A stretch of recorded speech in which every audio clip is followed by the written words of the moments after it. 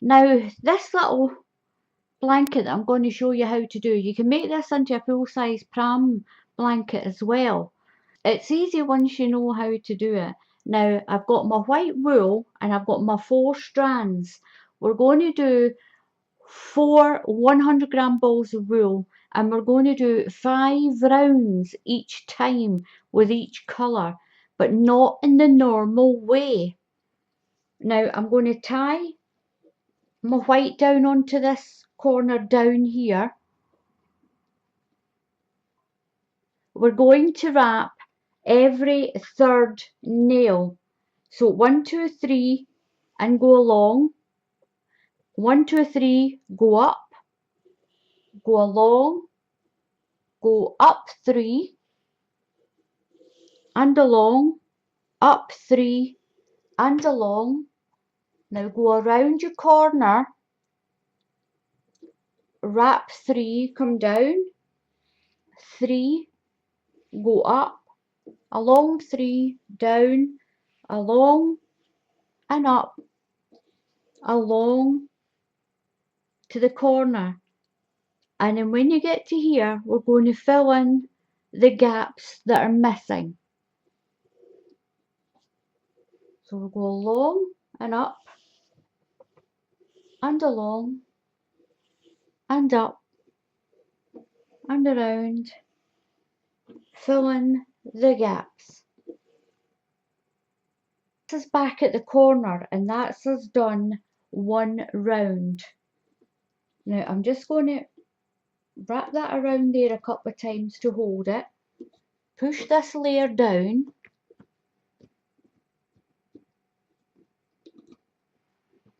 So now what I'm going to do is I'm going to take my other colour, which is my blue, and I've got 4 strands again. I'm going to tie it to the same place as the white.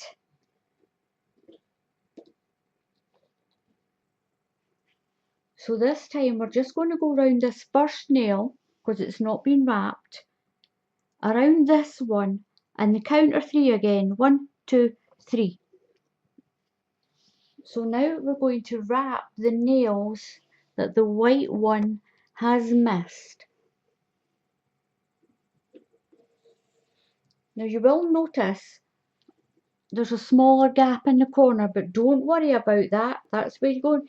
That's where your pom-poms will be. So we're wrapping in between the white and then around. Just follow your blue to fill your gaps. Now if you end up crossing over your white, you've made a mistake somewhere, so just unwind it. Usually it's this little tight corner. Make sure when you go around the corner that you're following your blue. So your blue does not go in the same place as your white, and your white does not go in the same place as the blue. So just go around and get back to your nail. That's the first round of the blue done. Wind it a couple of times. Then what we're going to do is we're going to pick up our white again. So pick up your white again. So we've done 1 round of white and we've done 1 round of blue. Now we're going to do another round of white. So we're going to follow the white again and cross over the nails where the blue is. So we're going to follow the white. So it's every 3rd nail. 1, 2, 3. Around here. 1, 2, 3. And along. 1, 2, 3. And along. 1, 2, 3. Around there. Up. And around. All the way back to your tying off nail. Now that's me got back to this nail again. I'm going to unravel my blue and hold on to it. I'm going to wrap the white on. Don't tie it, just leave it there. So now I've got 2 rounds of white and 1 of blue. So now I'm going to do another round of blue. So again, I'm going to follow my blue wool. And we're going to do this until we have 5 rounds of white and 5 rounds of blue, alternating between the white and the blue around your nails. So the blue will follow the blue and follow the white with your white. If you get any blue crossing over your white, you've done it wrong. Or any white in the crossover part of your blue, you've done it wrong. Go back and unwind it and do it again. So we will continue putting on. So we're going to unwrap my white, wrap the blue back on,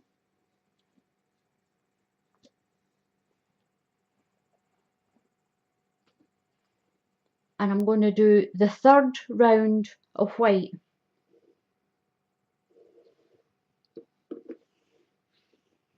So this time I'm following the white again.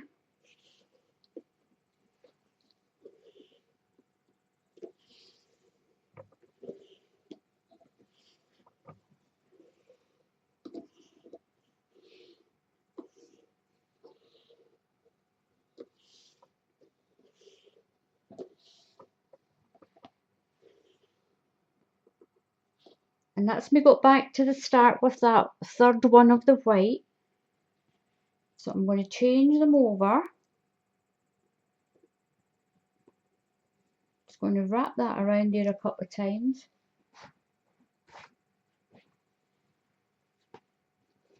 Change to my blue. And I'm going to follow my blue wool to put my 3rd round of blue on.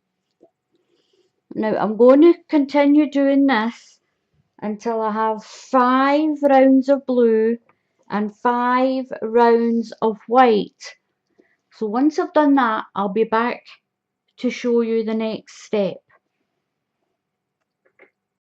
We've done the 5 rounds of the white and the 5 rounds of the blue. And it does make the right amount of rounds all around our nails, splitting it up this way. And that's going to give us a nice blue and white base. And now to do the pom-poms. Right, to do the pom-poms, we're going to put our white back on. So it's our 4 strands of white again. And again, we're going to do 5 rounds. But what we're going to do now is, to get our white pom-poms where the blue crosses, and the blue pom-poms where the white crosses, we have to put this next 5 rounds on. The white is going to go over the blue. So this time you're going to put your round on and you're going to follow the blue. So what we're going to do is get it all into the picture.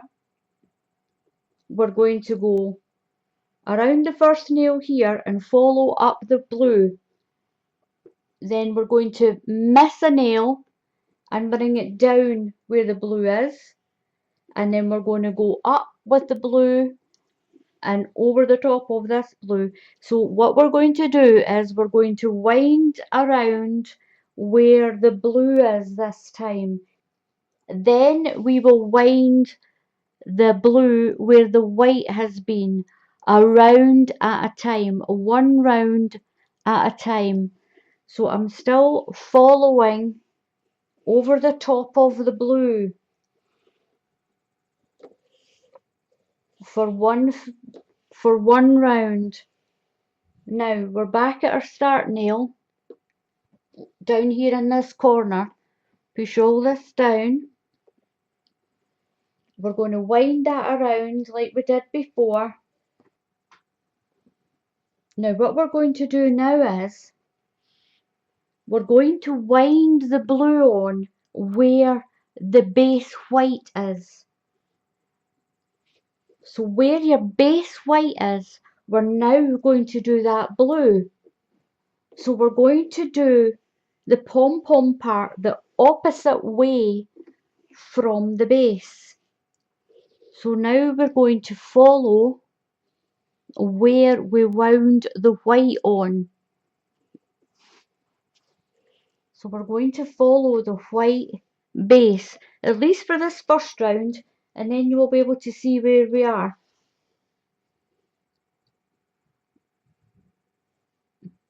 Round that one. Yep.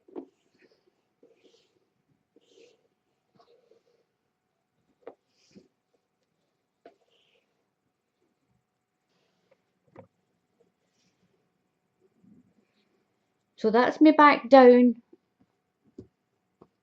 That's me back at the start. So I'm going to unwind my white, wind in the blue to hold it. And now I'm going to just follow my white again. I can see the white clearly now, so I'm just going to follow where I did that last round of white.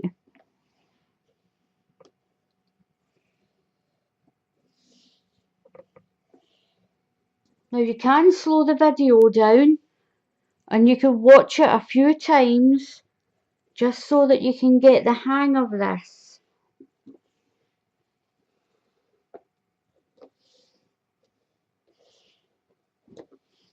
So now what we're doing, we're just winding our white where the white is and winding the blue where the blue is for the pom-poms. So I'm going to secure my white back down here.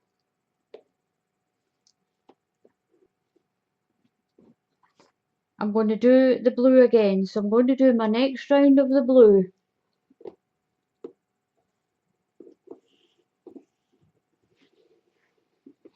So we've done the pom-pom part is just the reverse of the base. As long as your nails are long enough to take this, it should be fine. Just keep pushing your wool down. That's me back at the start. Push your wool down. Don't wind it too tight either, and you won't buckle your frame. So I've got 2 rounds of white on and I've got 2 rounds of blue on. So I'm going to wind on my blue just to hold it, and then I'm going to do my next round of white, and this will make my 3rd round of white. And we're doing 5 of each. So you can see more clearly where you're going. So I'm going to keep winding on and I'll do 5 rounds and I'll be back when I've done that.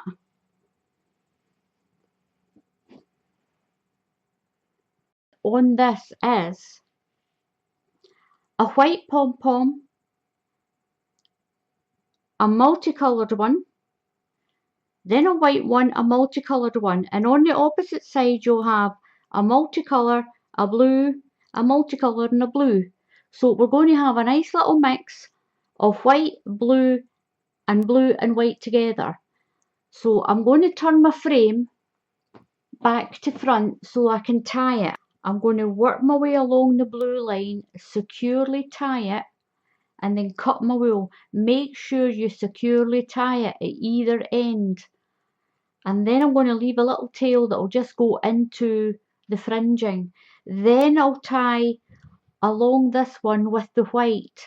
Securely tie it here and securely tie it when I've finished. And then I'll go back to the blue.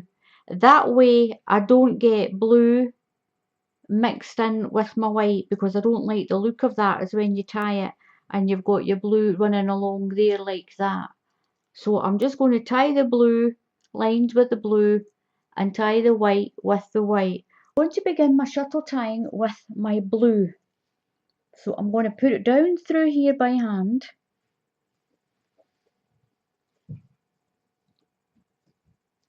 and I'm going to double knot and hand tie as tight as I can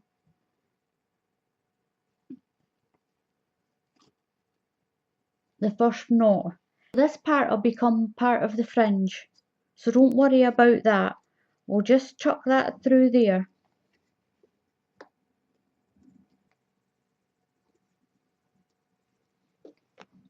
So that's just going to get tucked in there. So now what we're going to do is just shuttle tie the way I've showed you before. You can put a towel under your knees so that the nails don't dig into your legs. So we're going to go down the top left and up through the bottom right and through your loop and pull it tight. So make sure you've got a little loop. We're going to go down through the top right and up through the bottom left and through your hoop and pull it tight like that. We're going to go over to the next one and the same again, down through the top left, up through the bottom right and through your loop and pull it as tight as you can, and down through the top right, up through the bottom left and through your hoop and pull it tight.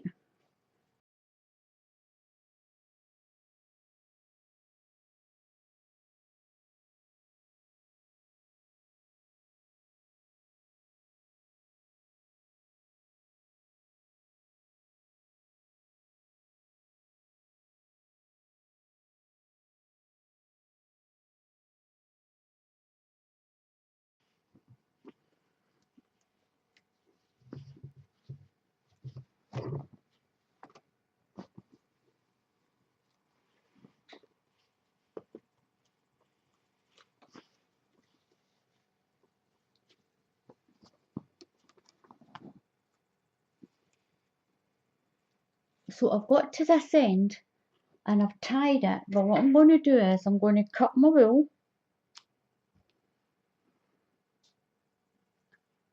I'm going to split open these two parts, tie that one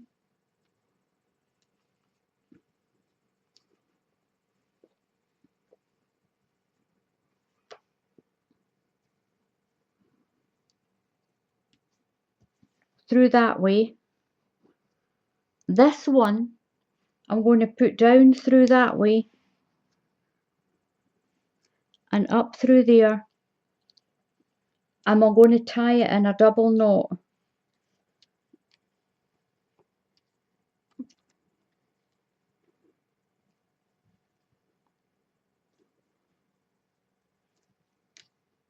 Now those two little ends will just get tucked under there into the fringe once we cut the fringe.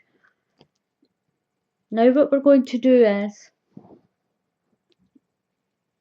I'm going to tie along this line with my white. So I'm going to pop that down there by hand. I'm going to tie it in a very secure double knot, very tight.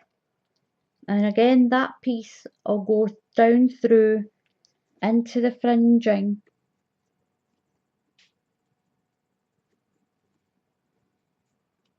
Just push it down through to this side. Push it through to here.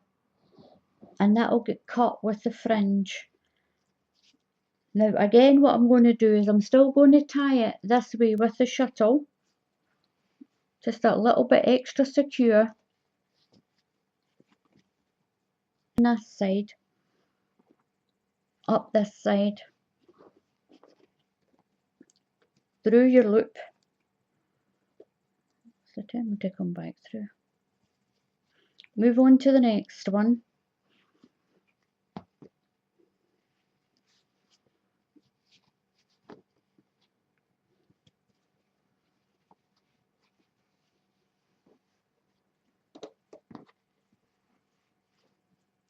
through your loop and tie it tight. So I'm going to tie it along to here and do the same again, and then I'll do my blue. I'll tie that one with blue and I'll tie that one with white, because these colours are going to disappear into the back, as you can see here. It's disappeared into the back and make it all nice and neat on that side as well. So I'm going to continue tying this up and then I'll be back for the next stage. Now this is the back all tied in, and as you can see it's really nice and neat by doing it a line at a time, and all my sections are tied in. So when you turn it over, I've got all my crosses in all my squares. Now what I'm going to do is I'm going to zoom in, because I'm going to cut the pom-poms.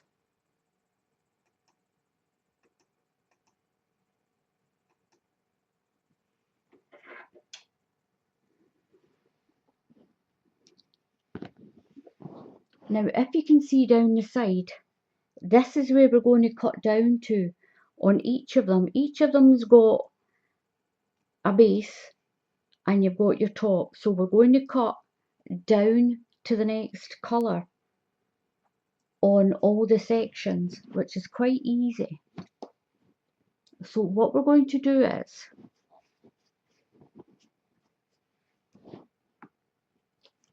so we're going to cut, as always, halfway between each of the pom-poms. So what we should end up with, we should end up with a blue pom-pom, a blue and white pom-pom, a blue pom-pom, a blue and white pom-pom. Then we should end up with a white pom-pom, a blue and white, a white, a blue and white, a white, and a blue and white. So we're going to start cutting these.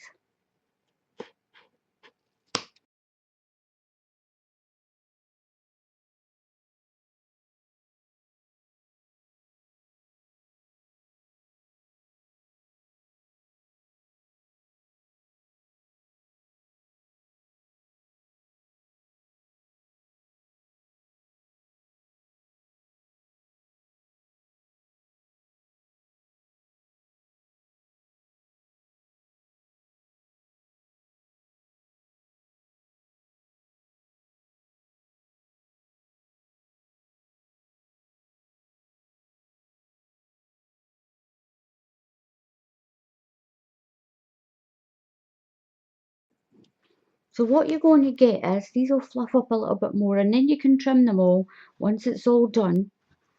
So you're getting a blue pom-pom, a mixed one, a blue, a mixed, and then that one will be blue, a mixed one, a white, a mixed, a white. So you're going to get this lovely little effect of plain colours mixed in with these little multicoloured ones, and beside your normal blue with your white base on there.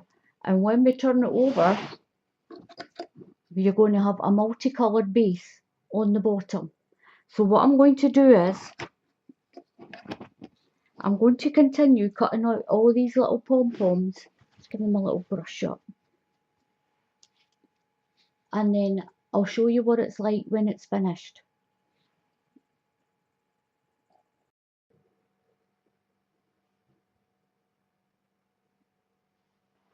Now this is the pom-poms all cut out, and I absolutely love the look of this, because you get a white, a mixed and a white, and your next row you've got a mixed, a blue and a mixed. And when you run it up and down the way, you can see that blue pattern running through all the blanket. And we cut it off the frame exactly the same way as you cut your other blankets. Just cut between the nails. Just cut down in between those nails.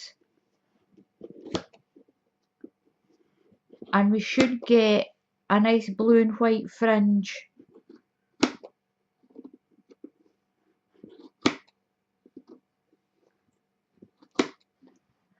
Now here is our little blanket. As you can see from down there on the floor, you do get a few little ends like this when you cut it off.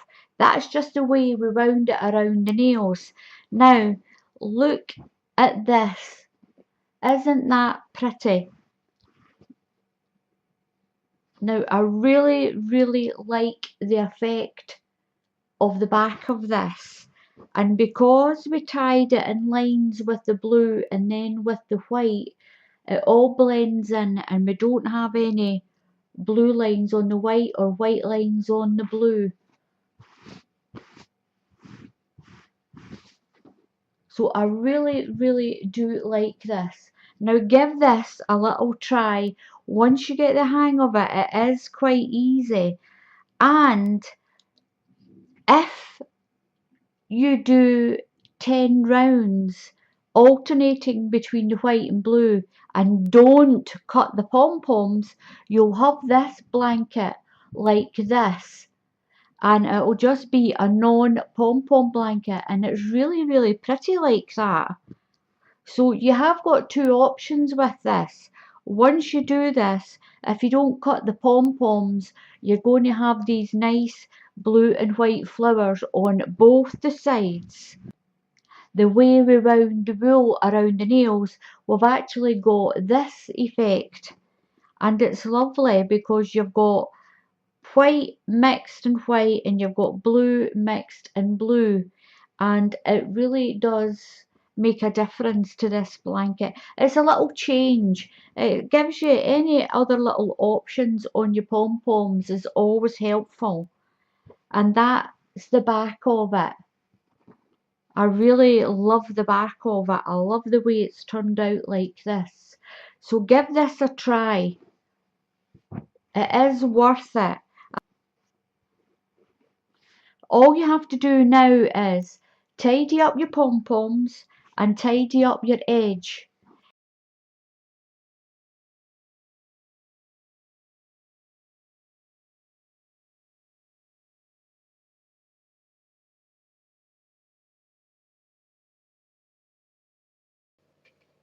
It's really quite easy, so don't be frightened of it. And I'm going to use this absolutely beautiful, this blue and this white. Now I have got more white. I do use all the smaller balls, and to get it wrapped up like this, there is another tutorial with the wool winder where I managed to wrap 4 strands of wool at once into this cake shape. So this blanket is going to have a white base and this on the top. So I'm going to get my 4 strands of wool. I'm just going to pop that down there at my feet on the floor. I've got my 4 strands of white, 4 strands, and I'm going to tie it down here on this corner peg. Just tie it to the peg, and we're going to do 5 rounds of a normal base. So that will just be up and down the pegs, all of your pegs, up and down like this for 5 full rounds. We're going to make a normal square base. Just push your wool down as you go along.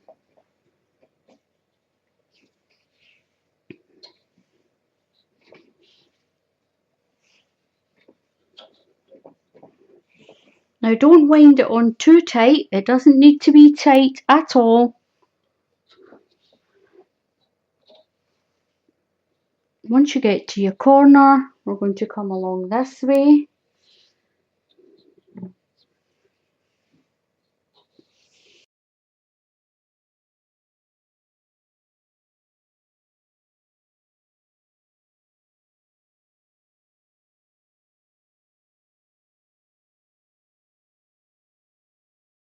So we're going to fill in the gaps that we don't have any wool on, and that will give us our first full round. And I'm going to do 5 full rounds.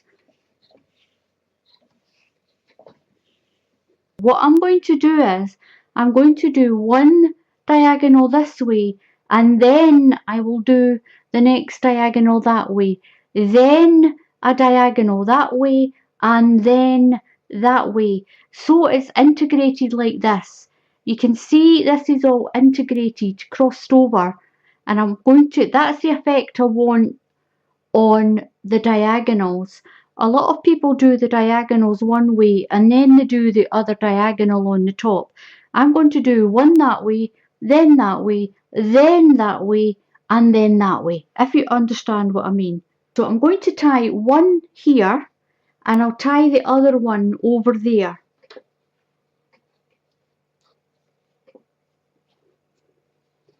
So I'll tie that one there, and I'm just going to do what we normally do for a zigzag.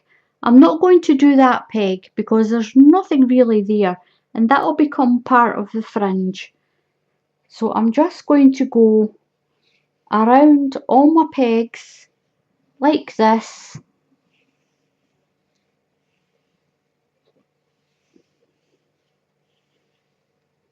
covering the whole board. I'll take that out of the way. I'll move that across a little bit now.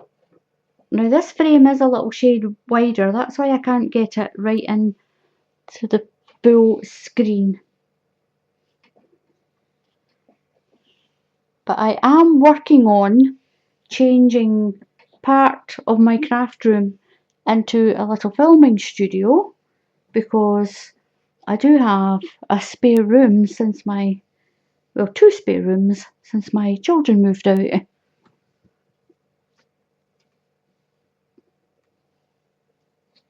So when you get to this corner, just go right around the corner like this and work your way back, filling in those gaps.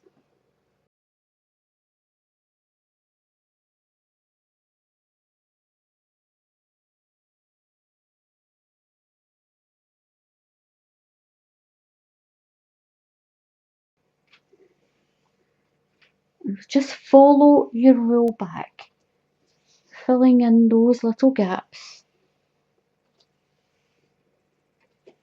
Down. Now, I'm sorry about my frame moving around. My little homemade stand, the bottoms fell off it. I'll have to get it fixed on. So we're going to go to this side now, and we're going to tie our 4 strands of the other ball that I showed you onto here, like this, and we're going to work this way. We're going to do one round this way, one full round,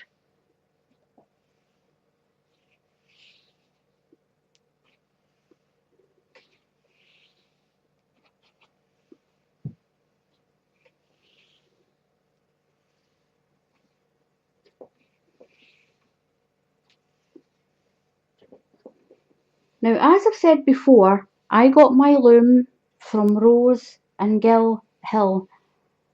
You can find Rose and Gill, well, Rose, in my craft group called Crafty Twints, and I will put a link in the bottom in the comments to Rose's selling page. So I will put a link in the comments to Rose's selling page if you need or would like to buy one of these peg looms. They're absolutely amazing.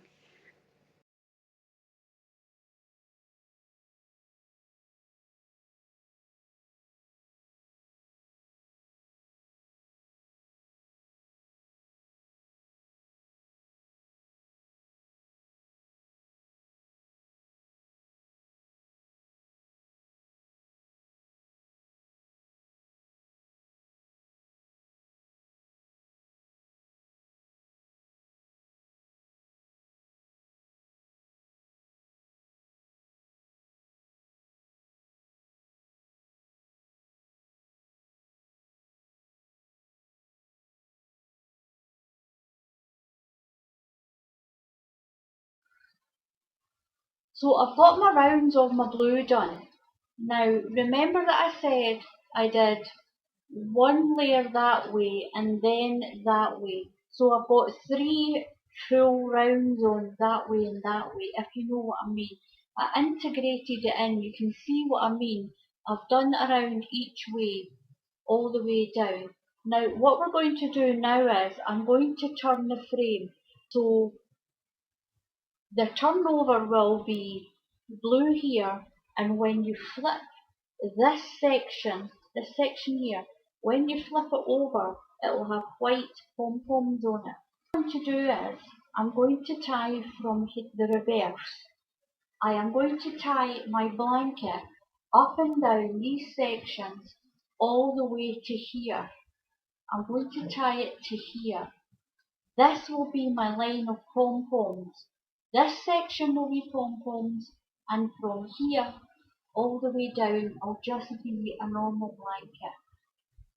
So I've got my white wool, I've got my 2 strands of wool, and I'm going to shuttle tie it the way I normally do. Now I'm going to give you a little tip as well.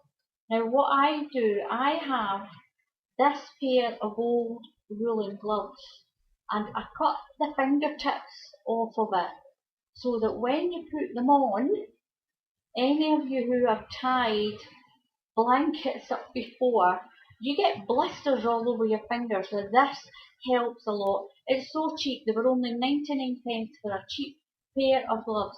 Now just make sure you only cut the tip of the finger off. I've been using these for quite a long time, so they have sort of gone chunk a little bit. I need to get another pair.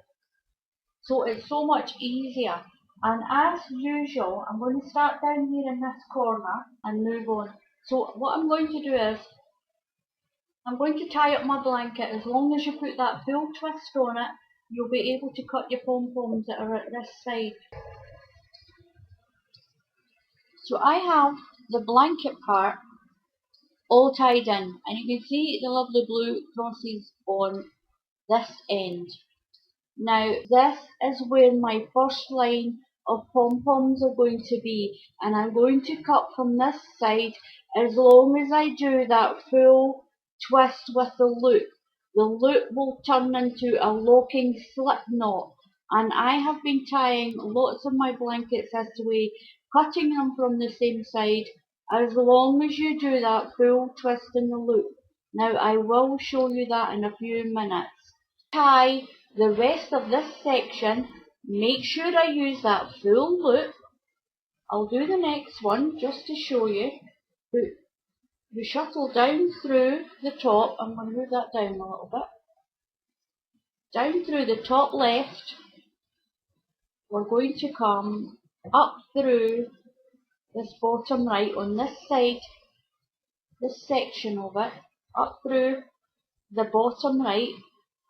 So as you can see, we're going down this side of that line and coming up this side of it. There's your loop. Do your full twist. So you've got your little twisted part here. Put your shuttle through your hook. Keep your finger in there and pull up the way. Now use your gloves. Pull up the way like that and then pull it really tight. Now that is going to lock that into a little twisted knot in there, and it won't come out when we cut our pom-poms. That is going to hold that pom-pom, and that knot will be inside the pom-pom, so you won't see it. So we're going to go down the top right and up the bottom left, but we're going to come up this side of that line. I'll show you again. So we're going down this side of that line there, that line, down that side and come up this side of it. We've got our hook, do a full twist, put your shuttle through the hook, keep your finger in there and pull up. Pull up like that. Now use your gloves that won't cut into your fingers, and then pull it sharply up and wriggle it back and forward to to pull that in really, really tight. That's how many ladies tie up their blanket so they can cut on the same side. And that little knot disappears into your pom-pom. So I'm going to tie up the rest of the blanket and I'll be back when I've done that and I'll show you what to do next.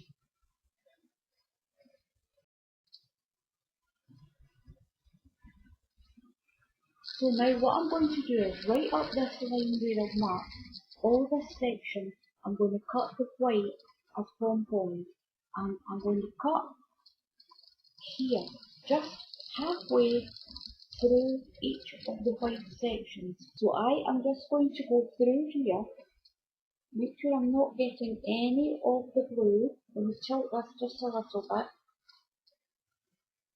right at that halfway point, and snip, just like that, all the way up this line. This is going to make a pom-pom. I'm going to stop when I get to here. I'm going to stop, so I'll cut through here and all this section of the pom-pom.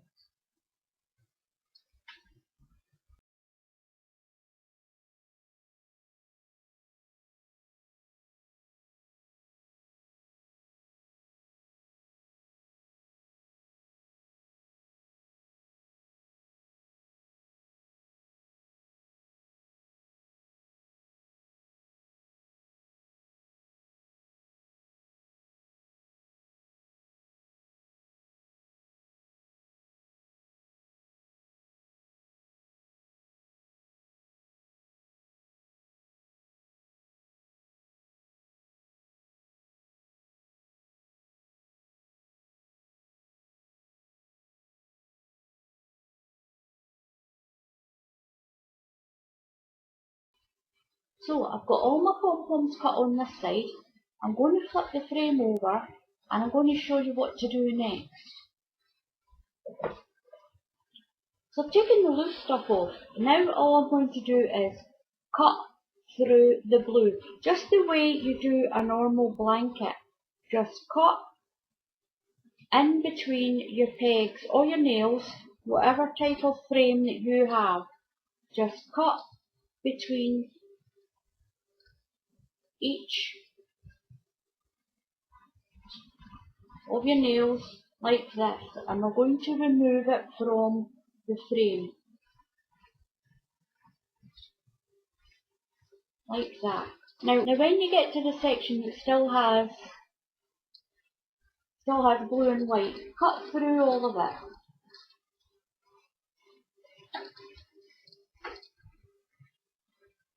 Just cut through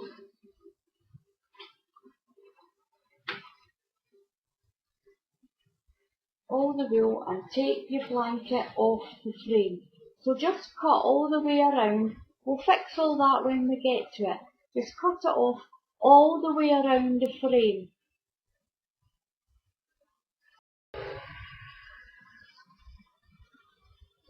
So this is what the blanket looks like. This is the reverse side of it. And this is why it's called a turnover. Because when you turn this over, you've got your pom-poms here and your blanket here. Now it's turned out, it's beautiful. It's a beautiful shade of blue and I really like it, and it's really soft.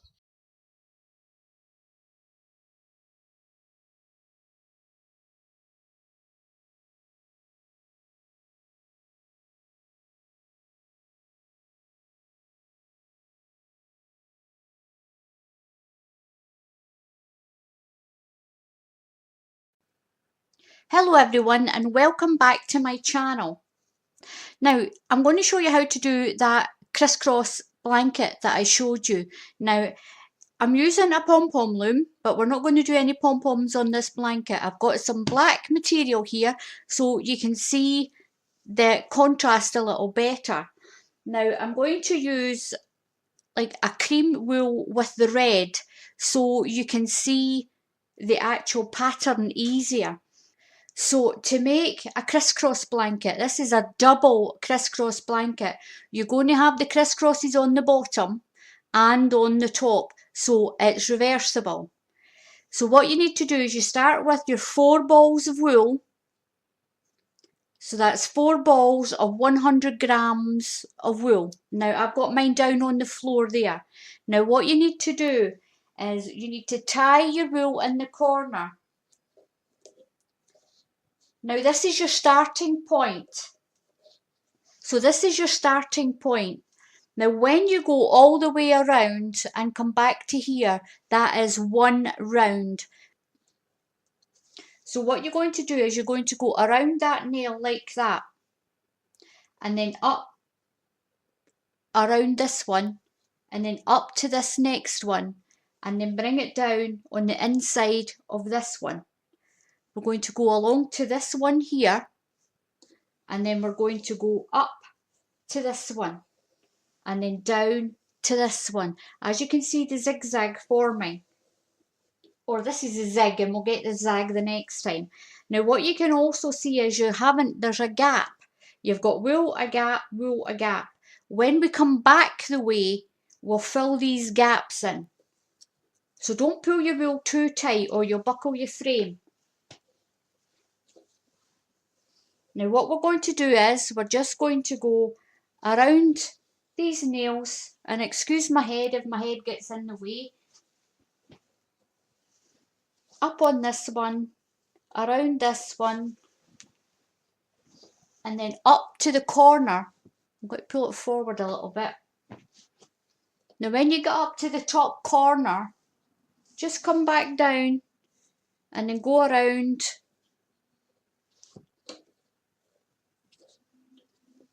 Go around this corner and then just go back up. As long as you have odd and even nails on your board, you will be fine. So you just continue around your board, up 1 set of nails, and around and down. Don't worry that it looks a little strange. It's just because of the way that your board is, the way your nails are. It will turn out perfect. Well, it depends on whether it turns out perfect to how well you do this. Now I'm going to pull this down a little bit closer to me.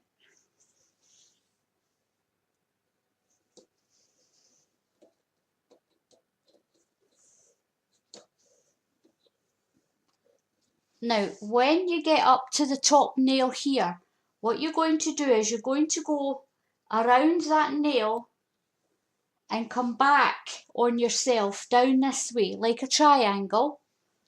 So I'll show you that again. When you get to the top and you've only got 1 nail left up here, go around that nail and then follow your wool back. And then what you're going to do is you're going to fill in the gaps. So you've got wool, a gap, wool, a gap. We're going to fill in these gaps. So what we're going to do is we're just going to work our way back. So just follow your wool back. If you're not filling in your gaps, just go back up to this corner and check it, that you went around the right way. And you can just push all your wool down to the bottom of the nails. And then that takes you back to this nail that we started off at, where we tied it. Now that is 1 round. That is just 1 round all the way and then back again.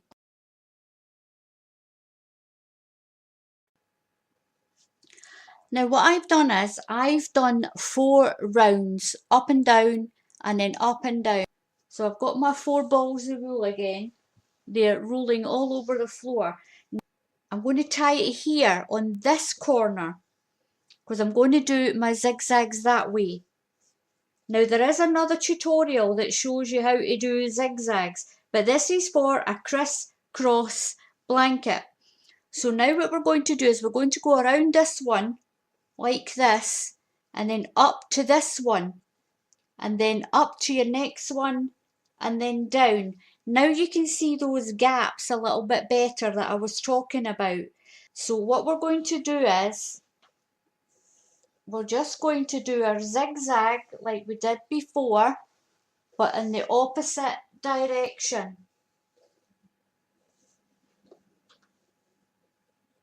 So once we get around to this end, once we get up to the corner, we're going to go around the corner nail and we're going to come back. We're going to follow the wool back, and that's going to fill in the gaps. So there's our gaps. So we're just going to follow the wool back here. So again, just do your triangle on these three here, and that's you completed one round. So I'll be back once I've done another 4 rounds. I've got 4 rounds on the bottom and 4 rounds on the top. Now what I'm going to do now is, I've got my 4 balls of 100 grams. I've got red. So I've got my red and I've got 4 balls of that. So I'm going to start on this corner here. Now what we're going to do is, we are just going to do the normal squares that you would do for all the blankets. Now that's going to be our centre part. Now I've picked red so that you can see it easily. Now what you do is you just go along to this nail and then up.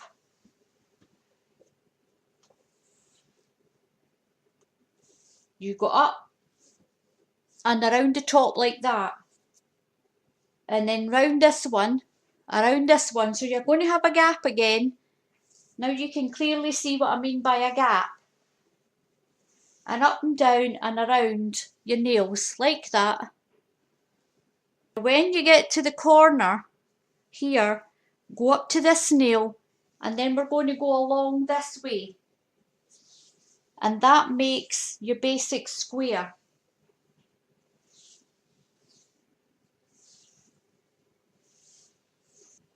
And then we get to the top again.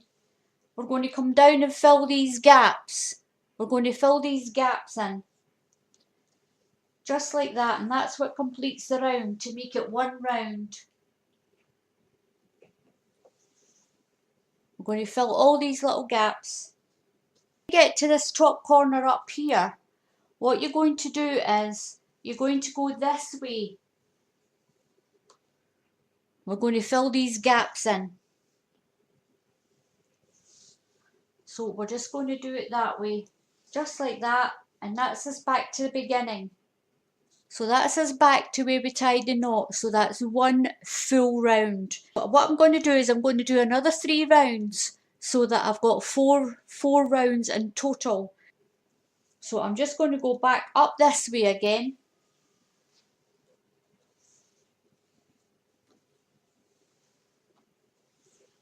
Of your other colour, I'm going to tie it to this corner again.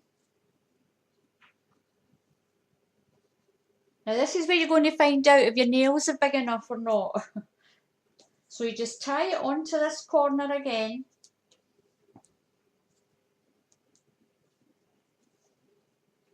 And we're going to do our 4 rounds of this colour again, in that diagonal that we did the first time. So you go around this nail. I'm going to zoom in a little bit.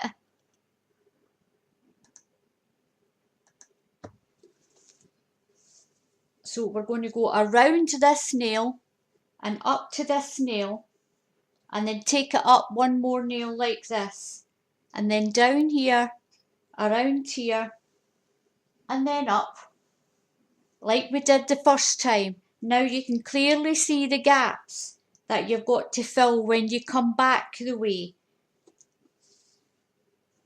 Now I'm going to zoom back out again.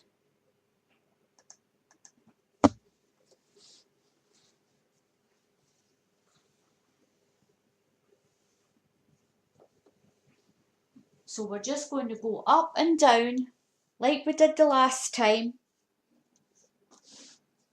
We're going to do our zigzags again. So we're going to go around in the little triangle shape again. and come back the same way, but this time we're going to be filling in the gaps. Okay, everyone, so what I've got now is I've got my 4 rounds on of my zig going that way. Now we're going to do the zag going that way. So what I'm going to do is I'm just going to run it right along to the end to save me some trouble. So we're going, this is where you find out definitely if your nails are big enough to do this. So we're going to go down and around this way now.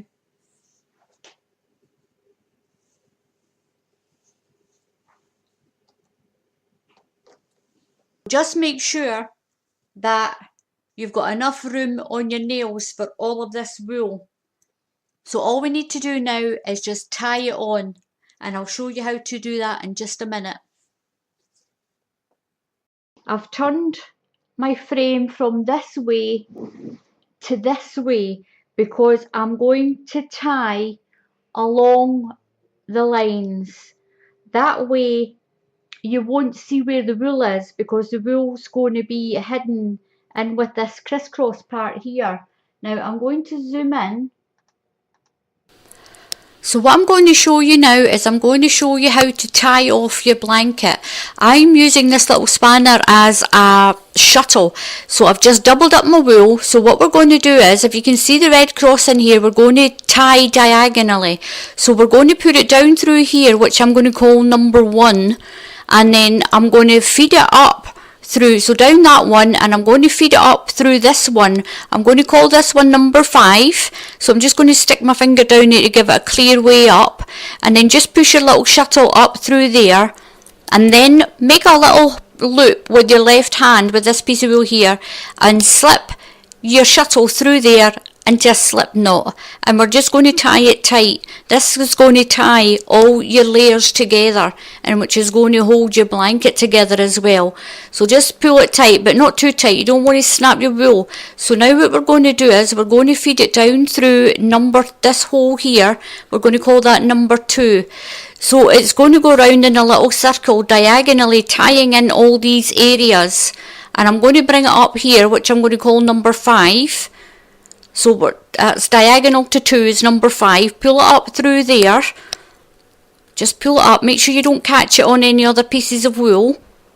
So just pull it up and then put it through your loop again and do your slip knot. So just pull that nice and tight like that, and that's going to hold it all together. So we're just going to work our way around here. So now we're going to go down number 3. I'm just going to call this section number 3. So it's going to go down number 3. And it's going to come up number 7. I'm going to call this next one section 7. Just here. Put your finger down just to help your little shuttle to come up through the gap. And then put it through your slip knot and tie it tight again. And this way it's going to save your fingers from getting friction burns. You're going to have a lot less blisters and stuff like that as well. So now I'm going to put it down here. This is section 4. This section nearly finished. So I'm going to put it down section 4, and then I'm going to bring it up here at section 8. So as long as you tie in diagonally around this little star shape, it's going to tie in this whole crisscross blanket. So once we've got them all tied off, your whole blanket will be all really secure.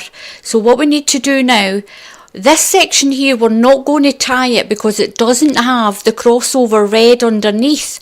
So we're going to leave that, and that's going to make the crisscross shape of the blanket, because I haven't done it here either. So the next one we're going to move over to is this. So we've done this first section here, and now we're going to move over to this area here and tie this in. So we're not going to tie this one, so don't tie that. Just jump one and go to the next one where your red cross is underneath here. So you can just barely see the red cross, and we're going to start feeding it down there as well. So this is what the next step is. So you just do the same here what we did with that last one. So we're going to put our finger in to help this shuttle down here, and then just bring it down there, and then we are going to pull it through and then feed it up, what we're going to call diagonally across here, and then up into number 5. So we're just going to bring that up through that gap there. And I've also got a little tip there. I'm going to put this through the shuttle and tie it. The red tea towel that you can see, that helps you to stop getting bruises on your arms, because it's giving your arms something to lean on, so you're not leaning on all the nails. So just pull that tight like we did over here, and as you can see, this part disappears. It'll disappear into the actual blanket once it's all off the loom. So now we're going to go down section 2. Just like we did before, feed it down through section 2. Just wriggle around till you get it in. Make sure you keep checking underneath that you haven't trapped it anywhere. We're going to bring it up section 6. Just like that. And this is a great little gadget, this. We're going to feed it through there and do a slip knot and tie it tight again. I'm going to zoom out just a wee bit there. So this is a great little gadget. You can go online and buy shuttles. They're called fishing net shuttles. But this works just as well. I've been using this for a good few months now, and I haven't had any problem with it. But you will get slight problems if your blankets are quite thick. So up through this hole here, then through the loop and tighten in your slip knot. Now we're going to go down number 4. Go down inside there. That's it. Just make sure that there's no wool getting in the way when you push this down. And then we're going to come up section 8. So we're going to work our way all the way along these diagonal lines. Just pushing it through, pulling it up, and then tying your slip knot. So we're going to do all the way along. Miss that one because there's no red cross under it. So when you've put your middle section in, you're only tying on those areas. So what I'm going to show you now is, I'm going to turn, this is the flip side of the board. I've turned it around so you can see that you've just got your nice little crosses over here, and all these areas are tied in, but not this one. This, make sure that when your shuttle comes down, it doesn't do that, and it doesn't go in there and split it open. So just give it a wee check every now and then.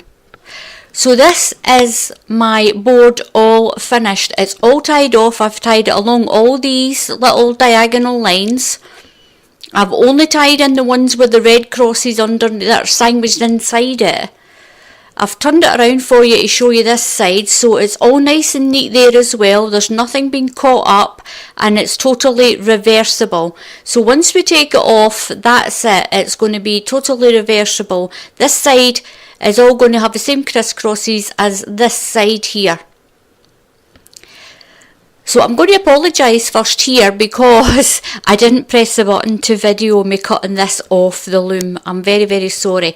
But the way you do it is, all you have to do is cut the wool between the nails.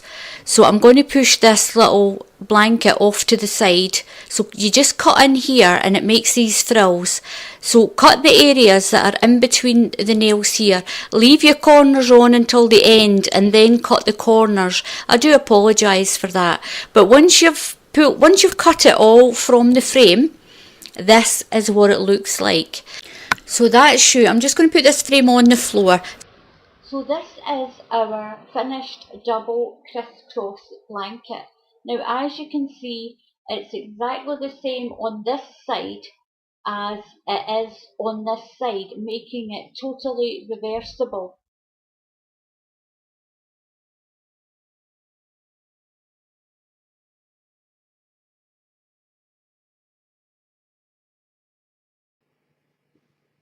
So I'm going to show you what you can do with all these odd balls of wool. Now that's a lilac, as you can see, and that one's a blue.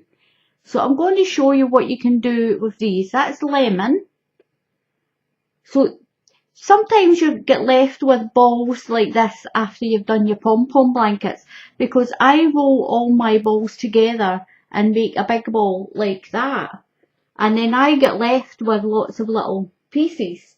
So I'm going to show you what I do with it.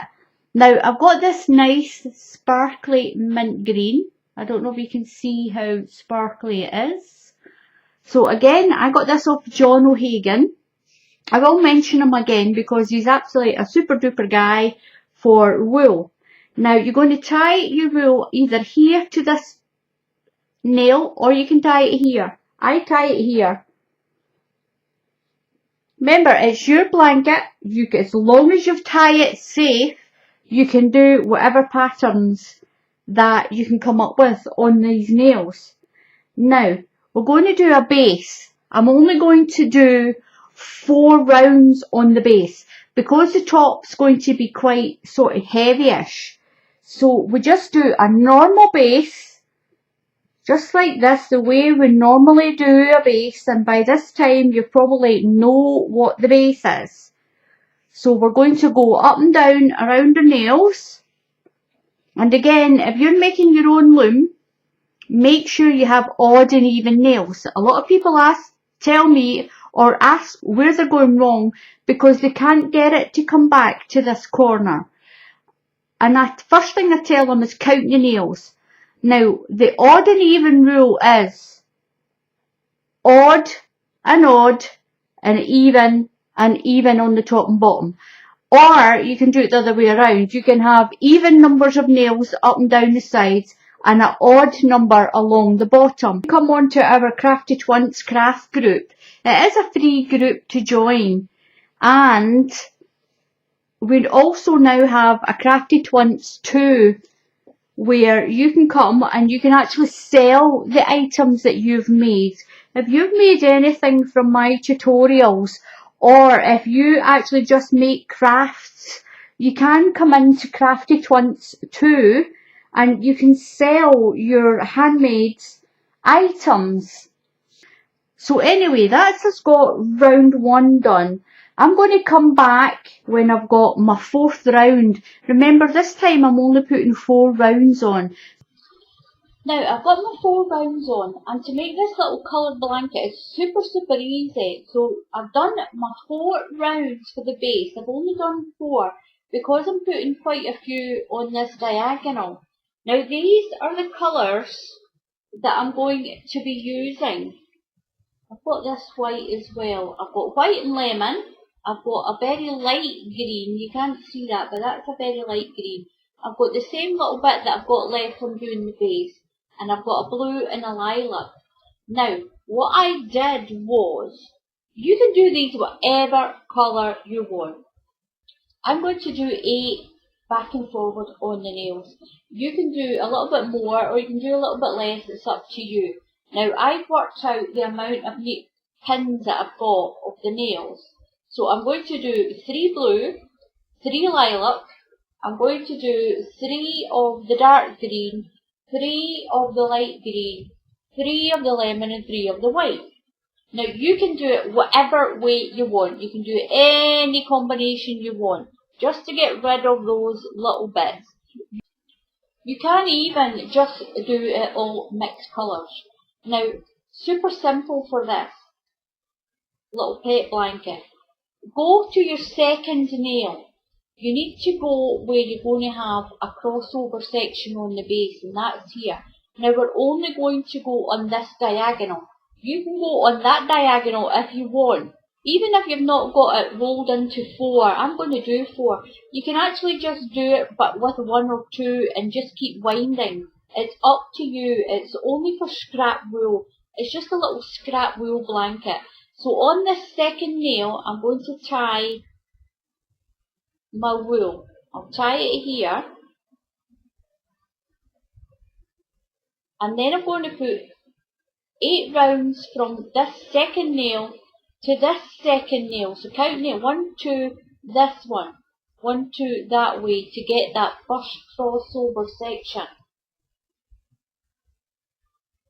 So I'm going to go 1, 2, 3, 4, 5, 6, 7, 8. Now, if you think it's too thick, you can do less. If you want to do more, you can. Now move to your next nail and do the same. So that's 1, 2, 3, 4, 5, 6, 7. I've got another 8 I can put. I'll put 1 more on. if you come to the end of your wool, just tie it on at your nail and then do your last little row. Just tie it on there. It is only scrap wool. I need to go and get that little ball, it's over there. I'm just going to tie that. It's a great way of using up all your little scraps of wool. So I've got one more to put on that.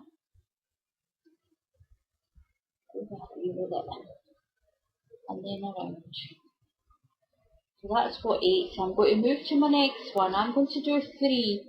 If you've got loads of different colours, you can just use one nail at a time. It's up to you how you do this. That's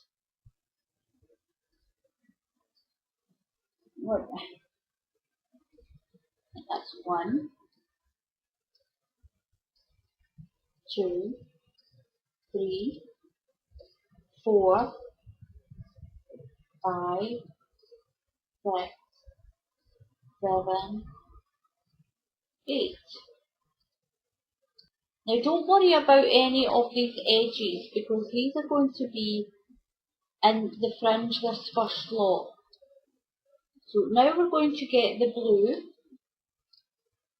We're going to do the same. I'm going to do 3 nails of the blue.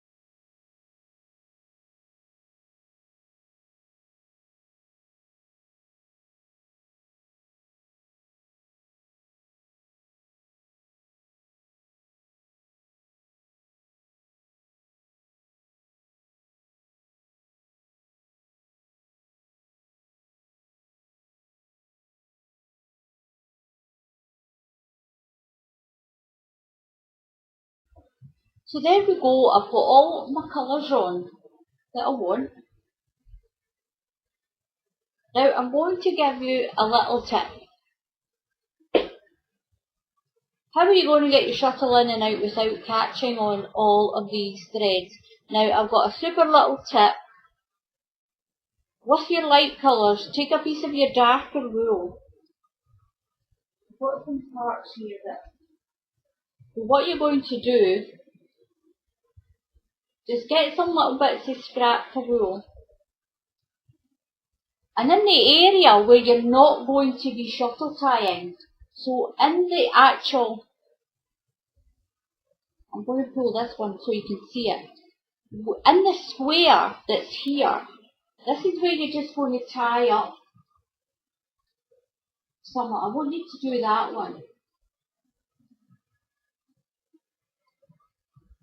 So tie it just roughly in the square that you're not going to be shuttle tying in. I won't be shuttle tying in here. This is just to hold it together a little bit. You might think what a nuisance, but actually when you start shuttle tying you're going to be quite thankful that you've done this. Just cut your little ends off. Don't worry if they won't get caught in, because you're going to tie it here and you're going to tie it here. This one's going to get tied just here. So with this lemon we'll do the same. I'm just going to find some of the areas in between my crossovers just to tie it. It is a handy little tip, especially if your wool's quite thick. tie it in this section. What it's doing is it's separating it out a little bit so that you can get in there. I'm finding trouble with my fingers, so imagine the mess you get into with your shuttle. And you do, because I have done before. I've made these before. I used up a lot of other little scraps before. So what it does is it's bringing it in like this a little bit. I'm going to get some more. You see what it does? It makes it so much easier so that when you come to shuttle tie, that you've got it sort of grouped together a little bit. And then we'll do that one. And it's just going to separate it just a little bit so it makes it easier to tie those cross sections.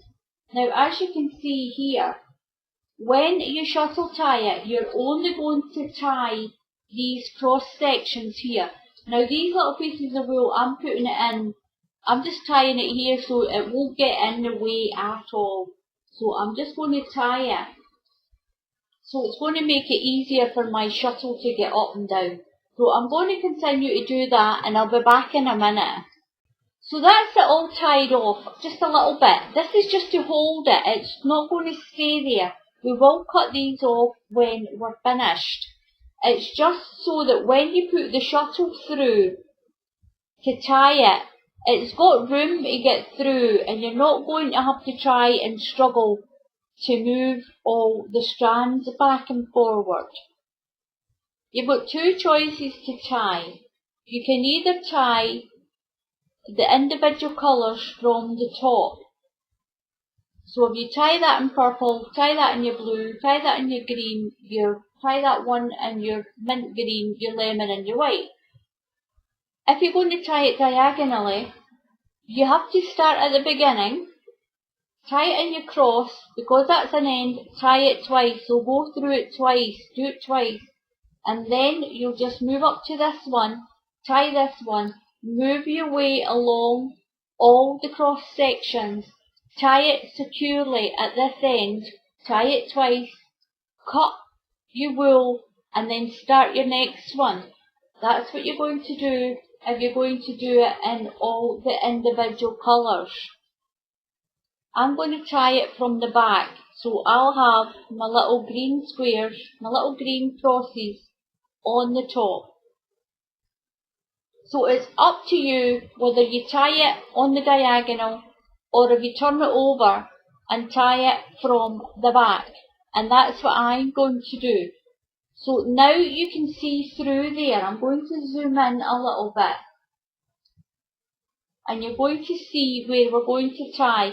We're going to tie all these square sections.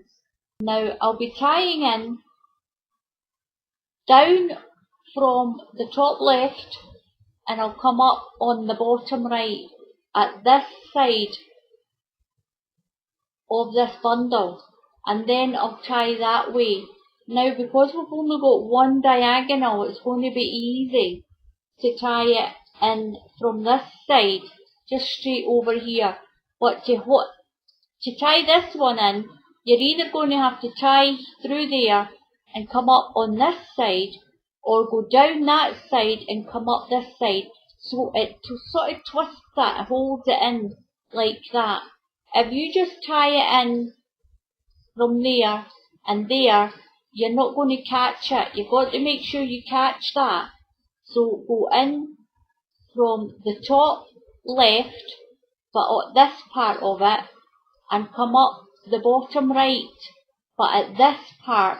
So you're actually catching that in there, and then go through there and there to catch that part, like that. So I'm going to go down this section here, down there. Now it shows you why I've tied it, because it's so much easier. Look how super easy that is to get down in there. Now I'm going to come up on the bottom right here, on this side of that wool, so that when we come up, you can see how it is. It's going to tie it up here and then down on this side, and that'll tie that in tight. Now because it's the end one, I will be tying it twice. I'm going to tie in and out of there twice. Now tie this first knot as tight as you can. Now this will just go in through there. This will become part of the fringing. Don't worry about that little long bit. Catch that bit. Just bring it around and wrap it on a nail.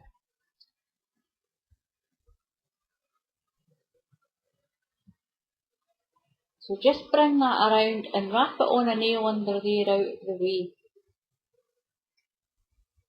So I'm going to go down through this top right section here, and I'm going to come out up through the bottom left. Make sure you're not caught on any nails. Now you can either keep your loop like this or you can twist your loop, it's up to you. Just feed your shuttle through that loop and pull it tight like that. So I'm going to do it again because it's on the edge. I don't want my ends coming loose. Up through the bottom right, through the hook. It's up to you if you twist your hoop or not. Then I'm going to go down the top right and up through that bottom left. Make sure your wool is not caught on any of the nails. That's that little straggly bit that started out with.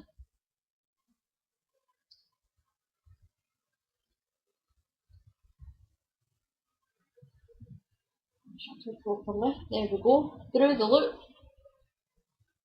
and pull it. Now your cross is just a tiny shade thicker here, but it's going to be so much better so you don't get those little strands won't come out. So we're going to move along to the next one. So I'm going to go down through the top left. I'll move it over a little bit. Down through this top left at this side of that bundle. And I'm going to come up on the bottom right at that side of that bundle. Make sure you don't get your wool caught in the nails. Give it a little wiggle. Now make your hook and go through and pull it tight. And that's that. And I'm going to go through this side, top right, and up through the bottom left. Make sure you don't get caught in any nails. Through the hook and pull it tight. Now do it again because it's on the end. This is the end and I do not want those strands to come loose. If they come loose, they become a choking hazard and you don't want that. You don't need to double tie all the rest of the inside of it if you don't want to, but make sure you tie these edges twice. Now what I'm going to do is I'm going to continue to tie up my blanket and I'll come back and I'll show you what it's like when I finish tying it. So I've got it all tied and I tied it from this side. Now all I have to do now is just remove those little pieces of wool that I had holding all these strands together until I got it tied. Just be careful you don't cut through your strands. Now I'm just taking these off. So I'll zoom in and I'll just show you how I cut these little pieces off. I've still got one here. You see, it wasn't in the way of my actual tying up, it was just holding it all together until I got it tied. Just put your scissors in and pull it up a little bit and then just snip them off. So we'll turn the blanket around the right way. Go that way. We'll zoom back down again. So I'm just going to take these little ends part, take the little straggly bits off that we've cut to hold all that at the end.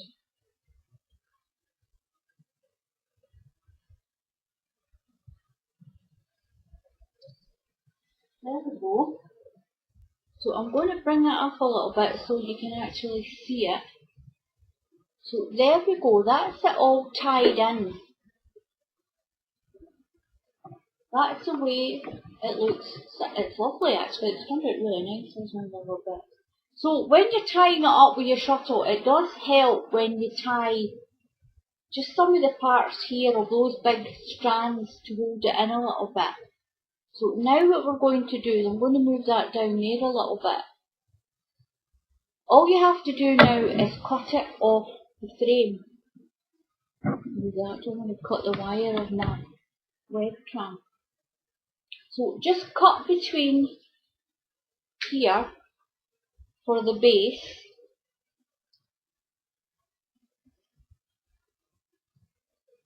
Like that. Now what you will have to do is, these parts here, you're just going to have to put your scissors down inside the nail and carefully cut through like that.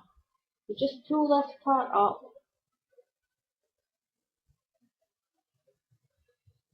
Get that little knot out.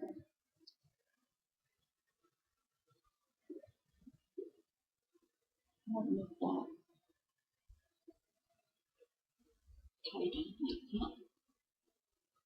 Just pull these parts up and cut through like that. You can trim all this up once you've got it off the board. So for the base, just cut through between the nails. Be careful you don't cut these. Not at that part anyway. You're just going to cut it all off the base. Pull these parts up, it's the easiest way I found to do it.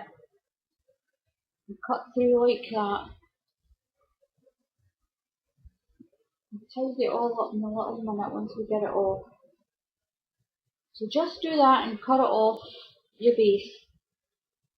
Pull those parts up. Slide your scissors down through the middle and just snip it.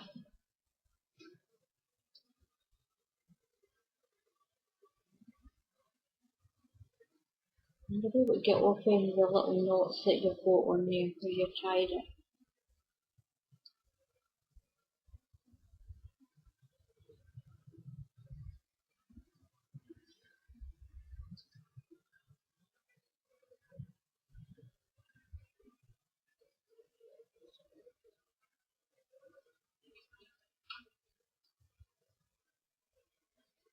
So I'm going to continue just to cut it all off the frame.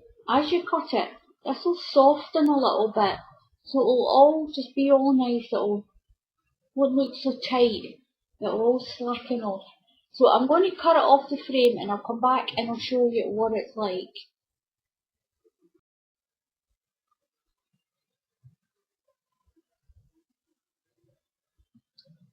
That's that all done.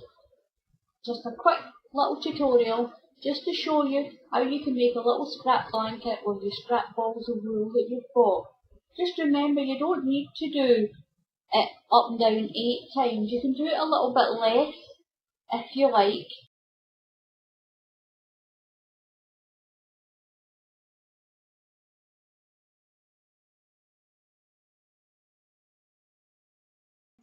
Today I'm going to show you how to make two-toned pom-poms on a pom-pom blanket. I'm going to show you how I worked it out. Hello everyone and welcome back to my channel. Today I'm going to show you how I worked out the way to put 2 different coloured pom-poms onto your pom-pom blanket. Now please be aware that your pom-pom blankets are for decoration only. They're not for wrapping around a baby and they're not for leaving your baby unattended playing with these pom-pom blankets.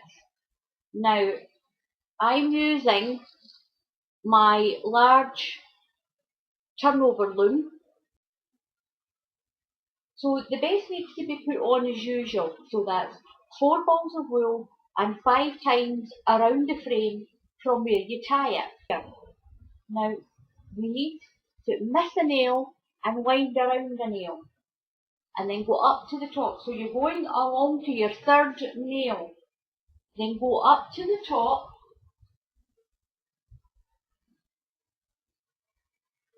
Up to your third nail. 1, 2, 3. Wrap it around. So you miss a nail, do a nail, come back down. Miss this nail. And we're going to wrap it around this nail. And go back up. Miss this nail and wrap it around this nail. And then miss this one and go up. So it's miss a nail and then wrap a nail. Now when you get down to this nail here, you're going to count again 3. 1, 2, 3. Up to the third nail and along.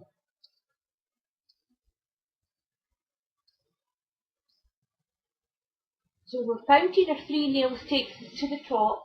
So we're going to count 3 nails and it's going to bring us back down. Now what it's going to do is, it's going to fill in these gaps that are here. So we're going to go around this one, 1, 2, 3. And then we're going to go up. Just going to try and get this so I can get the whole frame in. So we're going to go up to the top. And then along the next 3 and come down again. And it's going to fill the gaps in that are here. You'll see it more clearly once I've got more wool on. So this is how it looks. So that's just got one round on. So I went around my board and I came back to my tying one nail. So what I'm going to do now is I'm going to do another 4 rounds because you need to do 5 rounds just the same as you did with the base. So I'm going to go around again another 4 times and I'll be back in a minute.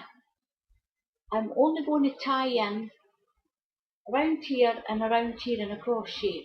Just these sections. We'll get the other sections when we put the other colour on. Now I've got a towel on my knees. Now what that does is it stops the nails from digging into your legs. So I've got my shuttle. Normally what I do is I tie using this. If you don't have one of these, I got this off one of my subscribers. She sent me this because she has been using a spanner. And then she splashed out a little bit. Now you can get a whole set of these just for a few pounds on eBay or Amazon. I'm just going to put my wool through. I'm going to hand tie it to begin with. Just this first one to tie. Tie it really tight and then double knot it. Now this part will go, just tuck it in along here. It will become part of the fringe. So don't worry about that part. It will get tied in. So that one will become part of the fringe. Now what you need to do is you take your shuttle, you make yourself a loop. Now we're going to go down the top left hole. Make sure you've got a loop in your hand. Come up the bottom right hole. Put your shuttle through that loop and pull it tight. So again we're going to miss one because there's no purple on that one. There's no cross section of purple. The next cross section of purple is here. So go through the top left, up through the bottom right, and through your loop, and pull it tight. Go through your top right, up through your bottom left, through your hook, and pull it tight. All our cross sections of purple all tied in. So we're going to cut the pom-poms just in the middle of these sections. here like this, and these, all over the board.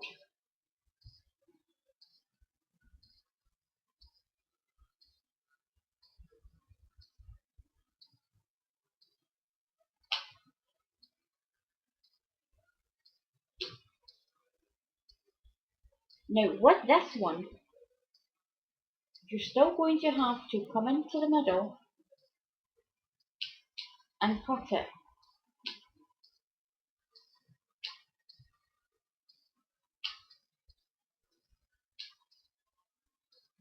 Just only cut your colour.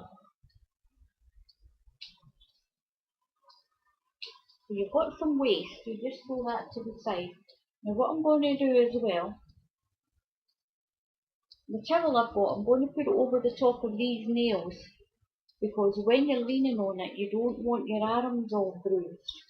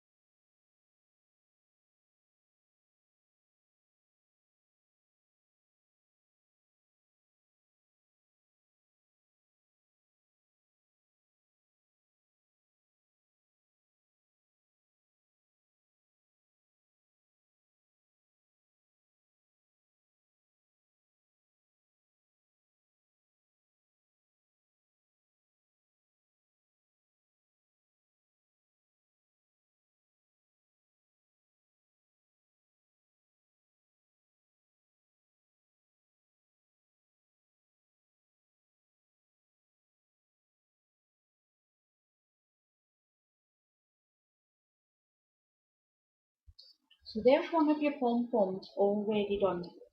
Now, what you do with these, just make sure you do it the same. Just go halfway along and cut it. And the same with these ones.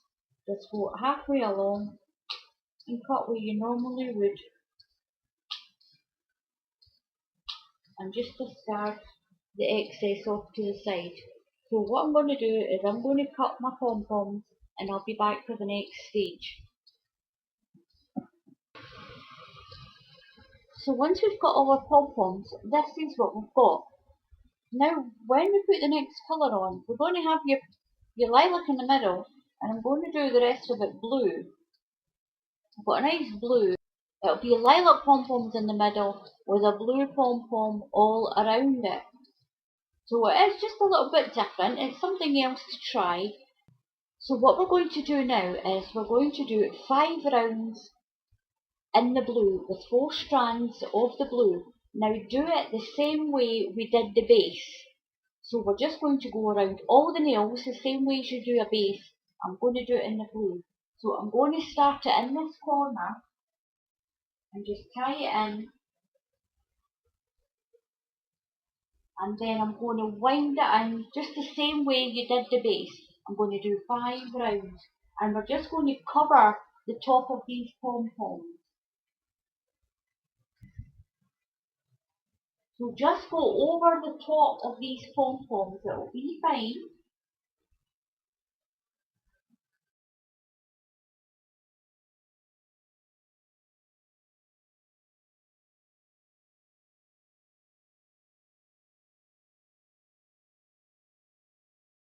I'm going to do another 4 rounds so that I've got 5 rounds on my loom. And I'll be back and I'll show you that. So here we are, we've got our 5 rounds on in the blue, and as you can see, I'm going to zoom in. Now what we're going to do now is I'm going to turn the frame back to front and I'm going to shuttle tie it again. I'm going to shuttle tie all the sections that don't have a pom-pom. So once again, I've got the towel on my knee and I'll put the frame, I'll rest the frame on top of the towel so I don't get any bruises on my legs. What I'm going to do now is I am going to tie in all the sections that don't have a pom-pom. So that's tied already, so I'm not going to tie that one.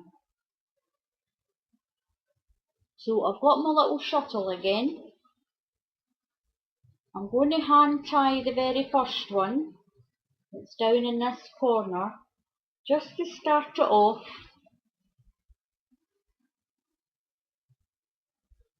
And tie it really tight.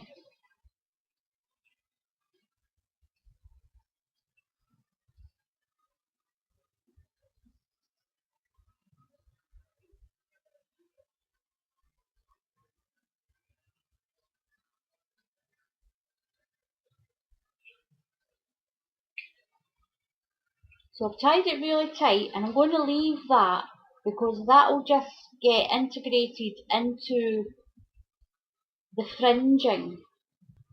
Once you've tied it securely, we're going to work our way around the board, tying in all the sections that haven't been tied yet. Don't tie the ones with the purple pom-poms.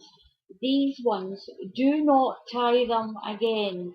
Do not tie them. Just tie all the sections that haven't been tied yet.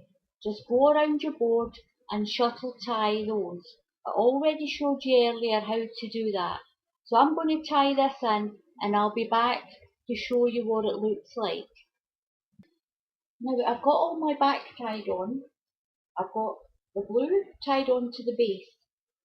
And what I did was I shuttle tied up and down around the pom-poms, up and down this way, and then I shuttle tied the ones that run along this way. And that tied in all the areas around the pom-pom. Now I didn't tie the pom-pom ones in because they're tied in already. Now I'm going to flip my board over.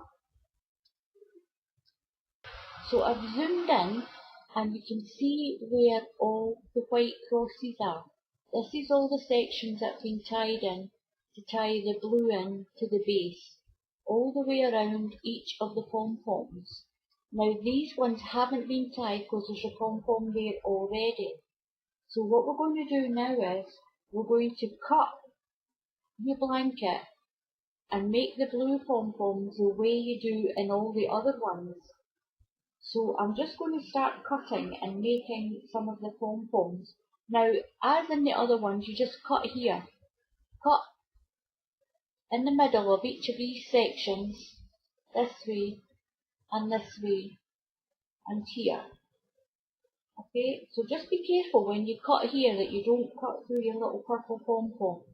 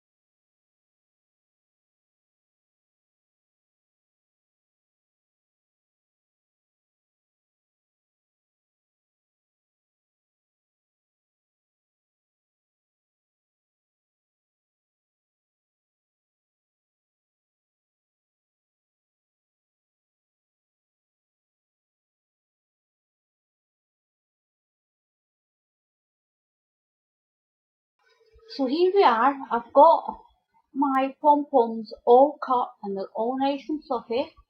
I've got my lilac and my blue. Now I will admit, I really wished I did the lilac on the base and actually put the white here so it would stand out better so you can see it. But you can actually see the gist of what this little pattern is all about, where you've got your square of one colour and then your one little pom-pom in the middle. So the way you cut this off the frame is the same way that you cut all the other ones off, and just cut between the nails. Cut here between the nails. Just snip it through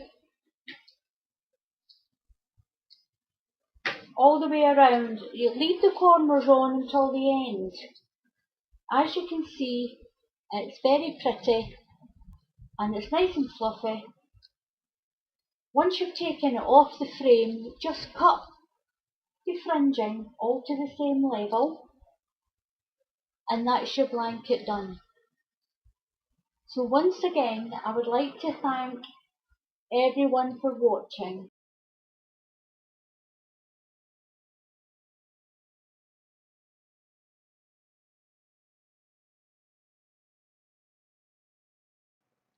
Hello everyone and welcome back to my channel. I'm going to show you how to do chevrons on a blanket. They're going to be two different colours.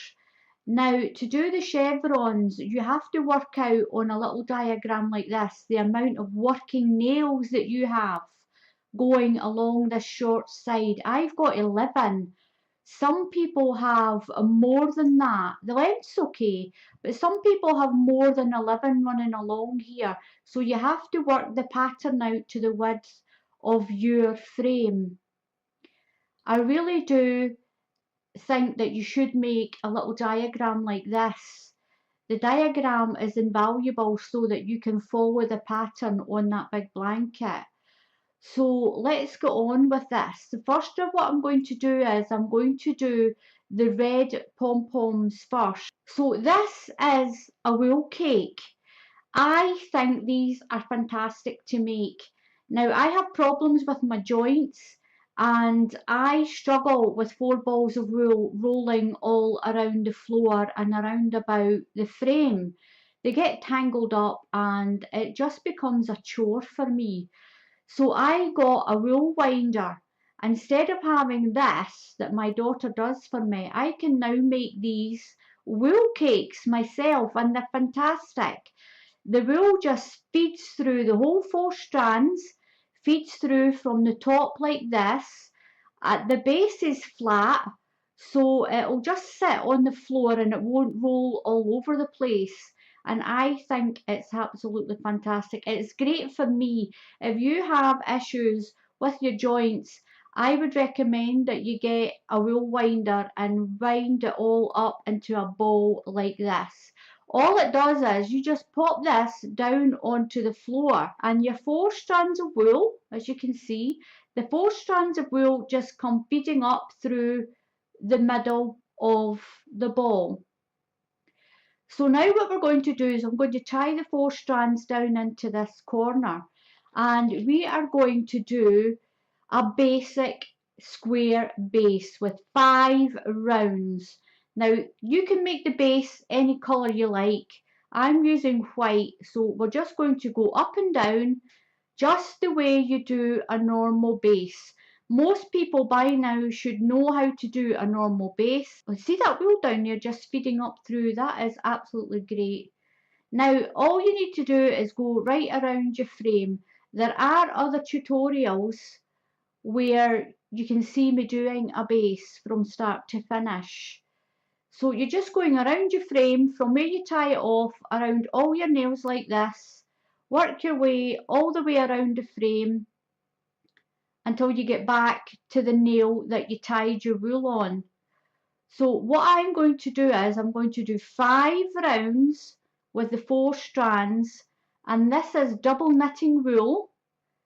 It's double knitting just as always.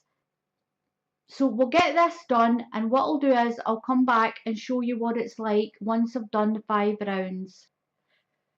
So now we've done the 5 rounds and we're going to add our 4 strands of red. Now the red is just double knitting. I'm putting it on here the same as this, the 5 rounds again, just as we did for this white one. I'm going to tie it down here in the corner, just like we did with the white, and we're going to put 5 rounds on. And again, this is just double knitting wool. I'm using 4 100-gram balls, but I have got them all rolled into one big ball.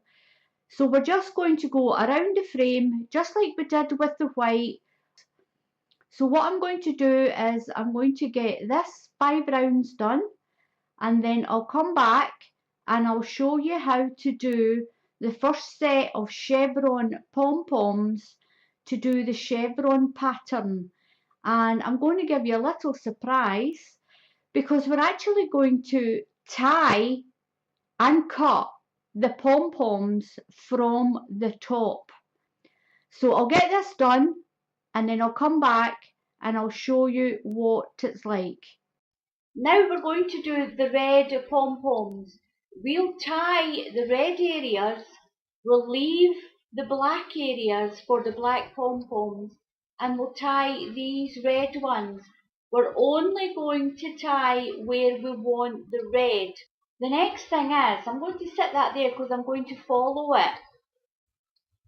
The next thing is, I'm going to tie from the front.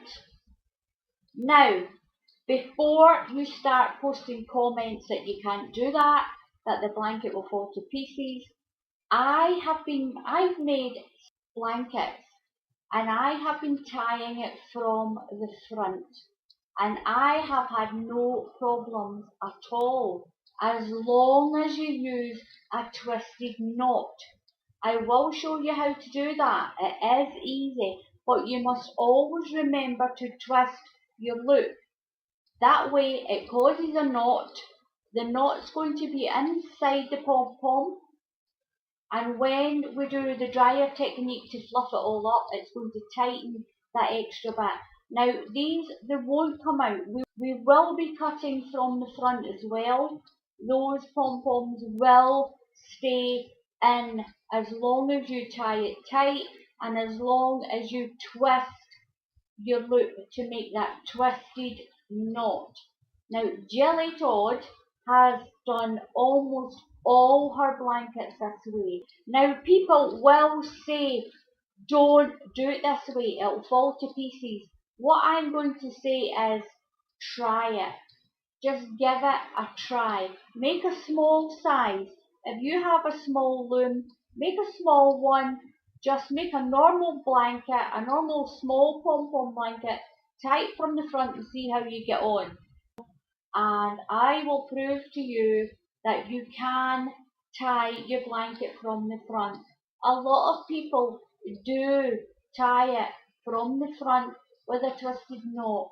They don't tell anyone because they're too frightened of the backlash that people will give them.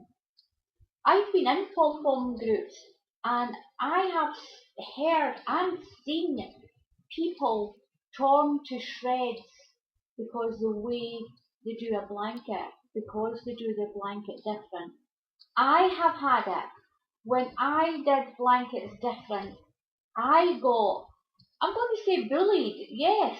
I got a lot of verbal negative comments and I don't see why.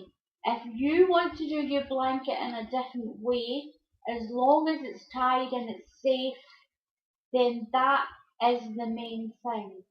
People come in with a different way of doing something, and if it works, don't knock it. Don't knock the way somebody else crafts. If it works for them, then fine. If you want to try it, try it. If you don't, then just turn the tutorial off. Turn the tutorial off if you don't want to do this. My pattern of red, I'm going to ignore that one, remember, I'm not ignoring that.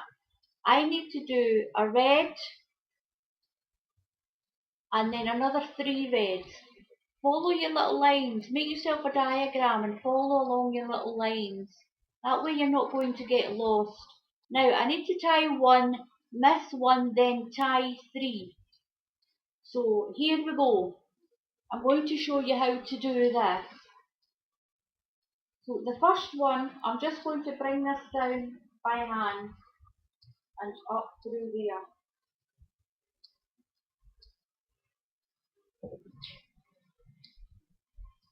I've got my 2 strands of wool on my shuttle.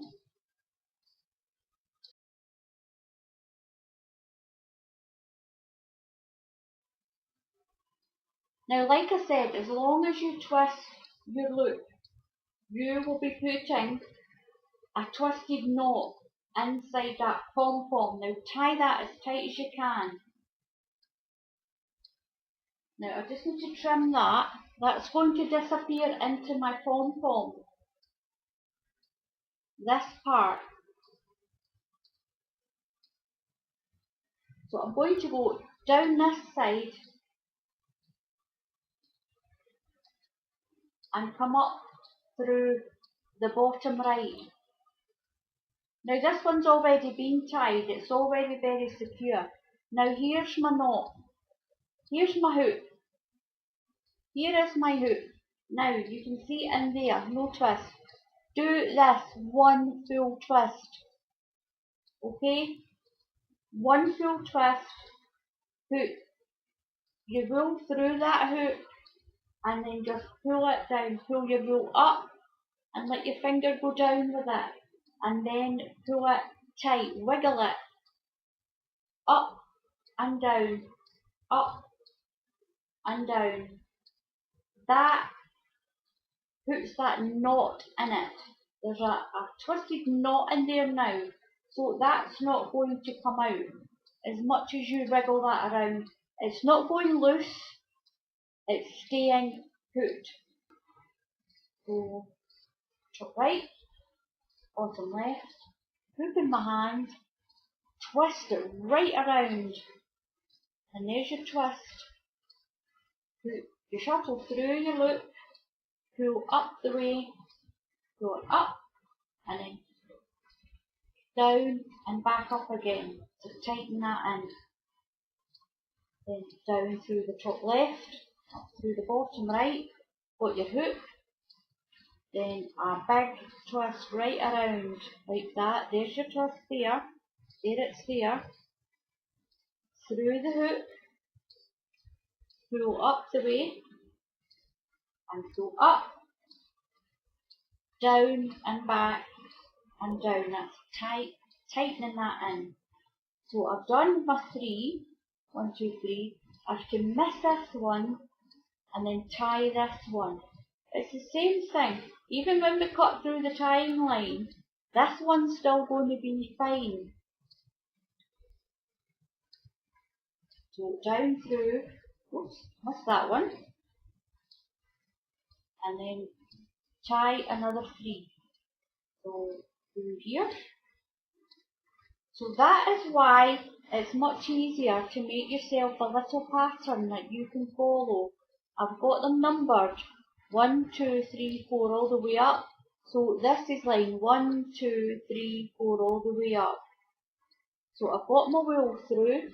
So big twist, put your shuttle through, pull up, pull it tight, pull it down and up again and down. And that knot is all twisted in there. And like I said, Jilly and a few of the other ladies have been tying like this for a long time. And a lot of other ladies will say that is not how you do it, it will fall to pieces, and so far that has not happened. So I'm on tie 2 more. Big loop, big twist, through the loop, up, tighten, and wriggle it back and forward to tighten that knot in even more. And when you use the dryer technique to fluff up your pom-poms, what the steam does in the dryer is it makes your wool fluff up.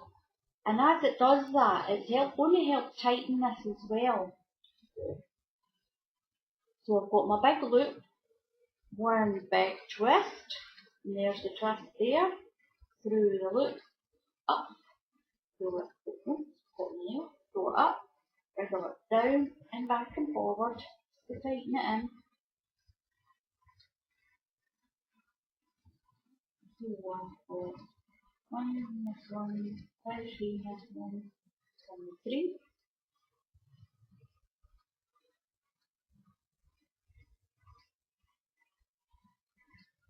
Twist, through the loop.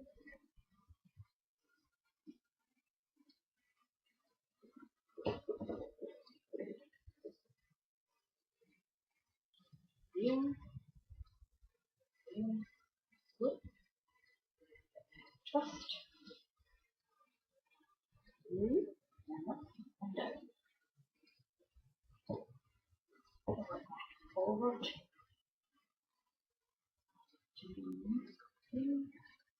miss this one and tie this one. So I'm moving at the end to miss that one and tie in that one.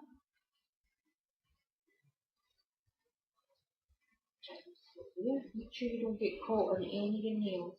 One, up through this one, got my big loop, big twist through the loop, and up and pull. Pull it back and down, and you can hear it creaking its way in there, making it super tight.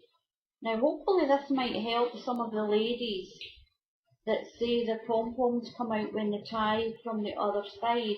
Doesn't matter how tight they do it, it still comes out. Try this. So one great, a lot of people just twist it a little bit, a half a twist. Even I do that, even I was doing that. I did it just that way, so you only got a little half a twist. So your twist was only here, if I can get that to show you. So your twist was only one little cross almost, like that. So you only got one little twist. But with this method, put your hand in and do a full twist with your hand. So you're getting like a corkscrew here. It's almost like a double twist. Put it, your shuttle through the hole and pull up, and then wriggle it back and forward. It's almost like a twisted slip knot, the way you do it. Now look at it. It's not going back in there. I'm going to zoom in a little bit. I know some people are going to say I can't see it very well because of the colour, but I can't tie this any other colour. Now hopefully you can see that there. There we go. There you are. Now look at that. I know it's a knot, but when the pom-pom gets done, you won't see that. And it's not slipping back. Doesn't matter how much you tug that. Because you twisted it, it's made like a twisted slip knot. So the twist itself is going to hold this in. And when we cut the pom-pom, it will hold that tying line in as well. It's like you've almost double knotted it.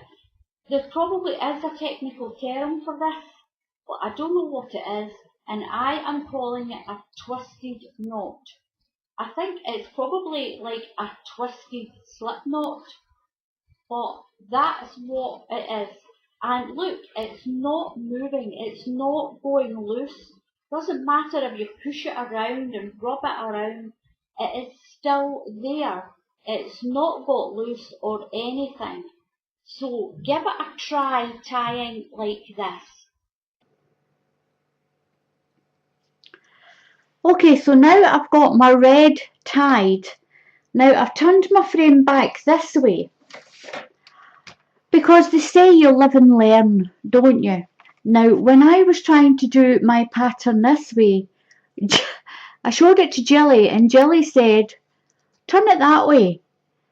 Miss 2, tie 2, miss 2, tie 2, all the way along, and that's what I did. So I went up this one, did the same thing, followed my pattern, miss 2, tie 2, so I'm tying the red because it's the red pom-poms I'm making, and once the blanket's finished, I'll just turn the blanket that way, and then that'll have its chevrons either that way where I want them, or that way, or you can leave it that way. It's up to you. But the easiest way is once you've done your pattern, turn it that way and follow it along. It's so much easier. It's only missing 2, tying 2, missing 2, tie 2. When I've done the red pom-poms, I'll put the black on the top, and then I will tie 2, miss 2, tie 2, miss 2. So that's the way I'm going, that's the way I've been tying it. As long as you do that twisted loop that I showed you, you can make this pattern, tie it from the top, and your pom-poms are not going to fall out.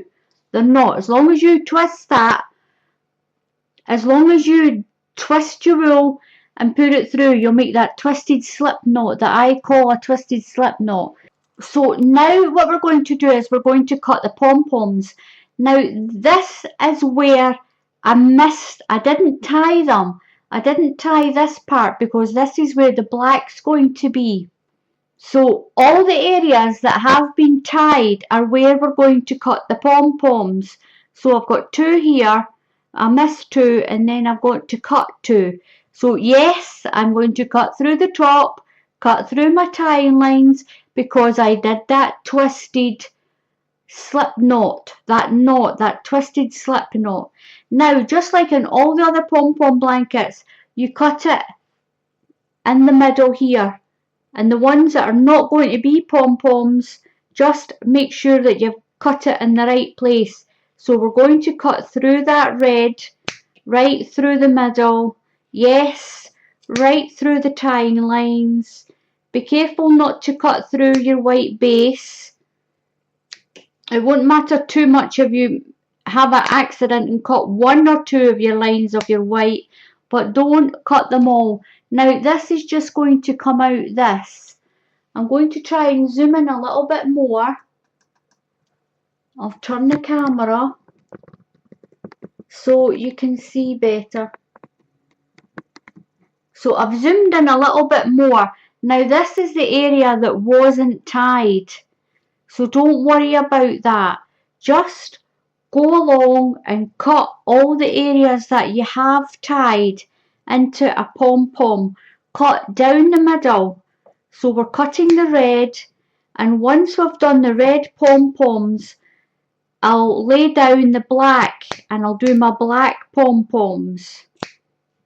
Just the same as I did on one of the other tutorials, how to do 2 different coloured pom-poms on the blanket. It's the same thing, but we're just doing it in a pattern. So that's 1 pom-pom. And look, I'm pulling that. It's not coming out. It's not. Look. So I'll cut this side. There's my tying line. And remember, we've done that twisted slip knot. I know somebody's going to come on and they're going to say, you're teaching people the wrong way. You're teaching it wrong. There is loads of people cut from the top, as long as you make sure you have tied it securely with that twisted knot.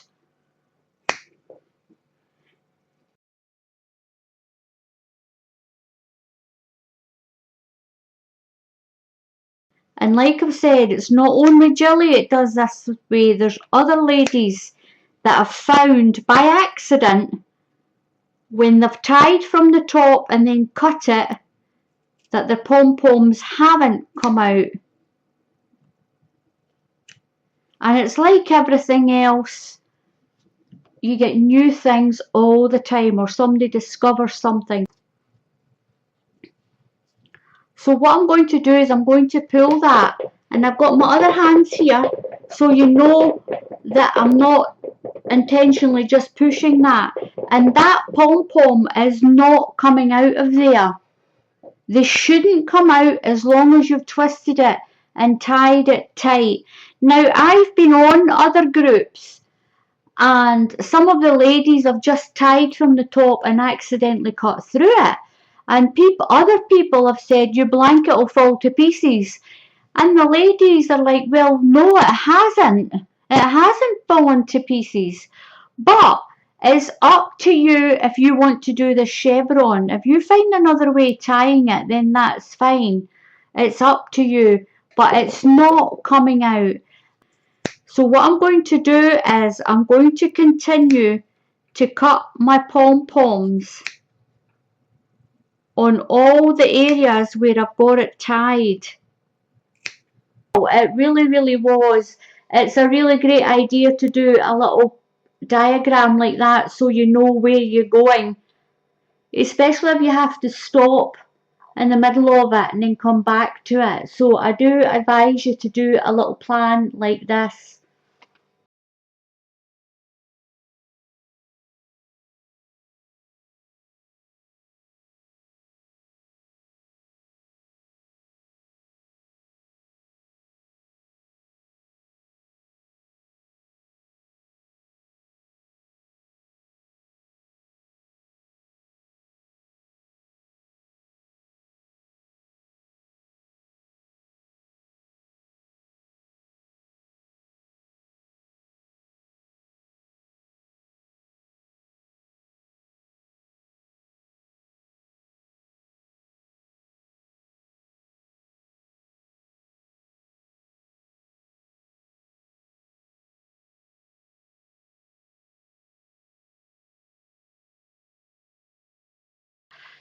Okay everyone, so I've nearly got all the black tied up. I've only got this last row.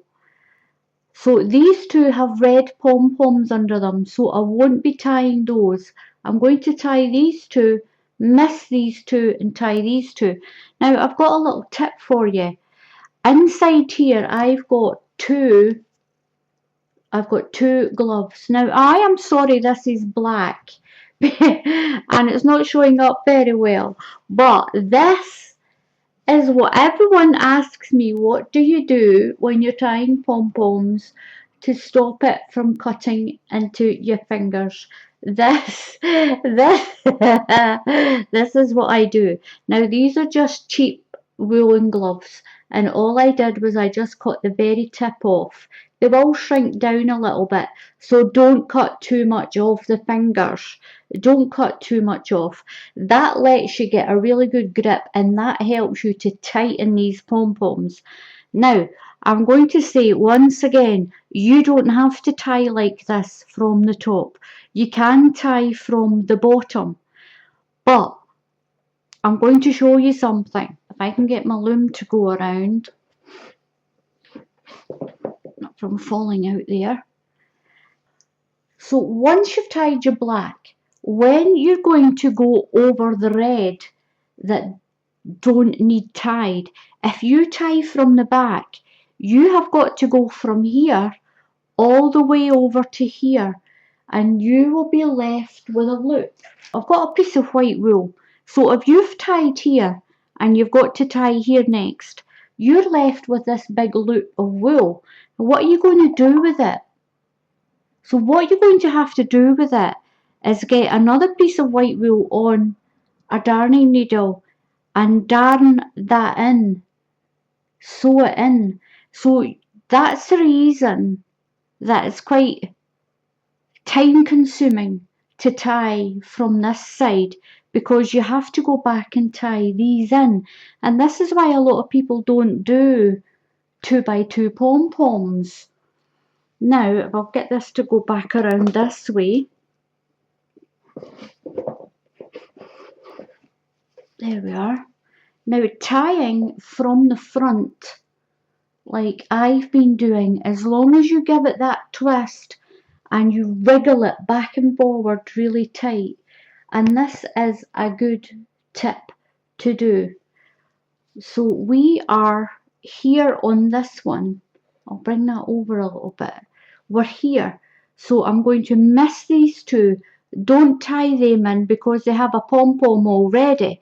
So what I'm going to do is, my shuttle sorted. I'm going to put my shuttle down this way, up through here. Now it doesn't matter which way your shuttle goes down and up, as long as you can manage to pull it tight. Now, as you can see with the gloves on, it lets you pull that really, really tight. Now down here, up through here, you've got your loop, give it a twist, put your shuttle through and pull it up. And then wrap it around your fingers and just wriggle it back and forward to tighten it. And that twisted slip knot is going to that twisted slip knot is going to tighten itself in there very, very tight. Now it doesn't matter what colour I chose to show you how to do this. You still wouldn't see it because it's blending in. And as you saw from the red pom-poms, I pulled and pulled those and they did not come out. Just wriggle it back and forward.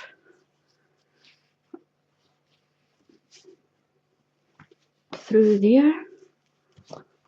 Tighten it. Wriggle it back and forward. Now that's the blanket all tied. And now we're going to cut the pom-poms.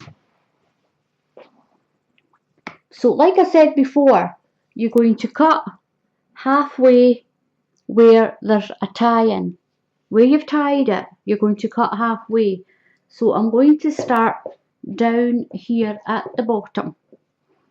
So I've got a tie here, and we're just going to cut halfway through. Be careful you don't cut your red pom-pom. Move that down a little bit. Be careful you don't cut your red pom-pom. Now there's something else I'm going to show you. This is my nail frame. Do you remember when I first started this tutorial, I had really nice purple nails? Now look at them. They are all broken, and that was the nails. That was these when they just got caught, and I can't wait until I get a peg loom again, till I get back on my peg loom, because these nails, some of them are sharp, and I would highly recommend a wooden peg loom. And I'll put the link to Rose Hill, our selling page, again in the comments. I'll put a link to Rose Hill and in the description to get a peg loom if you're interested in one. So again, we're just going to cut right through the middle. I'll do this side on this one. Just be careful with your pom-pom underneath. Now that's scrap wool. Just pull that out. We can always tidy the pom-poms up later. I'm going to put my bag there because I'm putting those little bits in my bag. I'm going to keep those. So through the middle. Be careful you don't cut your white. Now I did cut a few white ones earlier, but it's nothing drastic. Cut right down the middle of where you've got it tied.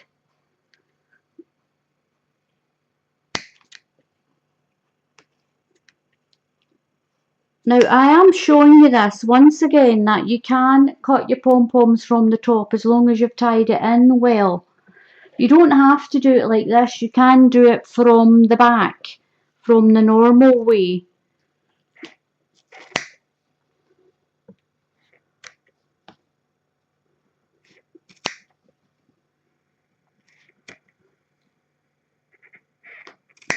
We're just going to cut the black pom-poms on all the ones that we have tied. Just be careful you don't cut into your red one or your base. And cut here.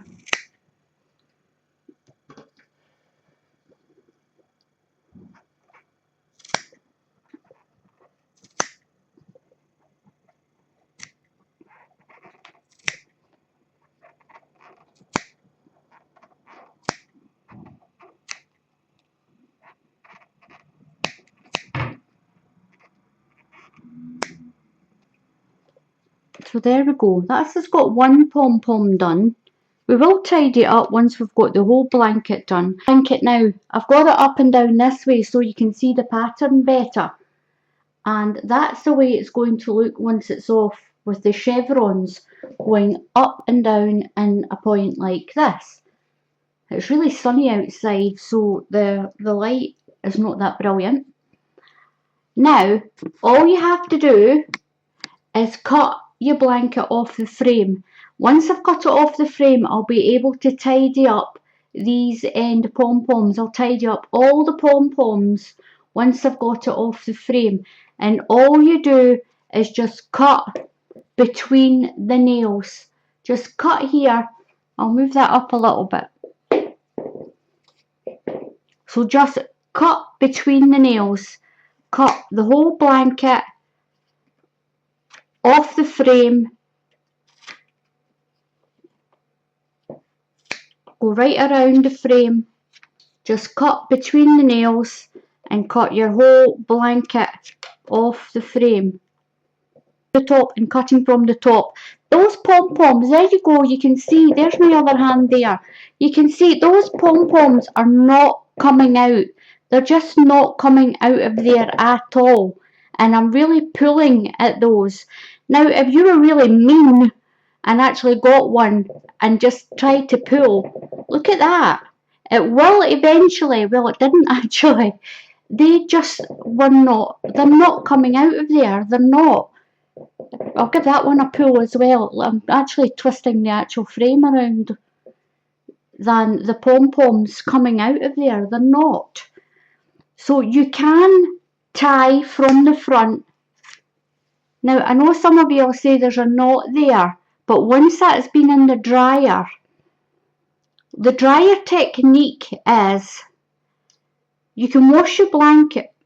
Put it inside a pillowcase, tie the pillowcase up and put it in a wool wash.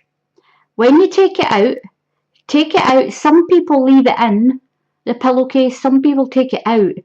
Take it out the pillowcase and put it in your dryer for about 10 minutes. And that will super fluff up all your pom-poms. If you don't want to wash it first, if you just want to put it in the dryer, you can spray it.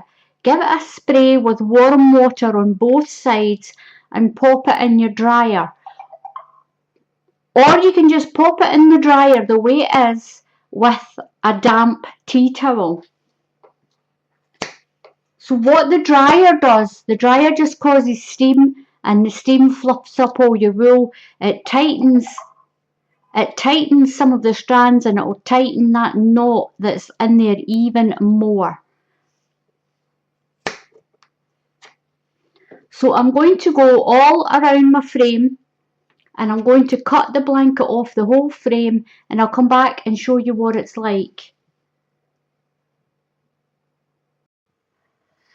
So here is our Chevron Pattern blanket. As you can see, it's absolutely stunning. I love it. I really do love it. Now, I said at the beginning, Jilly and I are not saying we've designed this. Jilly showed me a pattern of chevrons on a baby bag and asked if it was possible to do it. And it is. Now, we don't know if somebody else has did this already. So it's quite a common thing to do 2 sets of pom-poms. But this is how you do it anyway. We're showing you how you do it. And this is how you make chevron pom-poms on your blanket. It's up to you if you tie from underneath or if you tie from the top. It's up to you. Give it a try. As you can see, these pom-poms, they're not coming out. I'm really pulling that hard and they're not coming out. Now, like all pom-poms, if you just grab one strand and pull it, now, oops, well, that one's quite tough actually, but if you pull it, well, I'm not going to get one out of there. If you pull it, see, some of these are really quite tight, but if you deliberately really pull that hard, you will get strands that will come out of your pom-pom. But that took some strength to pull that out of there. If you're not confident that you're tying your pom-poms in tight enough, then do the other type of blanket. That'll set your mind at rest. Put this on a little bit of a slope so that you can actually see it. And I think it's absolutely gorgeous. You can do this in any colour you like. I did my base white and I did my chevrons black and red. Jilly has done her chevrons lemon and white, and the base of hers is white as well. You can do that. It's up to you what colour you make these. And just look at that. I love it. I think that pattern on there is absolutely gorgeous on a blanket. It really is. I really think I should have done my base black, and so I had black frills all the way around it. But you just can't see the white because it's on a white, on my white unit here. But I've got white frills around the edge. Now I will put some pictures up at the end of the blanket all done. Now what I need to do is I need to trim it, and I need to trim up some of my pom-poms. And this is the Chevron pattern. So give it a try. And it's like I've been saying all through the tutorial, it's up to you if you want to try tying from the top. As you can see, it's tied my pom-poms in super tight, and if I make another pom-pom blanket, I will be tying it from the top. As long as you give that hoop a twist like I showed you, and then put your wool through and pull it as tight as you possibly can, then your pom-poms are not going to come out. There's lots of ladies out there who tie from the top and cut through the tying lines from the top, and their pom-poms don't fall out. I don't want any arguments in the comments about your blanket coming loose. It's up to you if you tie it from the top. All the other ladies who just do not, will never tie from the top, always tie from the bottom. Don't knock the way other people make their blankets. It's up to you to, it's up to you for the way you make your blanket, as long as it's safe. So if you have a small frame, make yourself a small pom-pom blanket and tie it from the top the way I've showed you, and cut it from the top, make your pom-poms and decide for yourself. That's the only way you're going to find out. And I am telling you right now, I am showing you that my pom-poms are staying in there. Now, and to get a strand out, I have got to pull it really tight to get a strand out.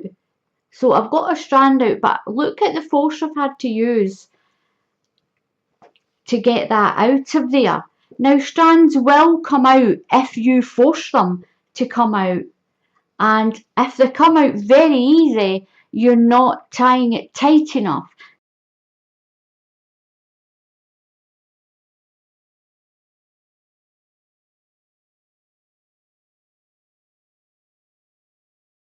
Hello everyone, and welcome back to my channel. Now, I got asked, what do you do when you need to make a pom-pom blanket where your base and your pom-poms are the same colour? Where do you cut? How far down do you cut? And how do you avoid cutting all the way through your base and having a very thin base? So what you need to do first is put your base on. So I'm doing just your regular square, and I've got 5 rounds with 4 balls of wool. So just do your regular base first. Now once you've done your base, what you need to get yourself is a ball of bright coloured wool. Now I'm going to zoom in a little bit here. Tie your ball of wool round your frame like this here. Now what we're going to do is, these are your tying off points once you've put your pom-poms on. We need to split it. This red is going to be in the way, and all you need to do is pull this red up like that, and it's going to separate your base from your top. I'll show you that in a few minutes once I've got my top on. Now all you need to do is I'm going to zoom back out again. All you need to do is wind your wool around your frame like this. Just wind it around. You can see underneath there. So then you go to this next section, like that, and then go underneath your frame again, and then wind it around that one. So I'm going to wind it around my whole frame like this. And I'll be back once I've got that part done.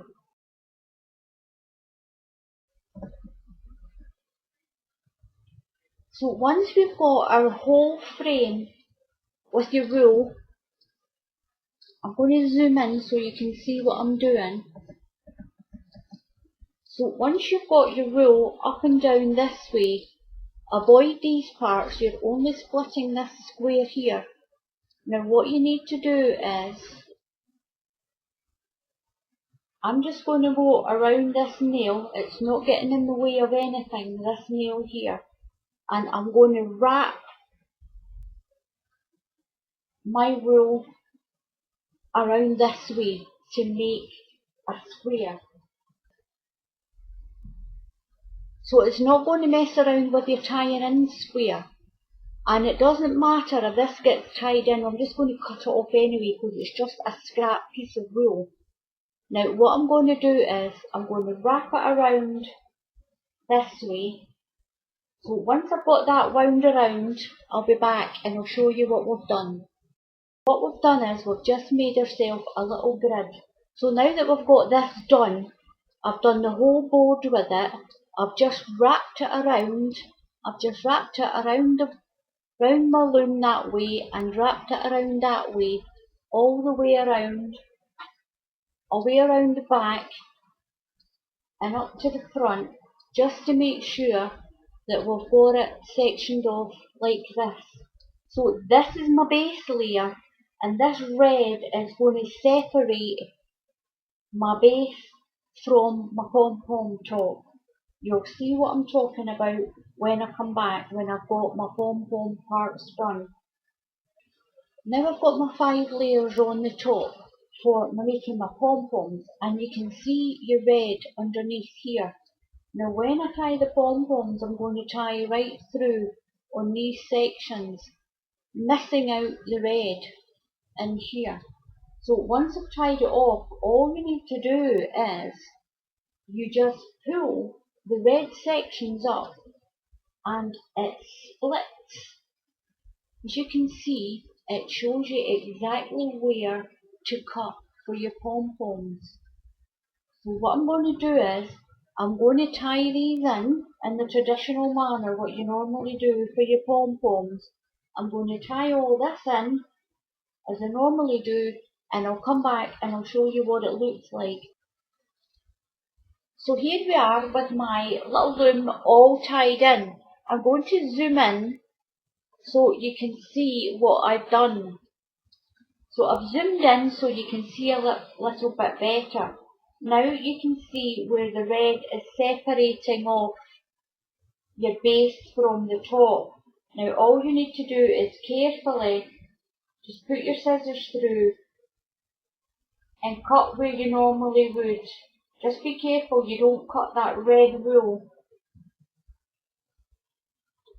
So that's why it's best to use a nice bright colour of wool.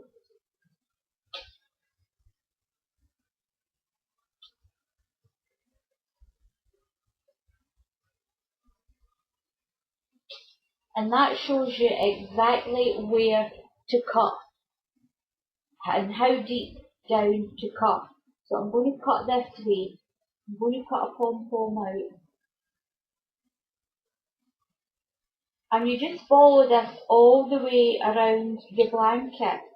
So make sure that you use a nice bright colour. You can use wire if you want, and that way you can reuse your wire. But I've just used a little scrap piece of wool. Now as you can see, I've cut quite a few of my pom-poms this way. You can see the red wool that I've been using to separate these areas. I'm going to move that down over here a little bit. So it's very easy now to use this red wool as your guide. You still got to cut the centre of your wool to make your pom-poms. So this is going to show us where in a same colour pom-pom blanket where the pom-poms and the base are the same colour, to where to cut it. Now you just need to try and not cut through your red. Don't worry too much if you do cut through your red. So don't worry about that. So I'll move it along here a bit and we'll cut it here. Now you just continue around your whole blanket doing this and using this red or whatever bright colour you've used as your guide just to separate it. It will all come away once they're all cut, as you can see, it will just come away. This is how the easiest way to make your little pom-poms the same colour as your base, and you're not cutting through too much of your base material, of your base wool. So I'll move it along a little bit. I'm going to go this way this time. And once you've finished all this, you just cut it off the frame the same way you would cut a normal pom-pom blanket off. So that's another one done. These will all fluff up.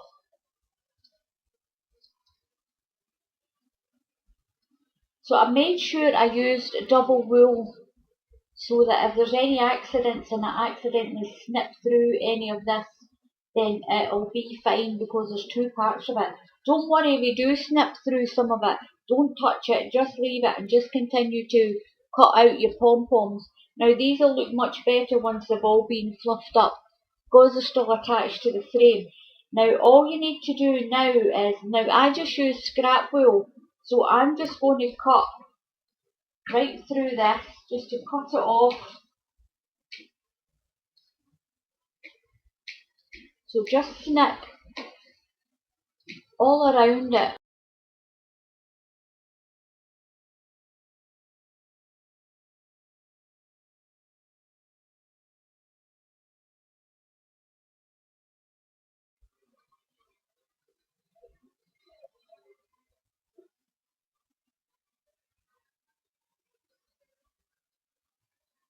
So there we go, that's that out of the way. Now all I need to do now is just snip here, and this is going to free my blanket up off the frame.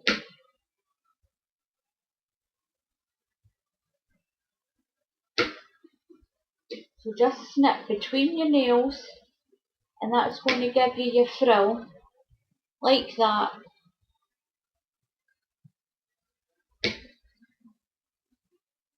So I'm going to work my way around the frame and then I will show you that. Now what to do is, don't cut your corners off, leave your corners until the end, because your corners are going to hold the tension slightly in your blanket until you get there. So cut along the sides first. Don't cut the corners last.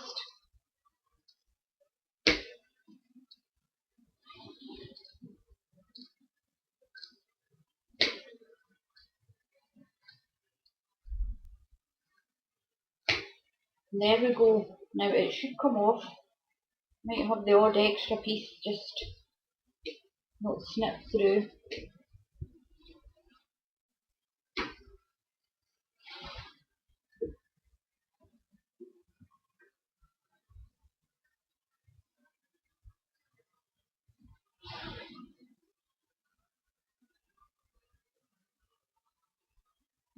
And there we go. So I'm just going to put that down on the floor.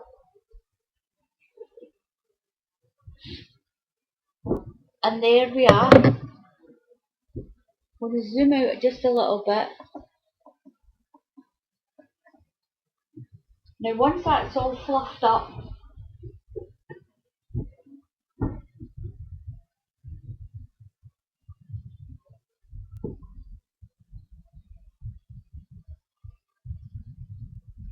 and there you are, that's your little blanket done, where it's the same colour on the top as it is on the bottom. And that way, using that method I showed you, it's going to enable you to keep your nice deep base.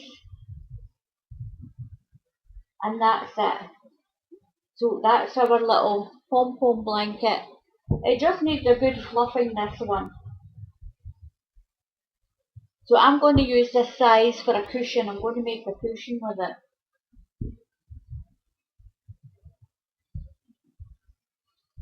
So I hope you enjoyed that little tip on using a different coloured wool to separate your base from your top when you're doing a same coloured pom-pom blanket. Now, thank you very much for watching.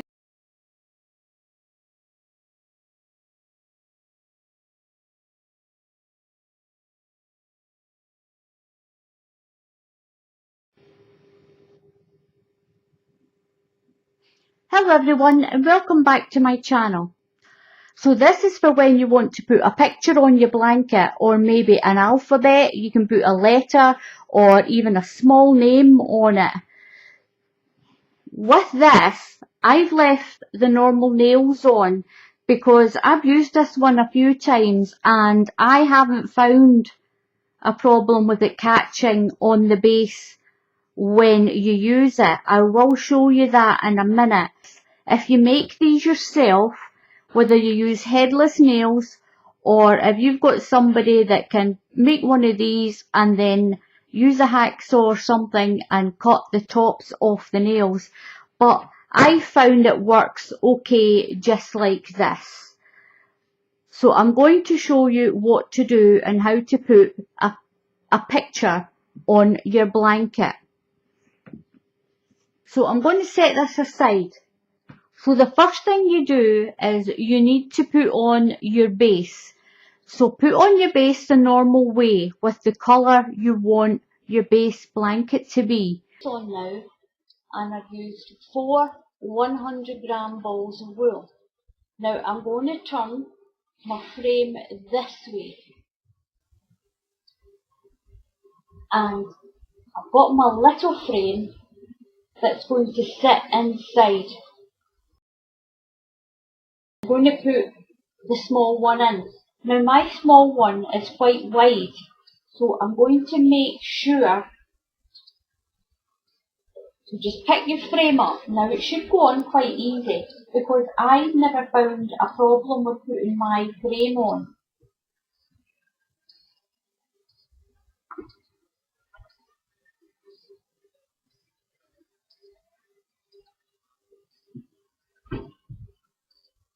So just pop it on like that.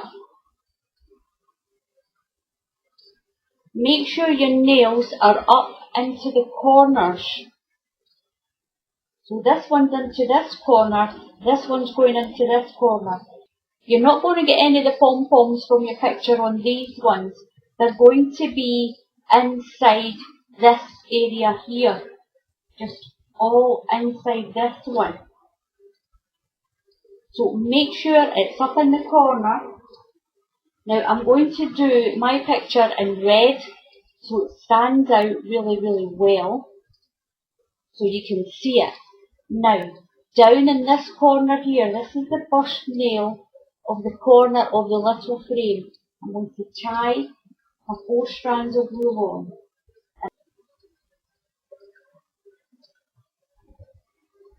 So I've got my wool tied down in this corner here, and I'm just going to use this frame the same way you do the big one. I'm going to put 5 rounds on with my 4 balls of wool.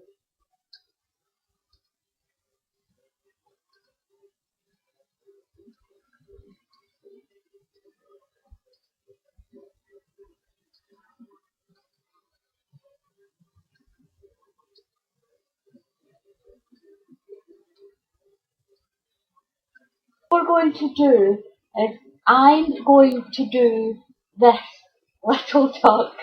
Now it is a little bit odd and I've done it myself. All you need to do is just sort of tidy it around where your cross sections are. But make sure that when you do, you've got it in the middle. So you've got the same amount around the bottom and it looks quite central to what you're doing.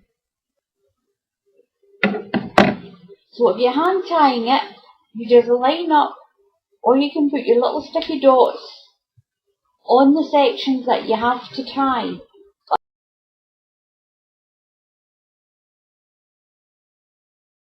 So I'm going to turn this around and it will hold.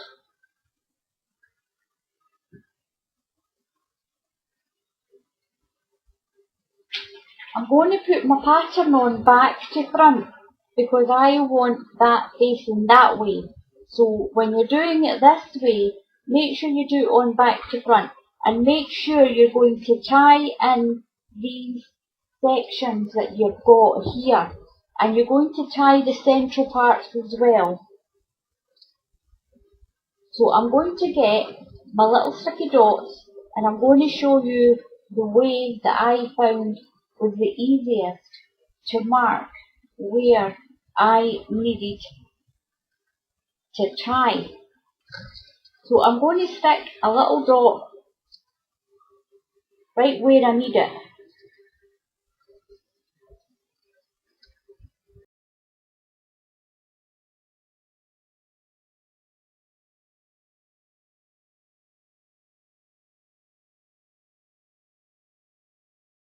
just stick them roughly where you need them. I'm going to zoom in a little bit so you can see that. So I'm just going to stick one of my little dots in all the areas that I'm going to have to tie. So once I've done that, I'll come back and I'll show you. So I've got all my little stickers on all around the edge of where my little duck's going to be. I'll just take them off as I tie it up. You can see all the little dots. Now you can mark this whatever way you want. You can either just keep moving your little pattern and tie it as you're going along, or you can put on the little dots like I've done. Just make sure you take these off. Make sure you take them off after you've done your little pattern. So I'm going to shuttle tie along my little dots in all these little areas. I'm going to shuttle tie it in white. I'm going to put 2 strands on, and I'm going to tie all these sections where I've got all my little dots. And I'll tie it up. Once I've done that, I'll come back and show you what to do next. Now you can't see very well from where I've shuttle tied all my duck. So I'm going to turn this over. I've shuttle tied it from the reverse. And you can shuttle tie, because I just have. I didn't hand tie these, I shuttle tied it. Now when you turn it over, you can see all the white crosses where I've tied it in. Now I haven't tied that one because that's the neck. So now it actually will go round the right way. But what I haven't done is, the little beak, I want to put 3 pom-poms for the beak, but I want to do them in orange. So for the beak, I've done 3 little pom-poms. I'm not going to use this whole board just to make 3 orange pom-poms. So I'm not going to waste all my wool, so I've made 3 by hand. So what you do now is, I'm going to zoom in a little bit. So I'm going to I'll start here. So make sure you still cut in the middle to get your really nice little pom-poms. And try not to cut through your base. So take your time and cut down the middle.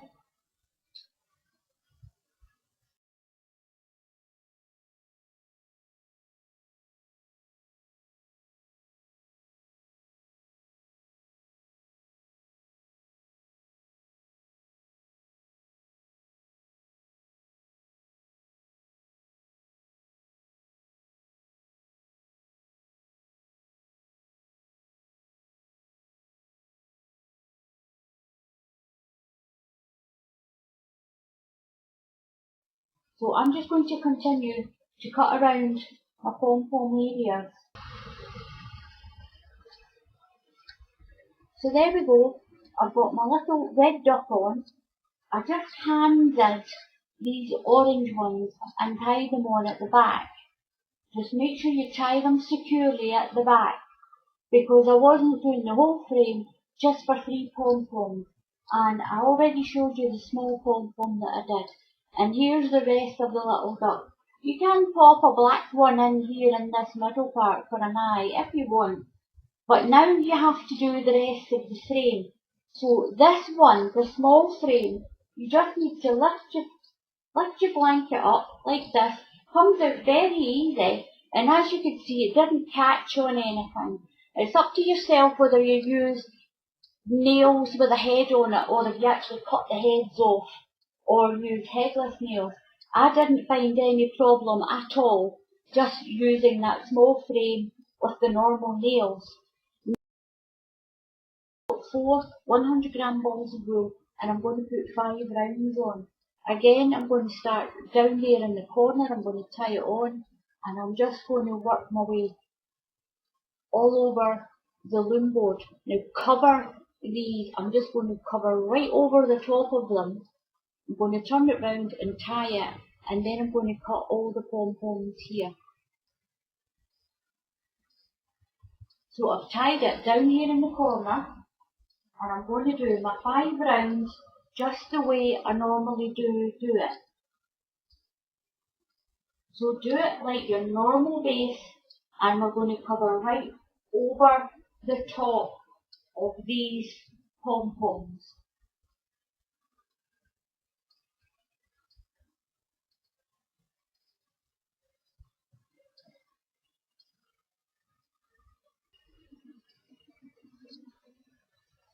Now what we have now is, our pattern is underneath here. So when I put the top one on, I put it right over the top of the pom-poms that are there already. I've got 5 rounds on to the top. Now what I'm going to do is I'm going to flip it over. Now you can see a little better here. So what we're going to do now is, I'm going to shuttle tie all the ones that haven't been tied. All these ones. I'm not going to tie the ones that have a pom-pom already. Don't tie those. Just shuttle tie all the areas that don't have a pom-pom, that are not tied already. So once I've done that, I'll come back to you and I'll show you what to do next.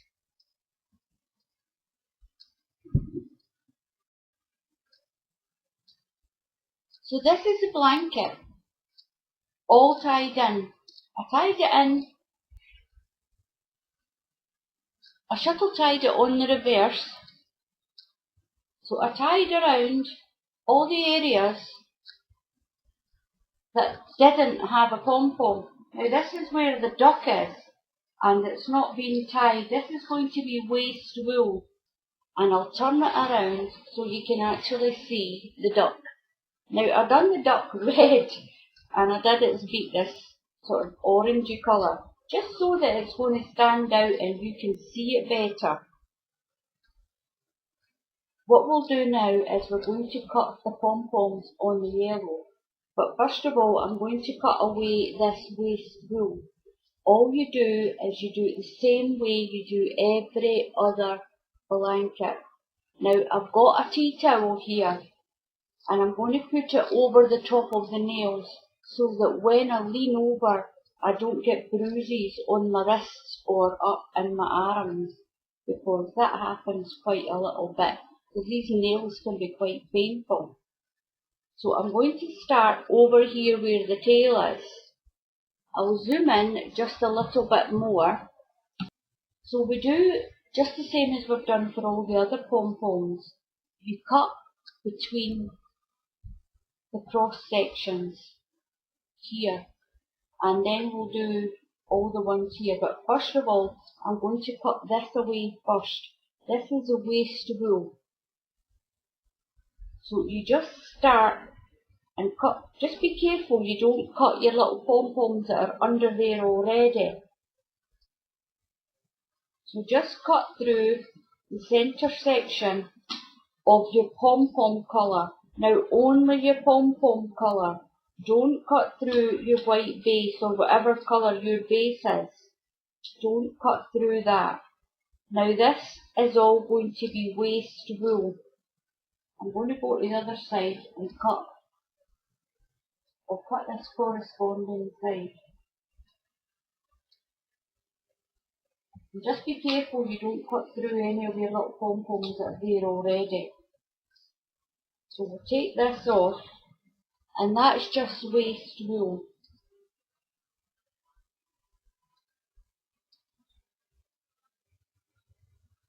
Cut through that one. So what we'll do is, I'm going to cut through all this area,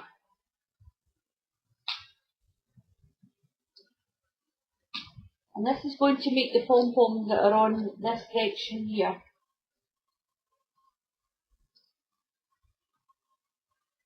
Now that's all the pom-poms cut. All we have to do now is just cut it off the frame. You do that just as we always normally do, just cut between the nails, and this will give you your fringe for your blanket. So I'll just cut it off the frame and I'll be back when I've done that. So here is the little duck all finished. Now I hope it gives you a good idea how to put a picture onto a blanket.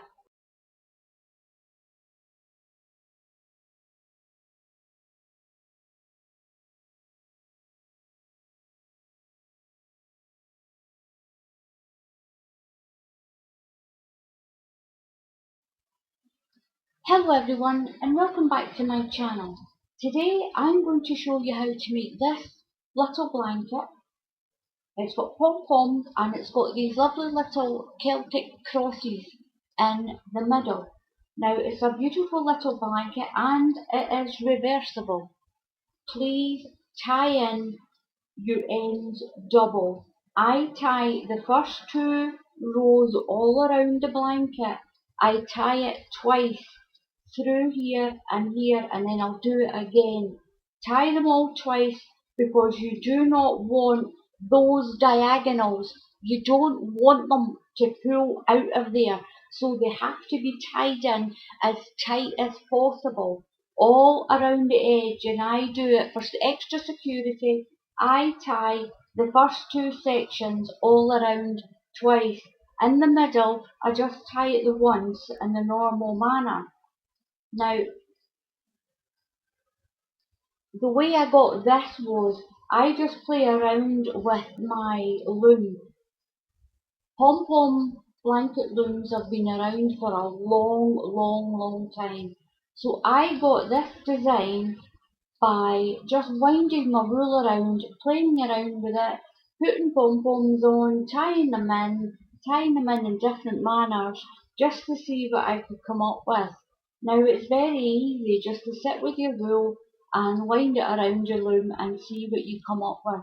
So I'm going to show you how to do this little blanket. This blanket is a doll's pram size. Now please remember, these blankets are for decoration only. When you get a baby pram, you get a cover with it that is the same colour as the body of the pram. These little blankets are made to decorate that top covering. They're not for wrapping your baby in. They're not for putting on the top of all the other blankets on the pram. They're only to decorate that top matching cover that comes with the pram. It's just to brighten up the top area of the pram. You're not to put them in with the baby. So I'm going to show you how to do this lovely little geometric back with the little Celtic crosses and pom-poms on the top. So let's get on with this. Right, to make this cross pom-pom blanket, that's this one here. So to make this one, I'm going to show you how I worked out to do this. So first of all, I've got my 4 strands of wool. Now this is black wool with a little red and coloured speckled in it. So it's just going to give it a little bit of sort of colour. So I've got 4 100-gram balls of wool. I'm going to tie it on to this corner down here. You just tie yours to wherever you normally tie it. Now what we're going to do is we're going to make a large square grid and we're going to put 2 rounds on. So you miss a nail and wind up this nail. Then miss a nail up here and come down, miss a nail, come down, miss this nail and go up. So all the way around you're missing a nail. When you get to this top corner here, just go around the corner, miss a nail and wind your wool along that one. And keep missing a nail and work your way down. Now don't worry if you've only got a small gap down here. Don't worry about that at all. Doesn't affect the pattern much at all. So we're going to go around the corner and we're going to go back up and around this way, filling in the gaps. Now I am assuming by the time you've got to this stage of making blankets that you will know what around is, you'll know what filling the gaps means, and you'll know how to cut your pom-poms as well, and you'll also know how to tie it. So that's us got to the back to the beginning, so that is the first round. So we'll do that again to make the second round. The nail down here in the corner because we're going to need it again. So just wind your rule around just to secure it. So what we're going to do now is we're going to put some diagonals on. Now the diagonals we want to go across these sections here. So when we tie a rule on down here in this corner, we're going to have to wind the rule on the fourth nail up.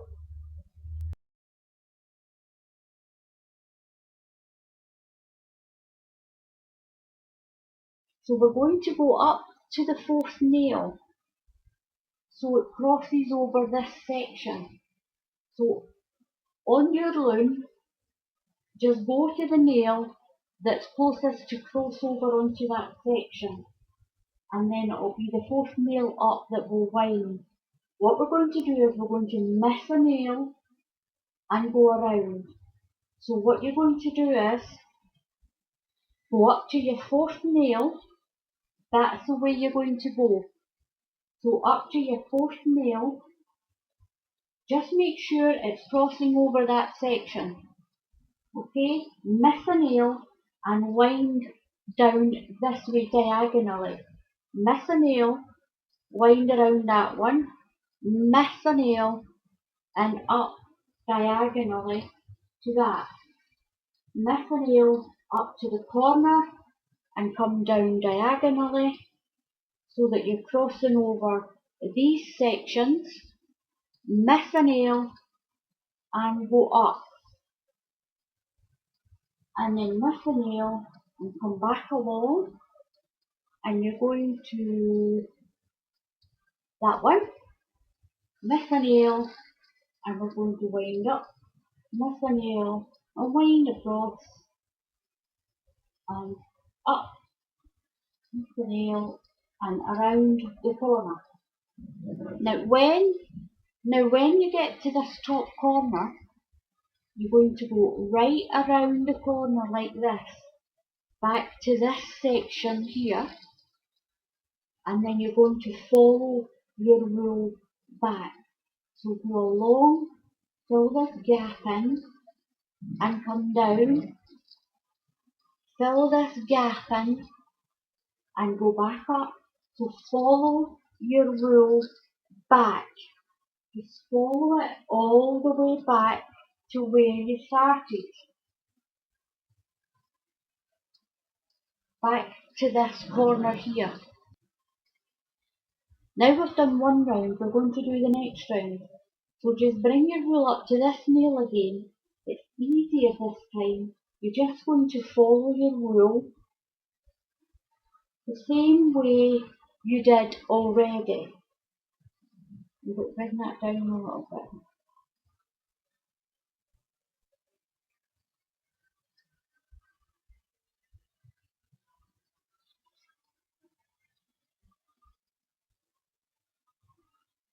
You go around and follow it back.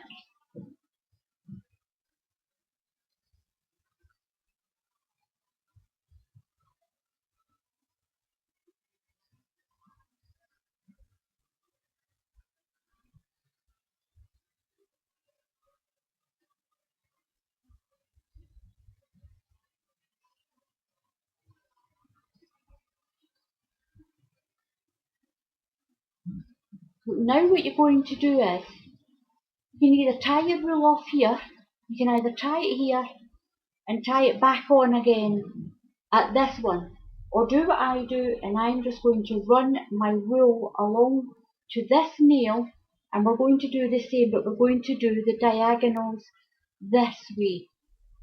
So we'll go up to the fourth nail, 1, 1, 2, 3, 4, up to that one, and bring it down to the fourth one, so that you're going across this dark section. It's okay for that one, just leave that one the way it is, push all your wool down,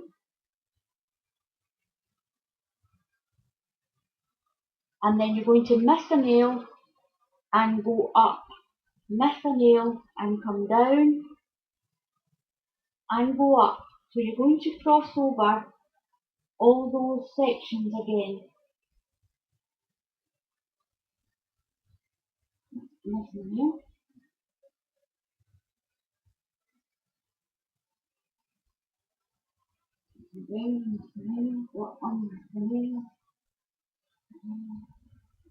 Around the corner. When you get to the top, just go around the corner and follow your wool back.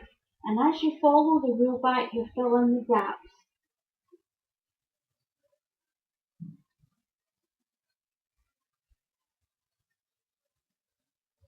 Back to this corner. Now I'm going to wind my wool around there because I'm going to need it again when I do the pom-pom layer. So I've wound my wool on and I've just left it sitting there. Push these down. So to do the normal base, you're going to go up your first nail and around and down. Do a basic base, just the way we normally do our base. That's weave in every nail, just the way we normally do. And we're going to do 3 rounds.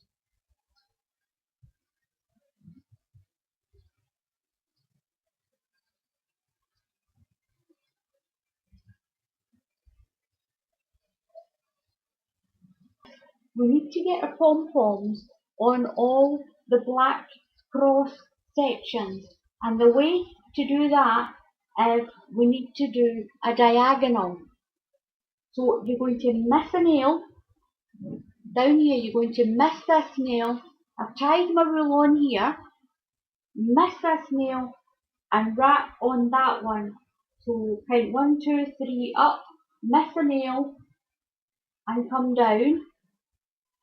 Miss a nail here and wrap this nail, miss a nail and wrap it here, miss this nail and wrap around this nail, miss this nail and go up and wrap around, so that all your diagonals are in line with only the black cross sections, or whatever colour you're doing your blanket in. So you're going to miss a nail and come around. You're going to miss a nail, go up the corner, miss a nail. Sorry about that.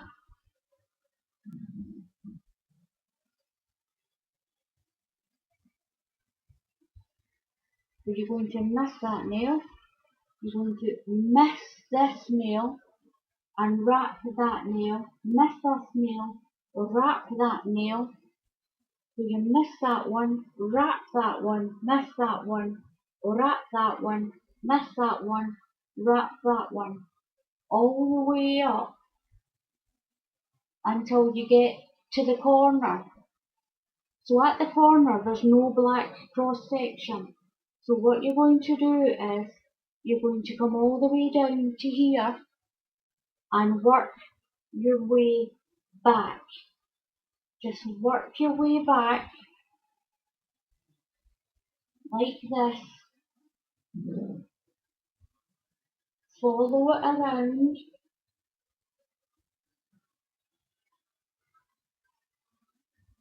just like that. So you've got all your cross sections of your white are going over the black. They're going over the black ones. Okay? So what you're going to do is you're going to do 5 rounds. Do 5 rounds up and down like this. So once you've got your first set done, it's easier to do the rest. So just follow around your row, and once I've done 5 rounds, I'll come back and show you what to do next. So I'm just going to weave my way back. So what we're going to do now is we're going to miss one nail and come down this way, and it's going to cross over this section. So now we're going to cross over all these sections that are in the black. So miss a nail, and we're going to go up this one. Miss a nail here and go around this one. Miss a nail and up and come down. Miss a nail, go around, miss a nail and go up. I'm going to miss that one and come down. It keeps it on the right ones. Miss that one, go around, miss that one, come up here. Miss this one, wind round this one. So you get the idea, it's miss around. So it's miss a nail and up and wind the nail. Miss a nail, we don't need to do that one. We're going to go right around the corner and follow our rule back like we did for that other diagonal. Now if you've made pom-pom blankets before and you've done diagonals, you should know what to do. So now I've got it all done. What we're going to do now is I'm going to turn the board over and we're going to tie every section. Make sure when you tie it, you get right through to the bottom, especially with these sections here. Now I'm going to shuttle tie it. I've got my shuttle and I've got 2 strands of wool on my shuttle. So I'll turn it round this way. You can see it much more clearly. So what I'm going to do is I'm going to shuttle tie it from this side.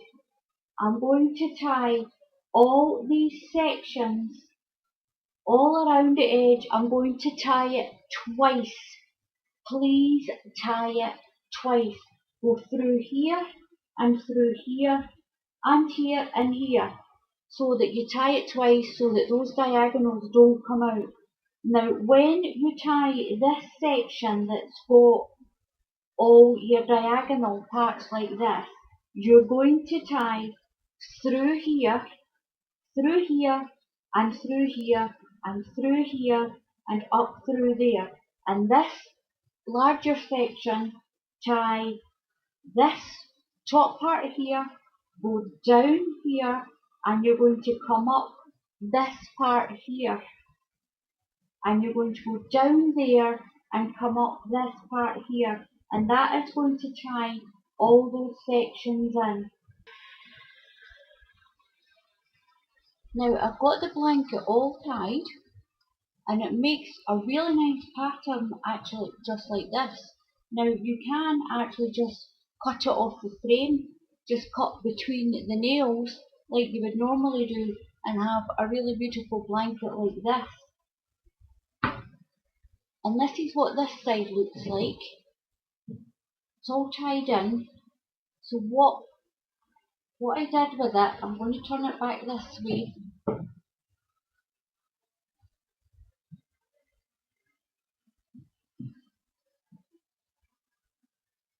Now what I did was, on the large cross section, I shuttle tied.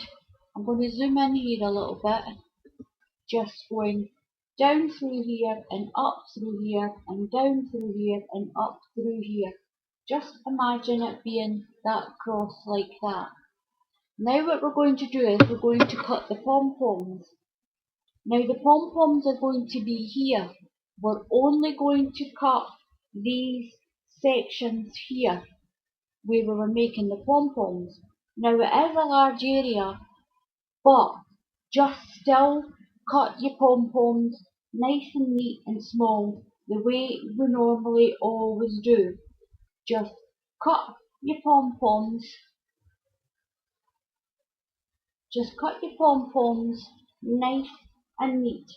Here, here, here and here. Only on this white section, on the pom-pom section. So you're just going to cut nice, neat little pom-poms. Just cut through this white.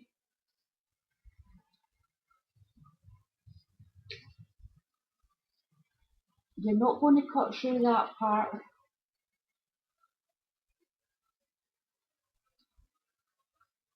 And it's really easy because it's diagonals. It's really easy. There's no base sort of under there for you to catch or cut. So just cut your pom-poms the way you normally would. Nice and neat, nice and small, just like that. Now I've cut my pom-poms and I'm going to cut it off the frame. Now you just cut it in the normal manner between the two nails. Just cut it off between the two nails the way you normally always do. Now you will get a little few pieces of it.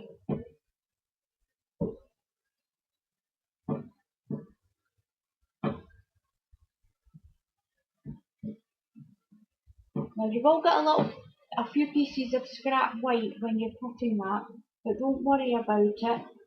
Just cut between the nails and cut the blanket off the frame all the way around. Now I'm going to do that and I'll be back and I'll show you.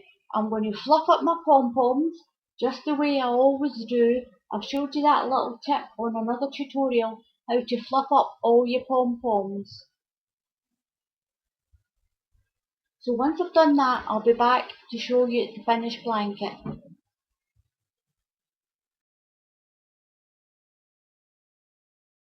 To do is just make yourself some ribbons, and you can put a little ribbon down on the corner.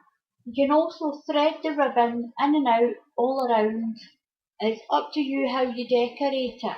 So that is how your little blanket is going to turn out.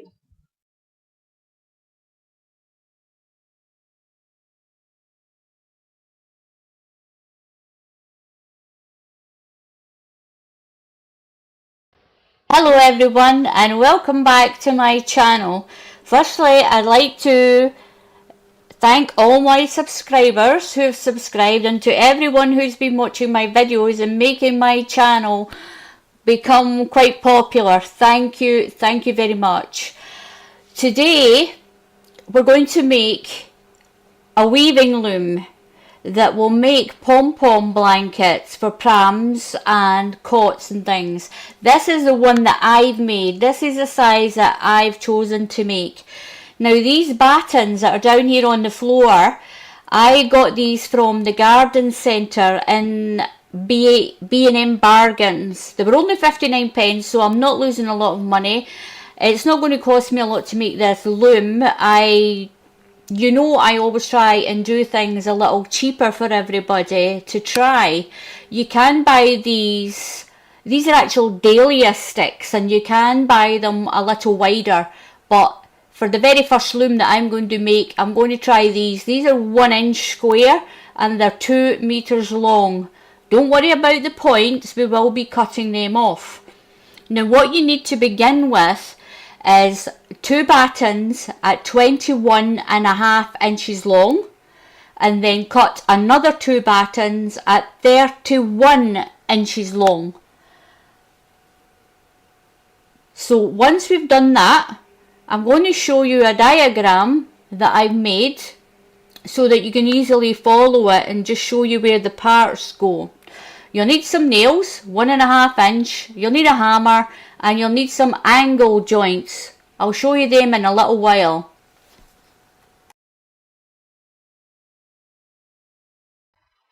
Now, as you can see here, on the bottom and the top batten is 21.5 inches, and the side battens are 31.5 inches. You need to put 14 nails in the top and the bottom each, and 21 nails each on the long sides. What you need to do is you need to find the centre point of your battens of wood, and that is here and here.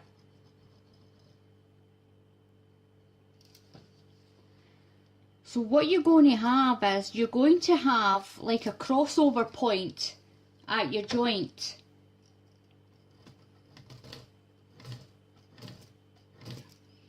Now I'm going to put metal angle joints in here to hold this together.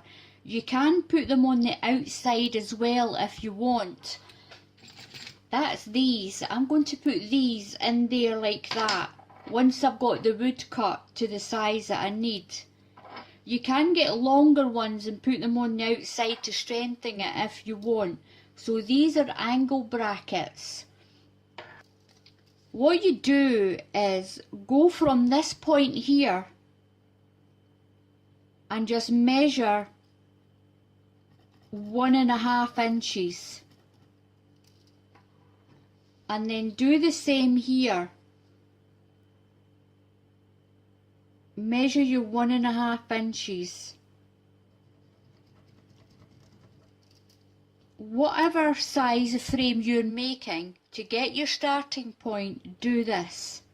Now what we're going to do is I'm going to mark 1.5 inches all the way around the frame, and these are the little points where you're going to knock your nails in. Now the nails I'm going to use are 1.5 inch nails. You can use longer nails. So just go around your frame, the whole frame, marking 1.5 inches. Just put a little line. Now as you can see on the frame, this dark line that is all the way around, I just marked halfway across my batten. What it does is it keeps your nails in a straight line. So here we are. These are the nails that I'm going to use. These are 1.5 inch nails. They're round wire nails. And it only cost me about £1.55 for that whole bag. I got them at B&Q actually, that whole bag. So there we go. We're going to put those in. They do have a little head on them. Now here we are. This is the frame with the nails all in. This bottom part has 14 nails, and so does the top.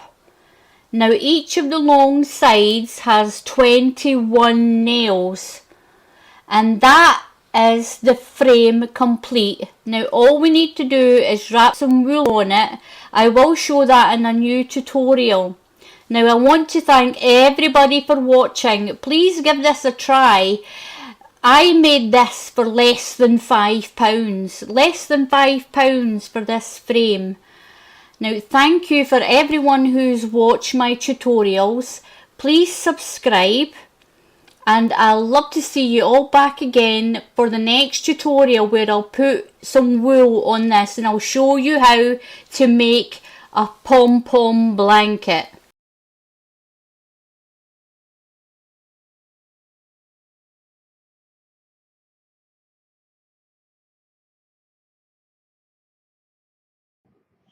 Right, I'm going to do a quick tutorial on how to do longer fringes. Now to do that, I've got my 4, as normal, 4 100-gram balls of wool. Tie it in the corner. Now this is very easy. You do the base and the top for the pom-poms the same way.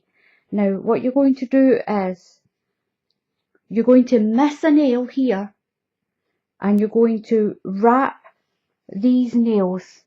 When you go to the top, miss that one. Do your centre section the normal way.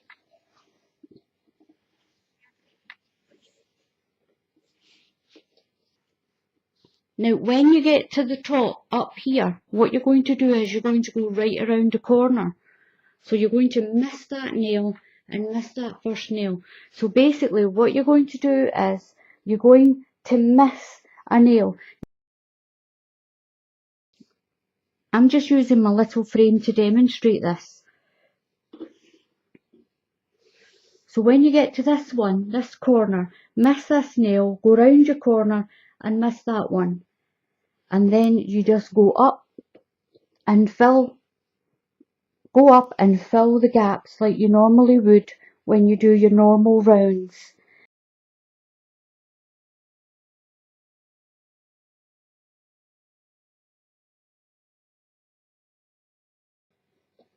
So all you're doing is basically you're missing your first nail at each end, at the corners. And what that is going to do, it's going to give you longer fringes all the way around. Just remember when you get to the bottom to go around that big corner. So that's round one done. So you still put your 5 rounds on. So you still put your 5 rounds on as normal, but what you've got is, you've got big gaps around all the edge. So I'm going to put the 5 rounds on just to show you what it looks like, and I'll be back in a minute.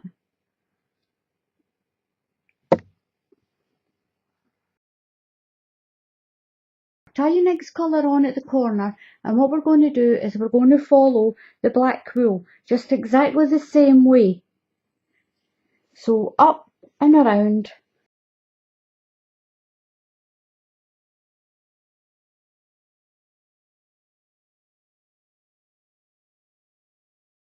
But when we get to the top, miss this nail, go around the corner, miss this one, and take it this way.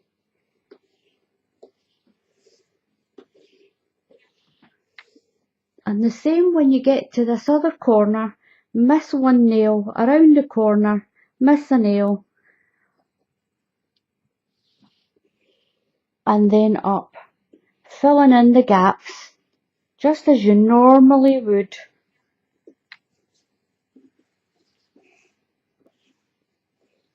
So up, miss a nail, round the corner, miss a nail,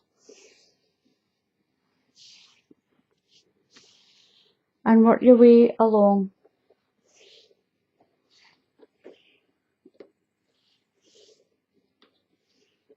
And then that's you back to the beginning. Now what you do is, you put your 5 rounds on for your pom-poms, tie it the way you normally tie it, whether you hand tie or you shuttle tie it in the normal way. So when you cut it off the frame, cut between the nails, just as you always do with your blankets. Cut it at the corner here, and then cut between your nails all the way up, and cut it at the corner and then between the nails. And that is how you'll get long fringes at the ends of your blankets instead of the little short ones. It's super easy, super simple, so give it a little try.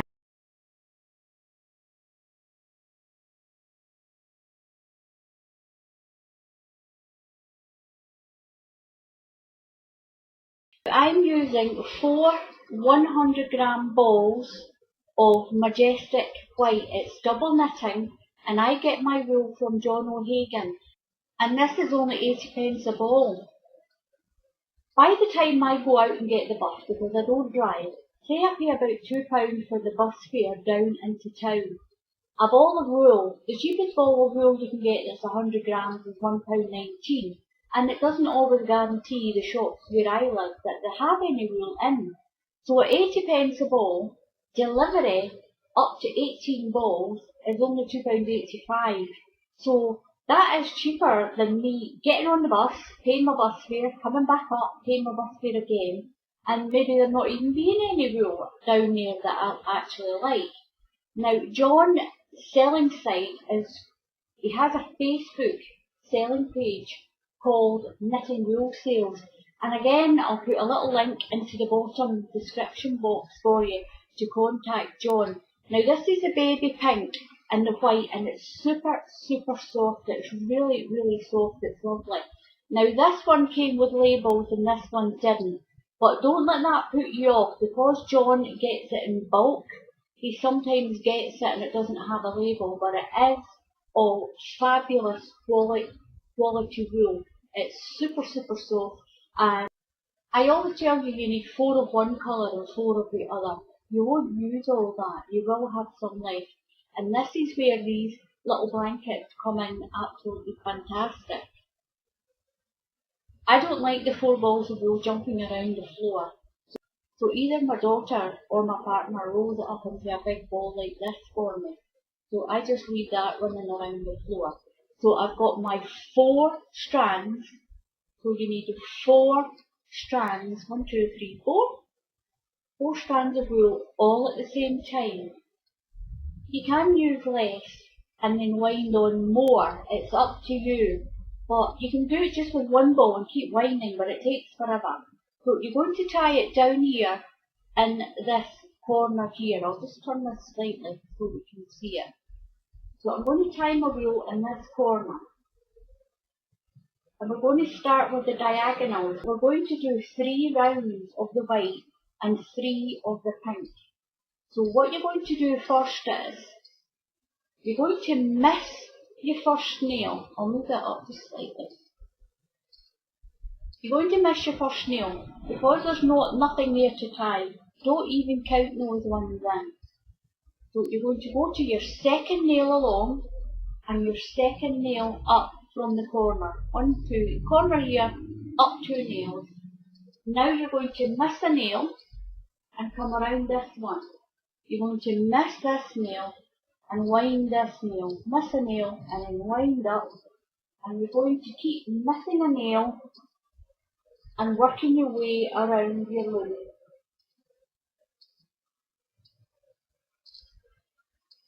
Just like this. Now when you get to this top corner, just go right around that corner. You don't want to work those 2 because there's nothing to tie there in that space. But you want to leave these empty for your pink. So all you do is you come right around the corner and work your way back. Just follow your white wool all the way back, like that. Just follow it back. We're going to do 3 rounds of the white and we're going to do 3 rounds of the pink. This nail, you can either tie it off and cut it, because we're going to move over to this side, or you can just run it across to here. It's up to you. I just run it across. Just put it there because we're going to need it in a few minutes.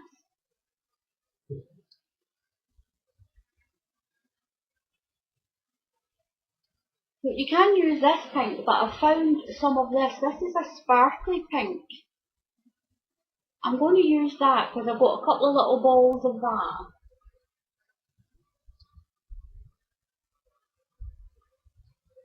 So I'll just throw that down onto the floor as well. So again, I've got 4 strands of wool, and we're going to do 3 rounds again.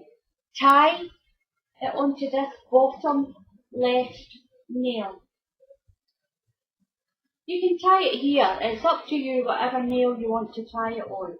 Just secure it to the corner. Now don't do those 2 nails, there's nothing to tie, so don't do them, it's a waste of time. Go to your first empty nail in between your white, and we're going to do our diagonals in between the white. It's super easy to follow because the nails are there, fairly marked with nothing on them.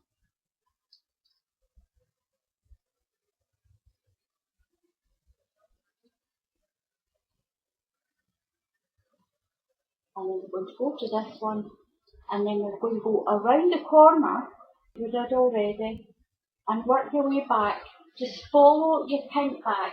I told you it is super easy. Now if you do get lost, then you can slow the tutorial down. If you go around here, there's a little icon that's actually your settings. If you click on it, you can get the opportunity to slow the tutorial down. So when you get to here, just go right around that corner, like that, and follow your pink back again for your second round. So this is our second round.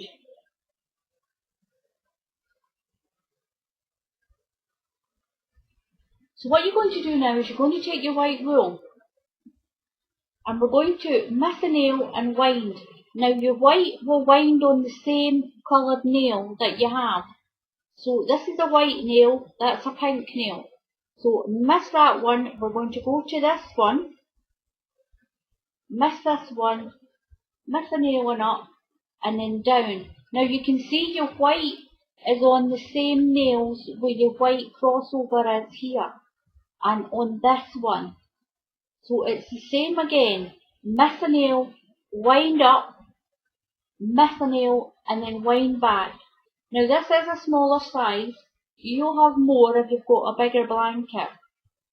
So we're going to wind this one, miss that pink one, do this white one, miss that pink one, do that white one, and we're going to come up and down here to this white one here, miss the pink one, and wind up. Again, it is miss a nail, come down a nail, miss a nail. Now if it looks a little bit strange down here, just keep continuing, miss a nail, do a nail. So miss that pink one, and you'll see your whites here. On each of these nails where there's white, you know that's where you're going to be winding. So miss that nail, up there, down that one, the white one, up and up. Now you're going to go right around the corner, because you're not going to do that one, that's too close. Just go right around the corner and work your way back, just like you did with the other one. And down and around. And we're only going to do 2 rounds this time, because this is going to be inside the blanket.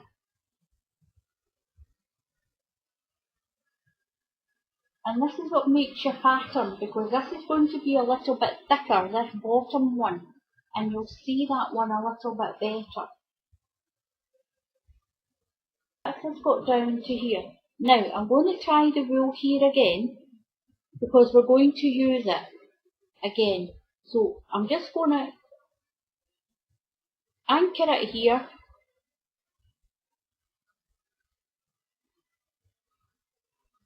Because we will be using it again. And I'm going to take my pink, take it up to the next one. You're going to go in between.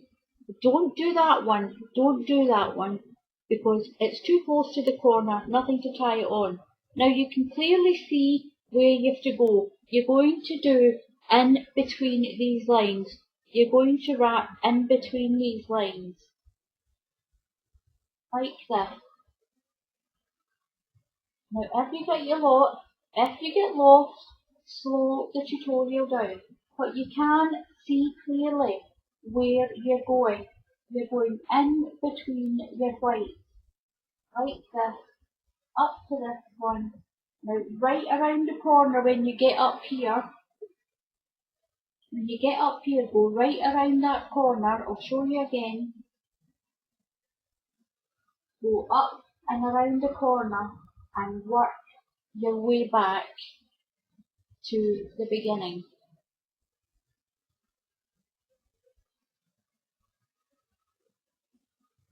You're going to take your white wool back, your white wool. We're going to do a base. You're going to miss a nail and do a nail, miss a nail and do a nail. And we're going to do it in the square like we normally do.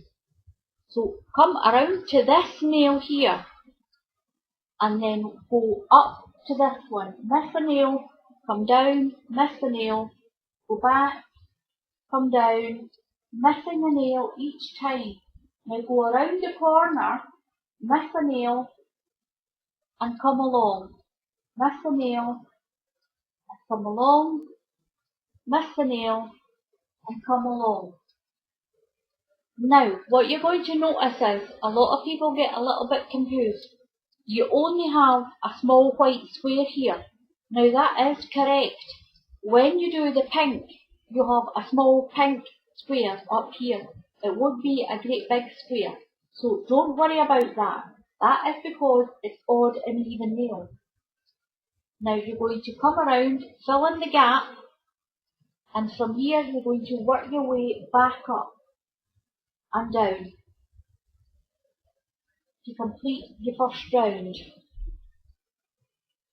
So up and then up and through, around your nails, all the way around so you've got no gaps. So now what we're going to do is we're going to take our pink and we're going to go into these nails that we missed. So we're going to do a nail, miss that white one, and come down. It's quite easy to see the grid where you're going. You're going in between your white wool. I'm going to unwind that and hold it tight. Wind my pink around. I'm going to put my light back on so I can get it back off again. So go up to this way now. Miss a nail and the loom. Miss your white nail. No. So you're basically missing your nails. Now you're going to come back and you're going to fill in the gaps. So now you have a pink grid on top of your white one. And here's your small grid, here's your small square from the pink. And that's your small white one down here. Now that is a little bit confusing for people. Some people are saying I can't get it to work, I don't know what's going wrong. I'm not getting a big square at the top. You don't get a big square at the top because you've got odd number of nails. Once you've done one or two of these, it'll be a doddle. Now tie off your pink down in the corner after your one round. Now what we're going to do is push your wool down.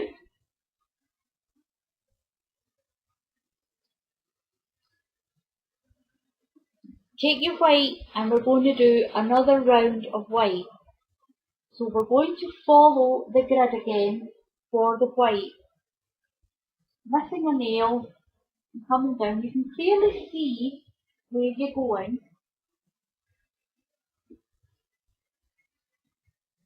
And there we go.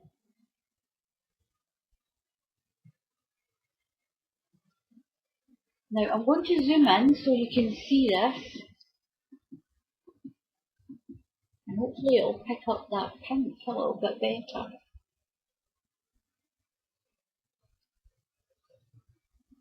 There we go.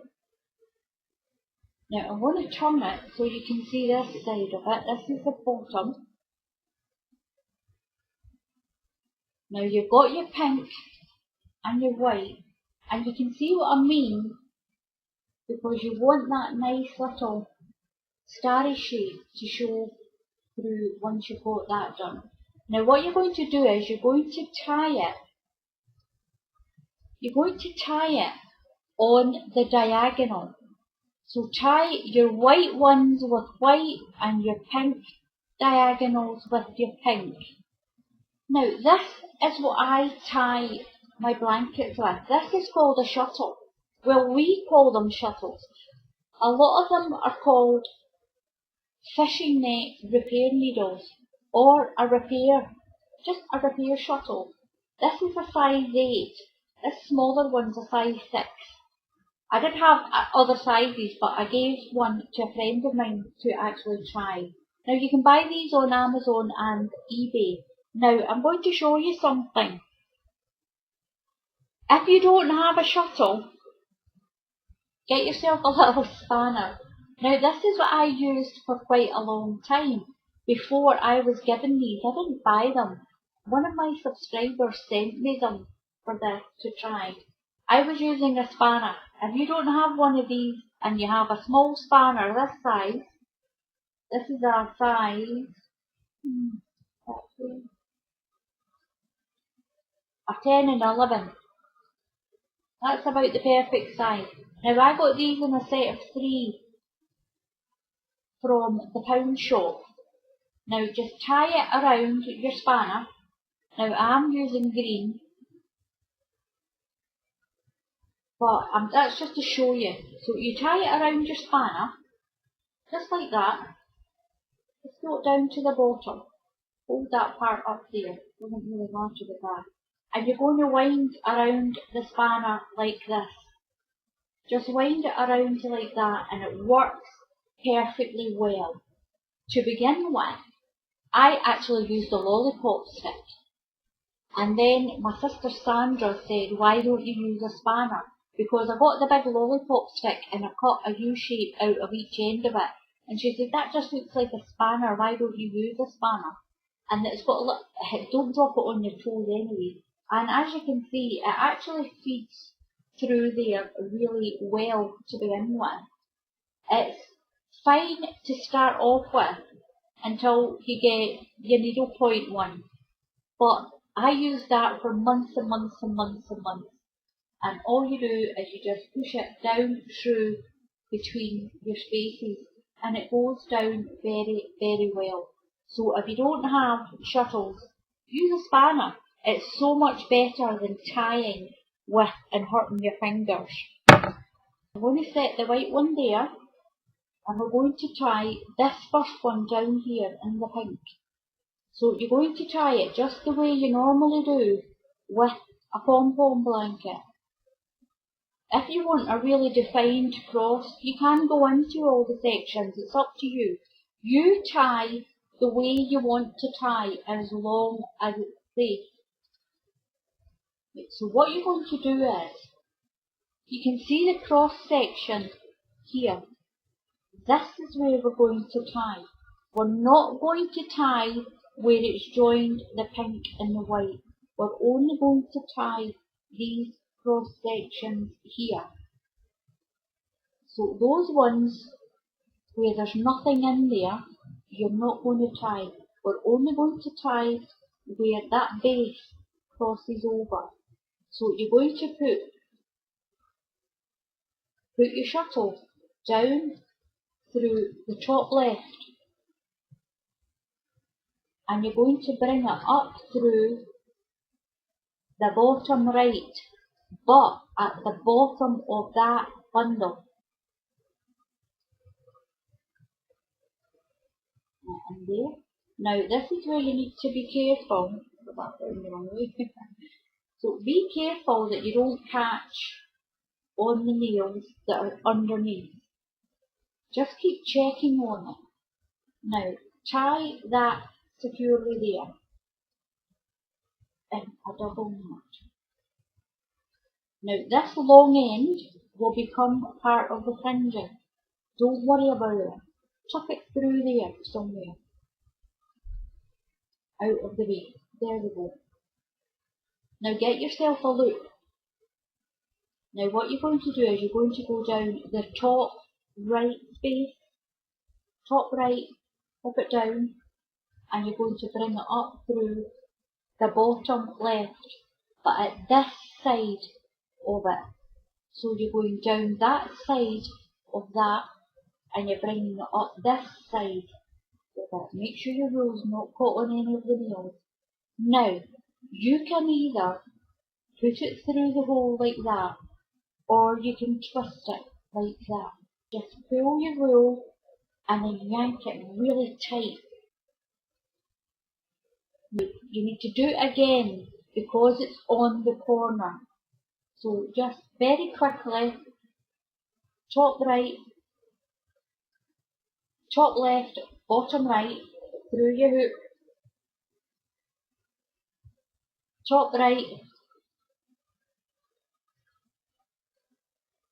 it should be top left, bottom right, top right, and up through the bottom left. Make sure you come on either side of that diagonal piece of wool. You can twist it if you want, but you don't have to. It's up to you.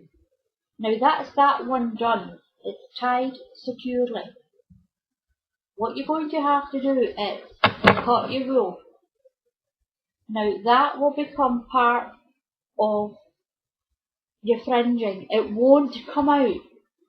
Because it's been tied securely twice, it's not going to come out, so don't worry about it. So you can either tie in all your pink, or tie a pink and tie a white.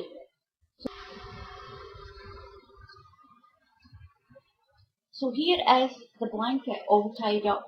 Now don't worry about these little ends, these are just where I finished and started on each of the diagonals.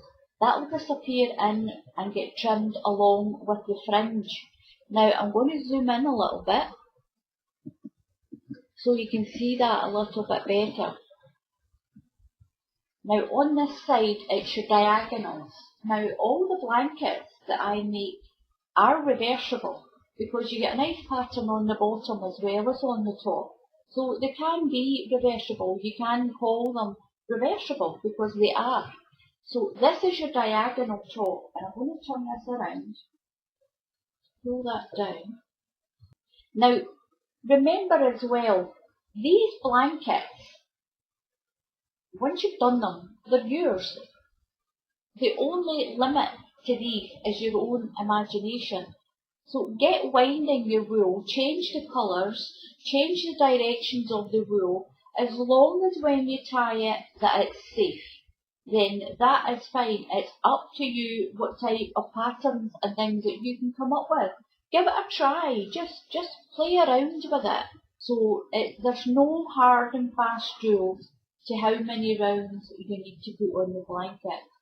You'll know yourself if it looks thin to put another round or two on. If it looks too thick, the next time you make it, just reduce the rounds.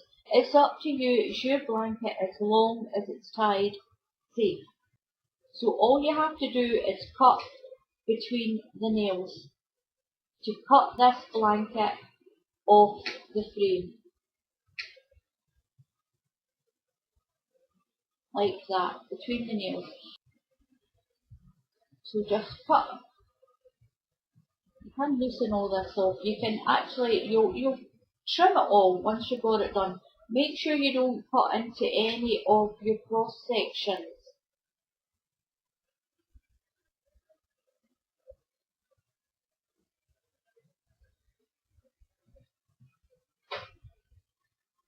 So just cut between the nails. You will get some little bits falling off, but don't worry about that.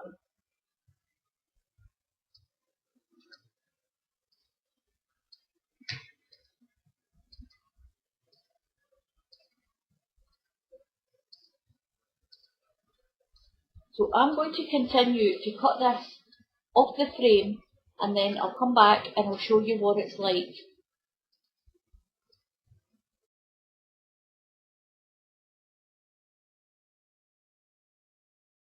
I'm going to give you a little tip on cutting the fringe. Now what to do is, what I do, get it all in its little bundles like this, at the edge of your table. Now be careful you don't mark your table when you do this. Now you can put a ruler down to hold it. Put it over the table so that you have about 2 inches, like that. Now you can just hold it with your hand. It's up to you. This one I'm just going to split this corner part.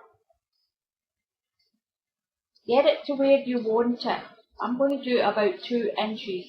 And just cut with your scissors and use your table edge as a guide.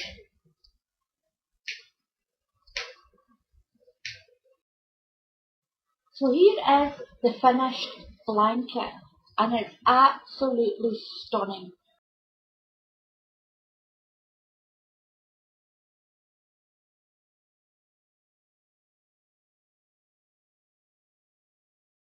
Now you need your 4 strands of wool, so 4 100-gram balls of wool. You can either tie your wool to this nail or to this nail. It's up to you.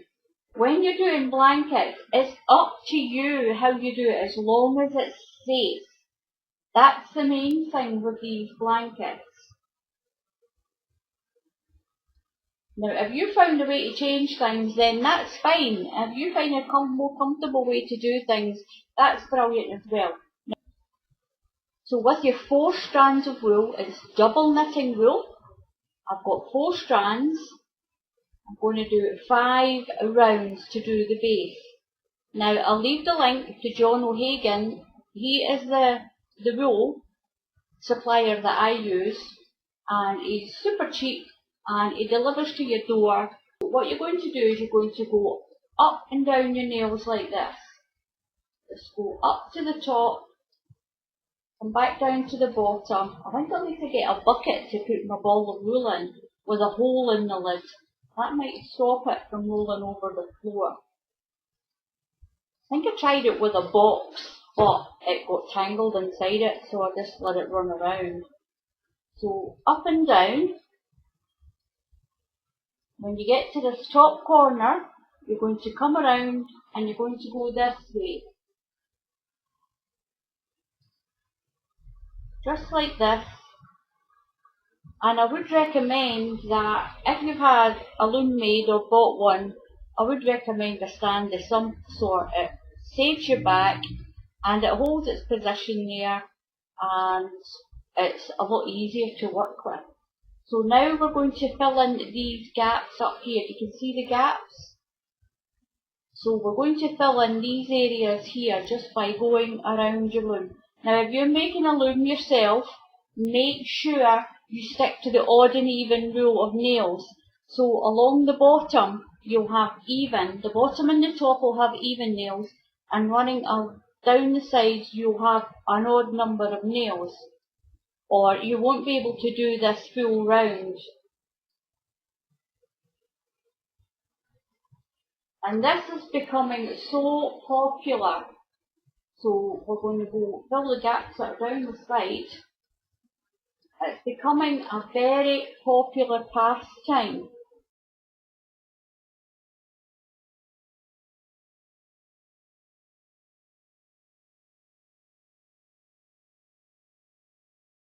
So what I'll do is, I'm going to get this done, and I'll come back and I'll show you when I've got 5 rounds on.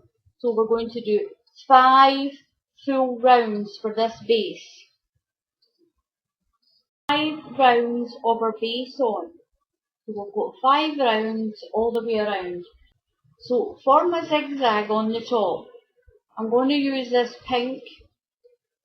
Now I'm going to say again 4 100-gram balls of wool. You can use smaller balls of wool if you want, but if you do, you won't use it all. You'll still have some left, and this is what I've had left from another project. I roll all the balls of wool together like this. So what you're going to do is you're going to tie it on down in this corner again. So I've got my pink wool tied on down here. So what you're going to do is,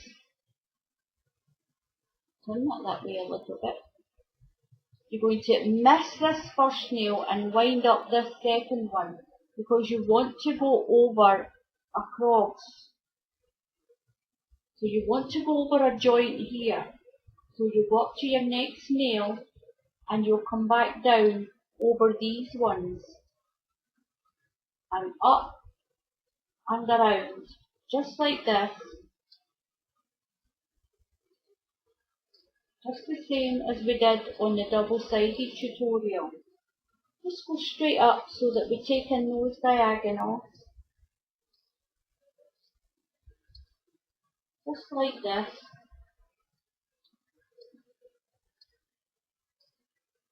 Now it looks a little strange, but it's just because it's on the diagonal. Now when we get to the top, up here, you're going to go around these nails here to this one, just in a square.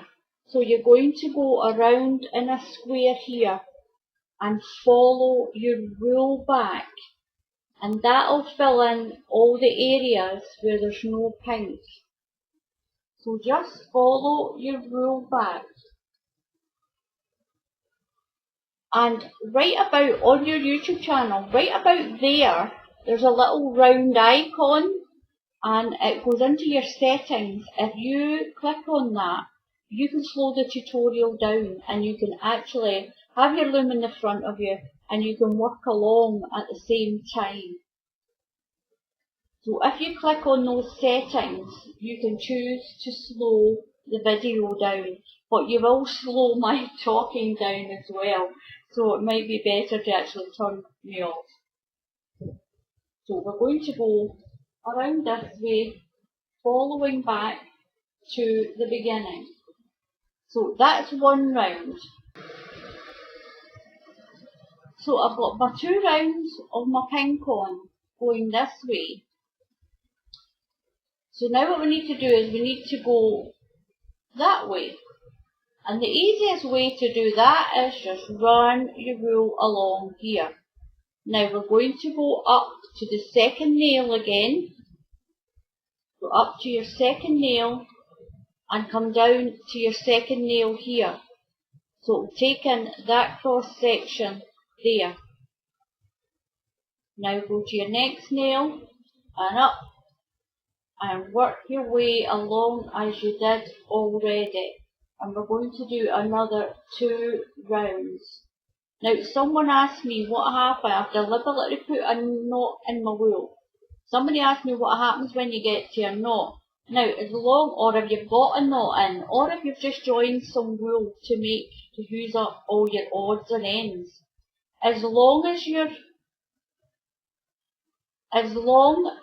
knot is down here where these nails are, you will be fine. As long as it's here, then you can cut it out once it's all tied in.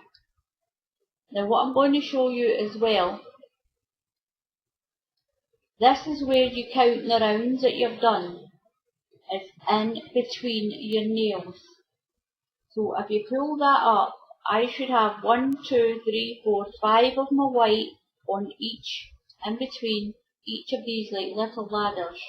And here I've got 1, 2, and on this one I've got 3 because we've not finished the row. This is where you count it here. So I should end up with 5 sets of white and 4 sets of pink. Don't count don't count from the middle. Count between your nails. And if you're asking, when I do a blanket that's all one colour, I've got these nails in here, little nails, and they're pushed down. And when I'm going to do a blanket that's all one colour, I wrap a really dark contrasting colour around these nails and up and around the frame. It splits it in half, so when you cut it, you can see where you're going. Just in case you're asking about that. So off we go again. Keep a knot to the bottom. So if you can, still work with your wool if you've got a knot. Up to this top and around the nail like this.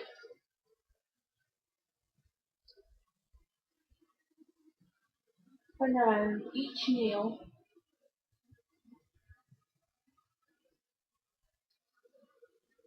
Like this. You don't need to do that, but just go right around the corner at this end and then follow your wool back. So just go right around that corner, miss that nail and that nail, and follow your wool back. And that's you done 1 round.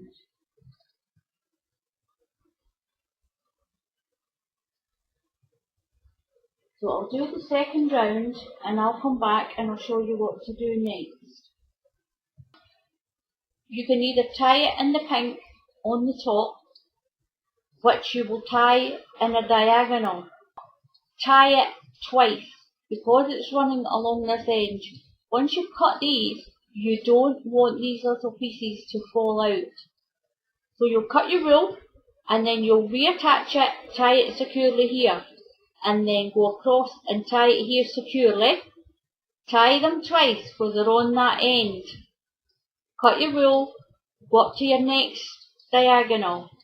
Tie it securely twice here, tie it here, tie it securely twice there because it's still on that end.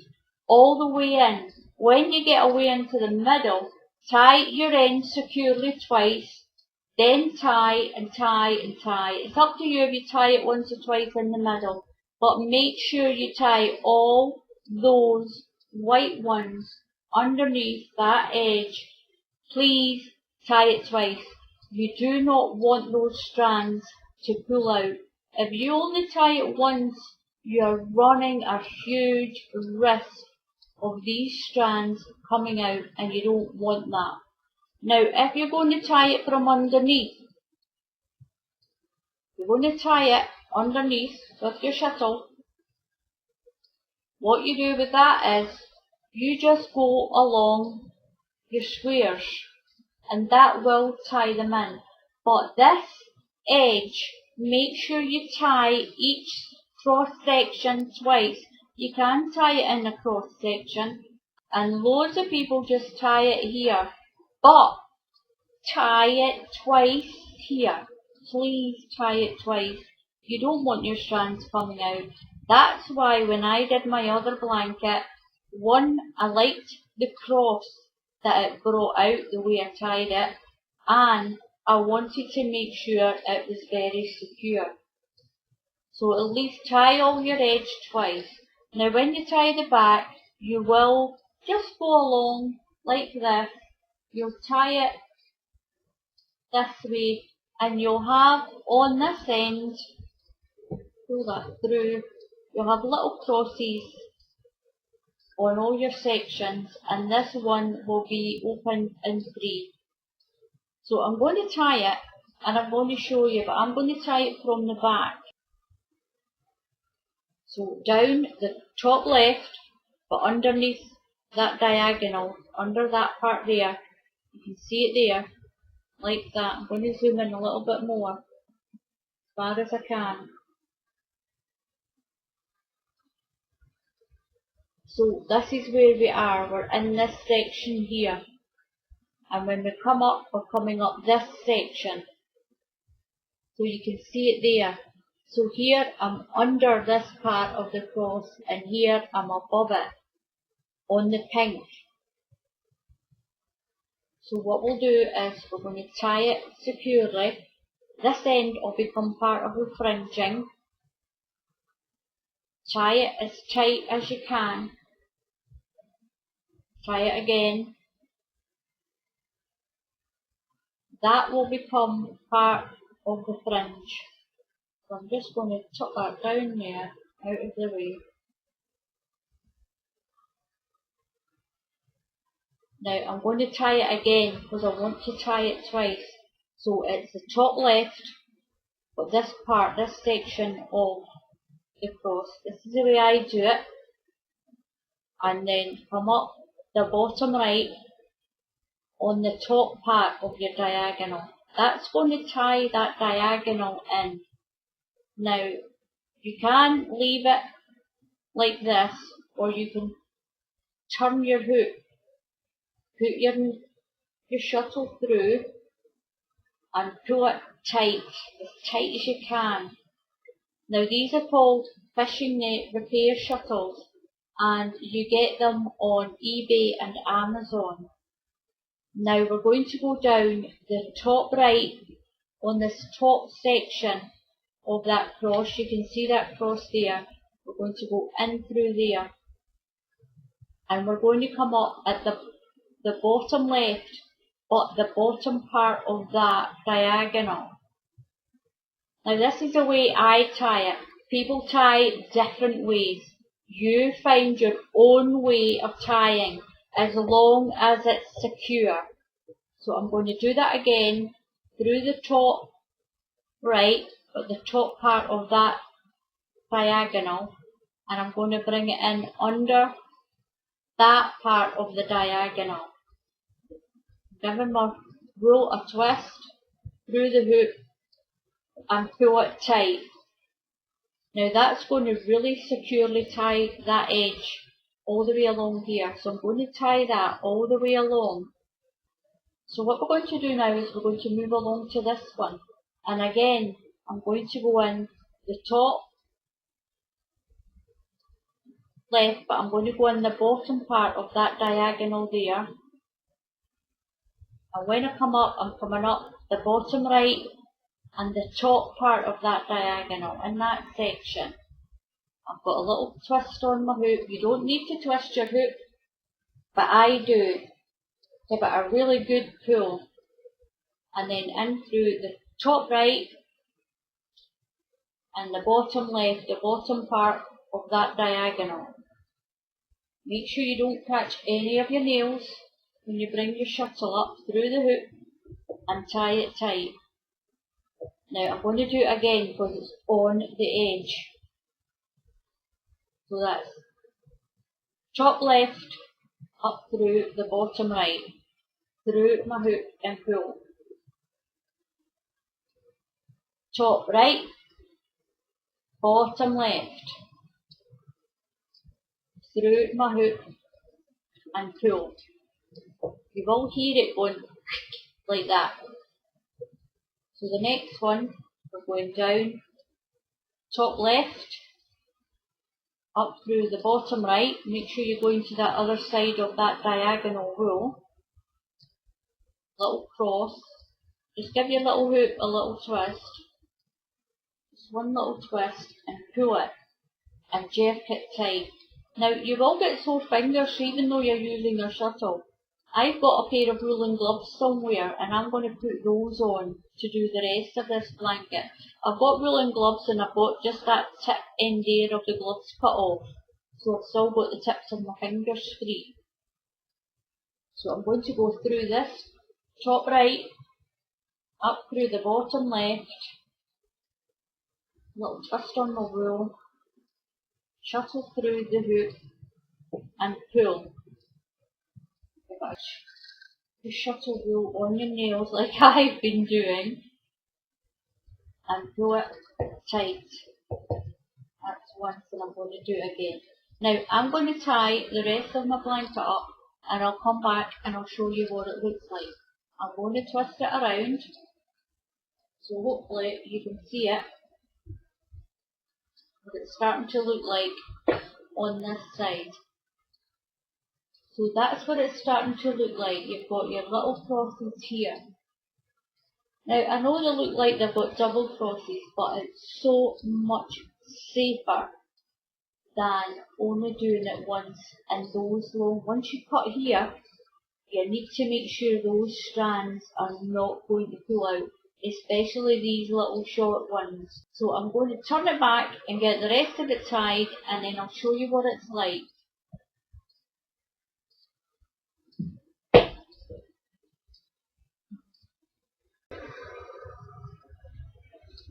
Okay, so I've got the blanket all tied. I tied it from, I'm going to turn that around. I tied it on the reverse. I'm going to zoom in so you can see that. Just move that a little closer. So that's it. It's not tied here. It's not here. It's not tied. It's just tied all along here. And because I tied it with a white, you can't see where it's joined. I double tied all along the edge. All this edge here. I double tied all the way around the square. I tied it twice around that edge. So what I'll do is I'll turn it back. And I'll zoom in and you can see that. So they've all got the little crosses over, so it's tied in these sections, but not in this middle bit. This middle bit's still loose, as you can see. So all you have to do now is cut it off the loom. So I'll move that forward just a shade yet so you can see.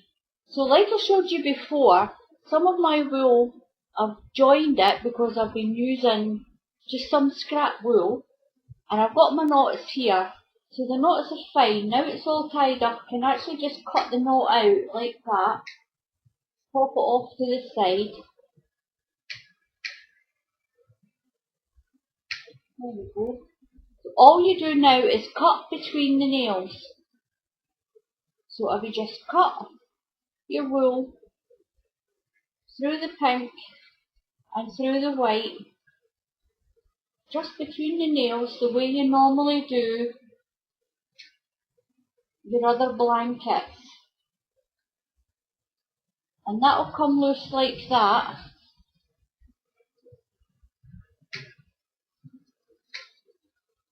So we're going to cut between the nails all the way around the blanket. So all that becomes a fringe, all that area. So you do end up with a longer fringe than you normally do with a pom-pom blanket.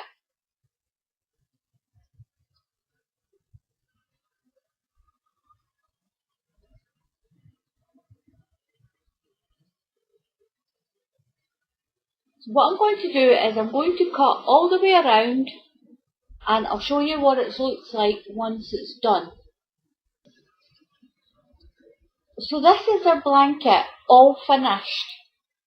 As you can see, it's absolutely beautiful, and I always love this side. I love this flower pattern. So it is a reversible blanket. I mean, a lot of people say, oh, that it's not, class is not a proper reversible. It is, if you can use this side, and you can use that side. And it's still quite light, and after all, it is for the top cover of the pram. So you've got your pram, you get a cover that is made with the same material. You usually get that with your pram, like a rain cover, a dust cover, it goes over the top. This is what these are for. These are to decorate the top dust cover of that pram. Not the plastic rain cover, but the top covering. Just as I showed you in the picture, that's where they go. Most people who sell them will put a ribbon or a tie of some sort on the corners so that it can be tied like this on that top covering of the pram. They're not for wrapping up the baby. Now, around the edges I've tied it twice, so I'm not even going to hold these areas so no one can say I'm pulling on the wrong parts. So this is this line that's running up here. I'm going to hold it here, and now I'm going to pull that as tight as I can, but because I've tied this in twice, these are not moving anywhere, especially these small ones.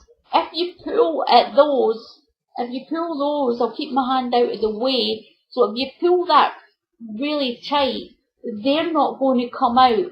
Now if you only tie that in once, it will. Now in the middle, they're only tied in once. Now watch this. If you get a piece of it and you give it a little pull, look at that, it is moving in the middle. But that's what you don't want at the ends. This can just all get straightened back in again. Now that's what happens when you only tie your blanket in the ones around that edge. It will come loose. So please tie all your edges. Tie them in twice. Do it once and then tie it again, just to make it and keep it secure. So there we go. That is how you make a single-sided zigzag or crisscross blanket, and it turns out beautiful. And you can use both the sides for decoration. It's got your white frills on this side, or whatever colour you do your base, and it keeps its fringing on the top. So all it leaves me to say is thank you for watching.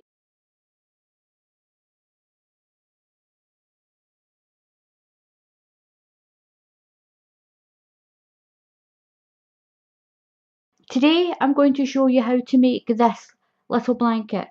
Now this is a pom-pom blanket, and I'm going to show you how I worked out the way to make alternate colours of pom-poms on the pom-pom blanket.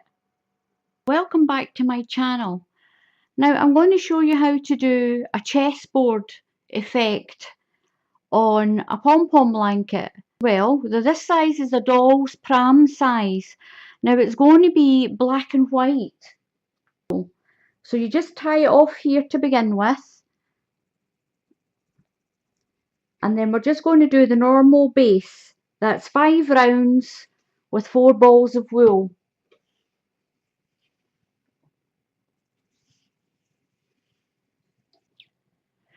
Okay, so I've got my 5 rounds on for the base.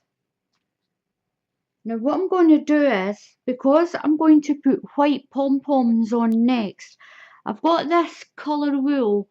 What it's going to do is I'm going to put a little grid all the way around, and it'll just block off the base from the pom-poms. So when I'm cutting the white pom-poms, I know how deep to cut and I won't cut through my base. So all I'm going to do is I'm going to tie it on this bottom corner down here. Now I've already got a tutorial on YouTube showing you how to do this. So I've got little nails that run all along the bottom.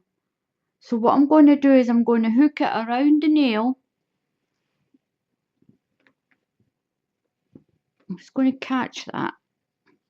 So they run all the way around my frame. I'm going to stand it up on its side so I can see this better. So I'm going to go. So I'm just going to go through this way to the next nail, and then along to this one, and then bring it down here and wrap it around these two, and then take it up here all the way around the frame. So this is going to block my base off from my white pom-poms. And this is what you do. It's a great way to separate your base from your pom-poms when you're doing a base and pom-poms that are the same colour. Now don't worry if it's not 100% straight.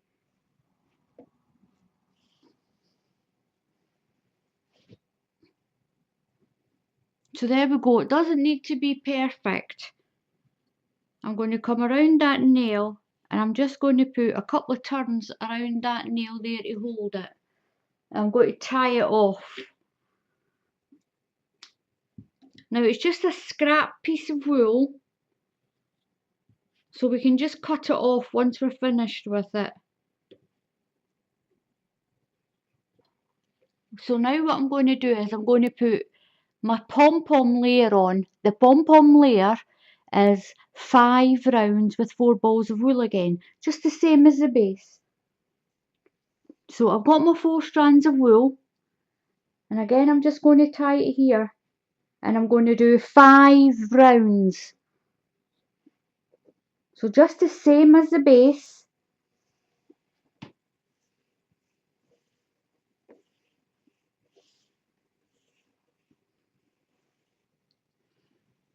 Now I've got my 5 rounds on for the pom-poms.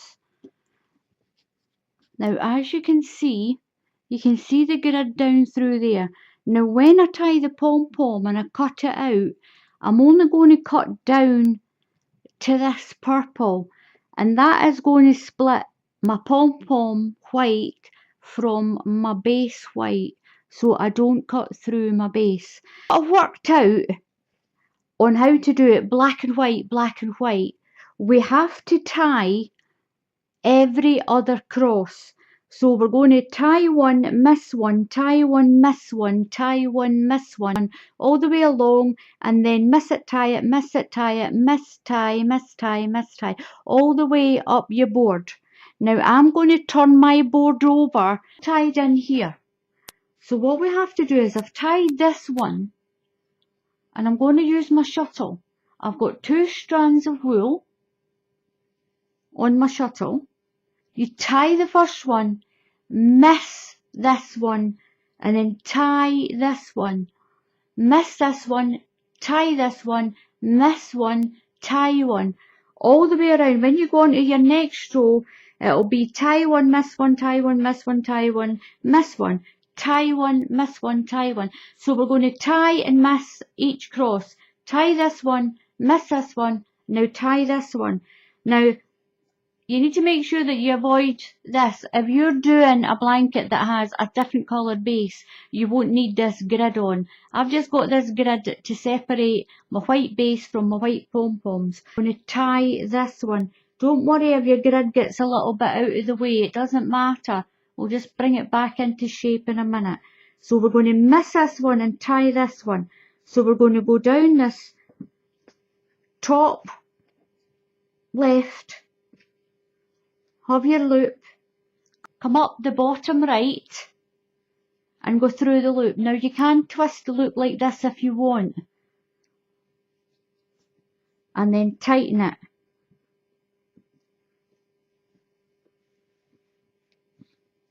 Then we're going to go down the top right square and come up the bottom left square through your hoop and tighten it.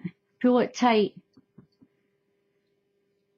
So we're going to miss this one and I'm going to tie this one. Now I'm going to do that all the way around the board, tying in across, miss one, tie one, miss one, all the way around the board. So now what we're going to do is we're going to cut our white pom-poms, and this is where this purple thread comes in on my purple wool. So where we're going to cut is halfway along, just as we normally have in all the other pom-pom blankets that I've showed you how to make. This one won't be here.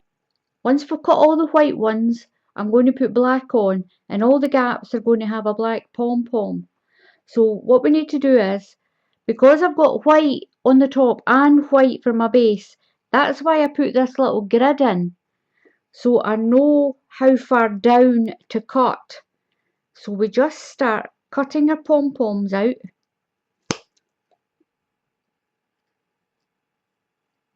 Just down to where that purple wool is. Try not to cut the purple wool, but don't panic if you do. It's only a guide. And don't worry if they're out of sync. You know yourself where you're supposed to cut. It doesn't matter if these don't line up. These are only a little grid to show you how deep to cut.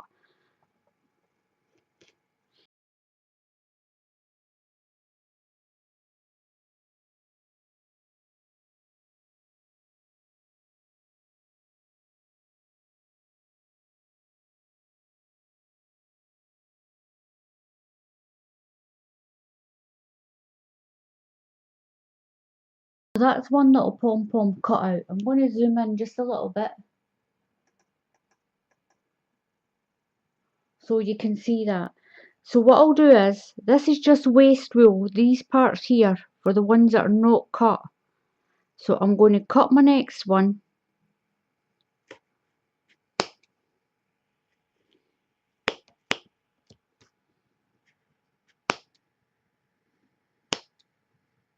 Just remove your waste wool.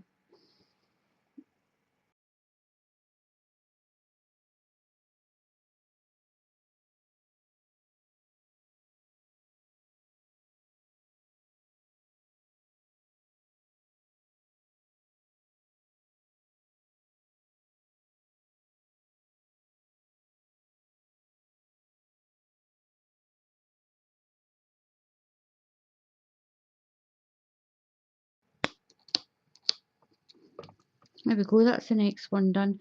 So what I'm going to do is I'm going to work my way around and I'm going to cut out all the pom-poms. So I'll end up with a pom-pom, a space, a pom-pom, a space, a pom-pom and a space. All the way around my board I'll have a pom-pom and a space. And I'm going to fill the spaces up with black. Okay, so here's our pom-poms done. We've got our white pom-poms on. So we've got our base on. That's 4 strands, 5 rounds. Then I did another 4 strands, another 5 rounds to make the pom-poms. We turned it back to front and I missed one, I tied one, missed one, tie, missed one, tie, miss one tie, miss one tie, all the way along. So now our pom-poms are all done, they're all tied. I'm going to put the next layer on. Now the pom-poms that are going to in between here are going to be black. So once again, I've got my 4 strands of wool.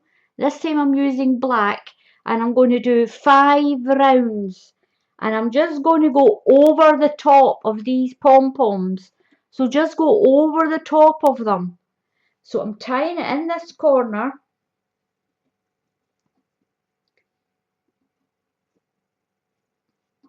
So I'm going to do the round just the same way as you do your square base. And by now you should already know how to do this if you've watched the other tutorials. So up and down around the nails. And this small one that I'm doing is for a doll's pram. If you make these bigger, you make sure that you tie it securely. And they are only for decoration. They are not to wrap babies in. They're for decorating either doll's prams or for decorating the top cover of a baby pram.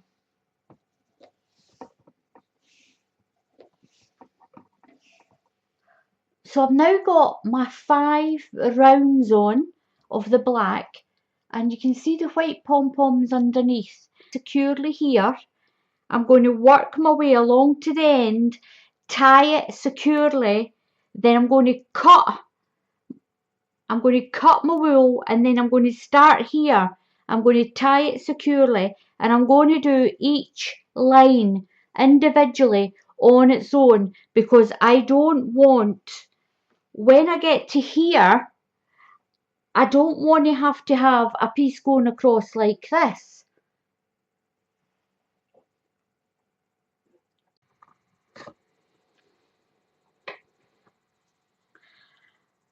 So where I'm going to cut is, these are the white pom-poms under here. And they're on, the white pom-poms are under the sections that haven't been tied. So to do the black, to get the black pom-poms, I'm going to cut just the same way as we did for the white. It's very easy.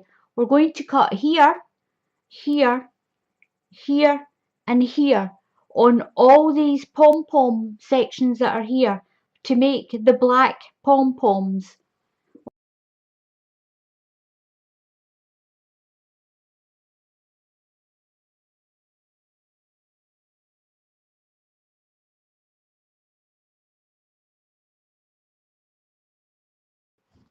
So here is our finished pom-poms. Now you can see you've got a black, white, black, white, black, white, and this is how I managed to work it out how to do it, is just tie one, miss one, tie one, miss one, all the way along, and you can come up with loads of different patterns just by tying some and leaving some alone, and then putting another layer on, and then tying the ones that you left in the first time, if you understand what I'm saying. So all I have to do now is actually just cut it off the frame.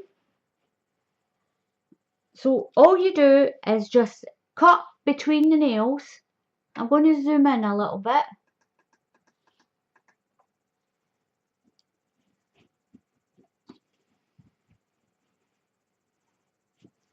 So all we're going to do is just cut between the nails, just like we do with all the other blankets. And we're going to cut it off the frame.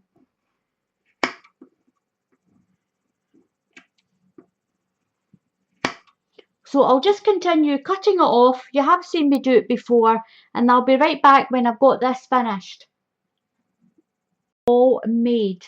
All I need to do is tidy up the edges, tidy up 1 or 2 of my pom-poms to neaten it in, and put a little piece of ribbon just in and out around the edge, and then that's it. Now as long as you tie your ends securely when you're tying up the back, now that's the back, as long as, like what I did, tie it securely and then do your miss one, tie one, and then put your other colour on just as I showed you, and you should get a really nice blanket. But do remember, these blankets, this one is for a doll's pram, but remember, if you make a bigger one for a baby's pram, it's only for decoration. It only goes on to decorate the top plastic cover that actually comes with the pram. It's not to wrap a baby in, and it's not to put over the top of a baby. And never leave your baby lying on one of these type of pom-pom blankets without adult supervision. So I hope you give this a little go. I hope I've explained it quite well, how I worked out how to do this.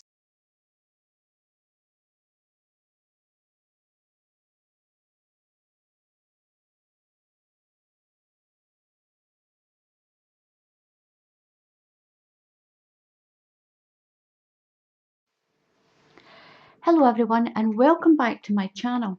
Now I've got my blanket loom out again. I've been asked, how do you put lines, pom-pom lines in a pom-pom blanket where you've got grey, pink or blue and white, lemon and green, whatever you want in a straight line where they're not mixed up.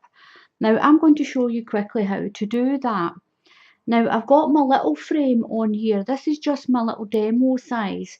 This makes a blanket the size for a doll's pram. So that's why this one is quite small. So I'm going to show you how to do this. Now I'm going to do my blanket in a pink, a really pretty pink, and a grey. Grey and pink go together absolutely beautifully. It really does. Now a lot of people might think I'm not doing a baby blanket to go over a pram in grey. Now really the mixture when you see it is absolutely beautiful. I'm going to do the base in grey with a grey pom-pom stripe, and I'm going to put a pink pom-pom stripe. Now this is just a Tootsie yarn from Wilko. It's only 99 pence a ball. Now I'm using 4 strands of pink, and I'm going to use 4 strands of grey. You won't use all of this, even on a standard size blanket, you won't use all of it. Now I'm going to put that down there. So what we're going to be doing is we're going to be using 4 strands of yarn at the same time. I've got 4 strands here. And I'm going to tie it down onto this corner peg. Now you might see Muttley running around in the background because he's sitting right beside me. Aren't you? So the first thing you do is we're going to put down the base of the blanket. Now the base of the blanket is just your standard 5 rounds on the frame.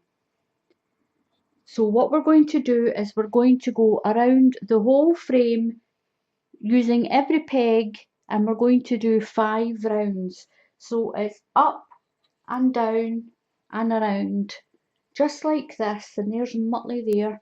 He's growing up quite big now. He's a year old now.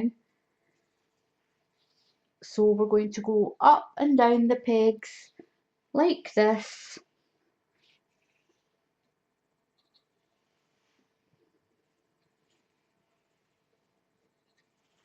Oops. I need to tighten the bolts on my frame.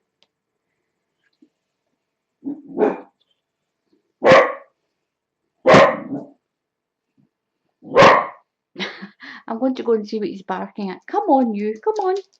Never mind the cat. So now we're going to go around this way, and we're going to do this 5 times all around this frame. So I'll get on with that and I'll come back and show you what it's like. By now you should know how to do this. Muttley, leave the cat alone. Leave the cat. Good boy. So we're going to fill in the little gaps in between all the way around my frame.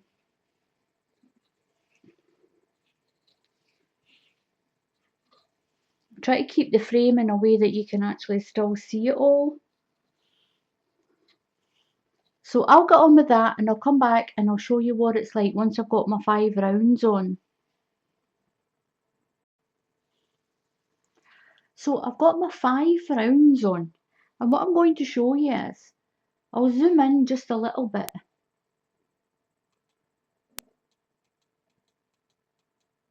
The way you can tell you've got 5 rounds is you should have 5 sets. That's 3 and 4. I'll pull that up a little bit. In between every single set of pegs or nails, you should have 5 sets of your lines. So you should have 5 little ladders between each of your sections. If you don't have 5 in between every peg, you've either missed a round. If you've got 5 and 4 here, you need to wind back because you've missed the pegs somewhere or a half a round somewhere. So between every single peg, you should have 5 sets of your yarn, and that's how you can tell that you've got your 5 all done. So we'll zoom back down again.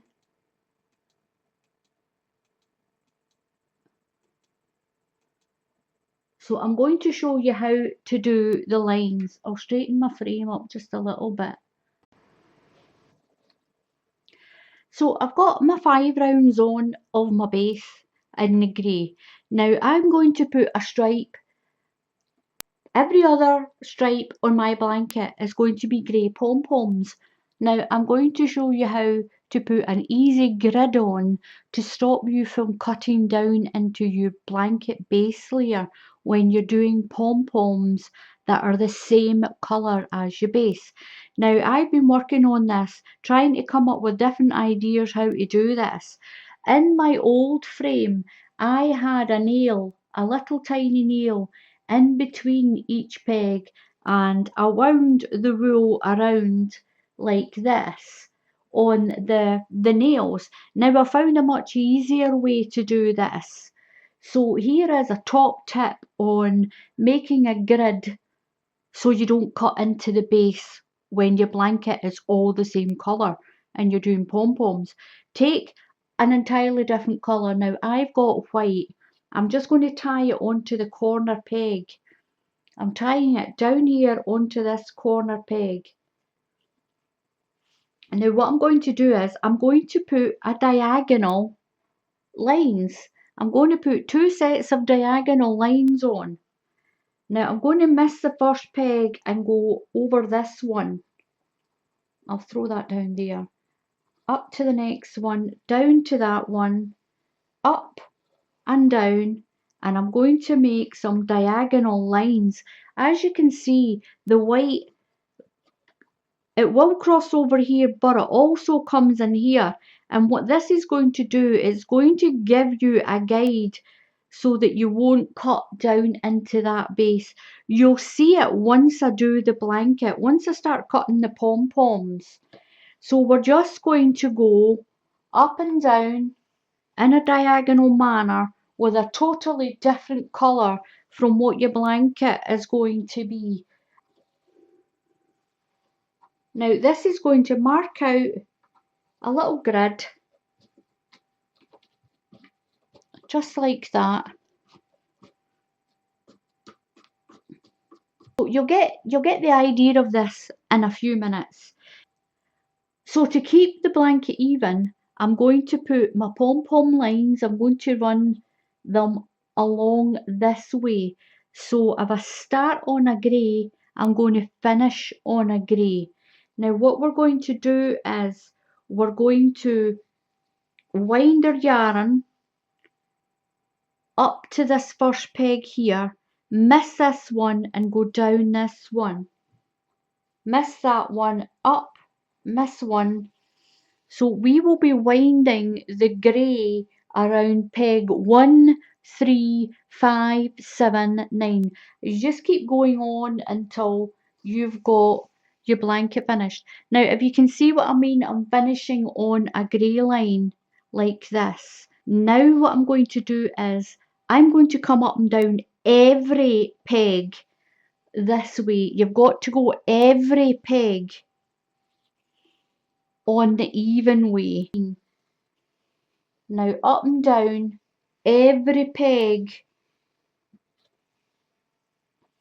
on the even side.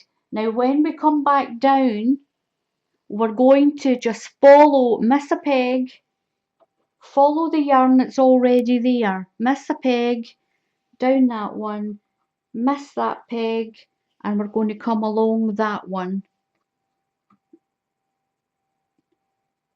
like that. So that's that done. Now what we're going to do is we're going to go up and down this way, every peg, fill in the gaps, up and down this way.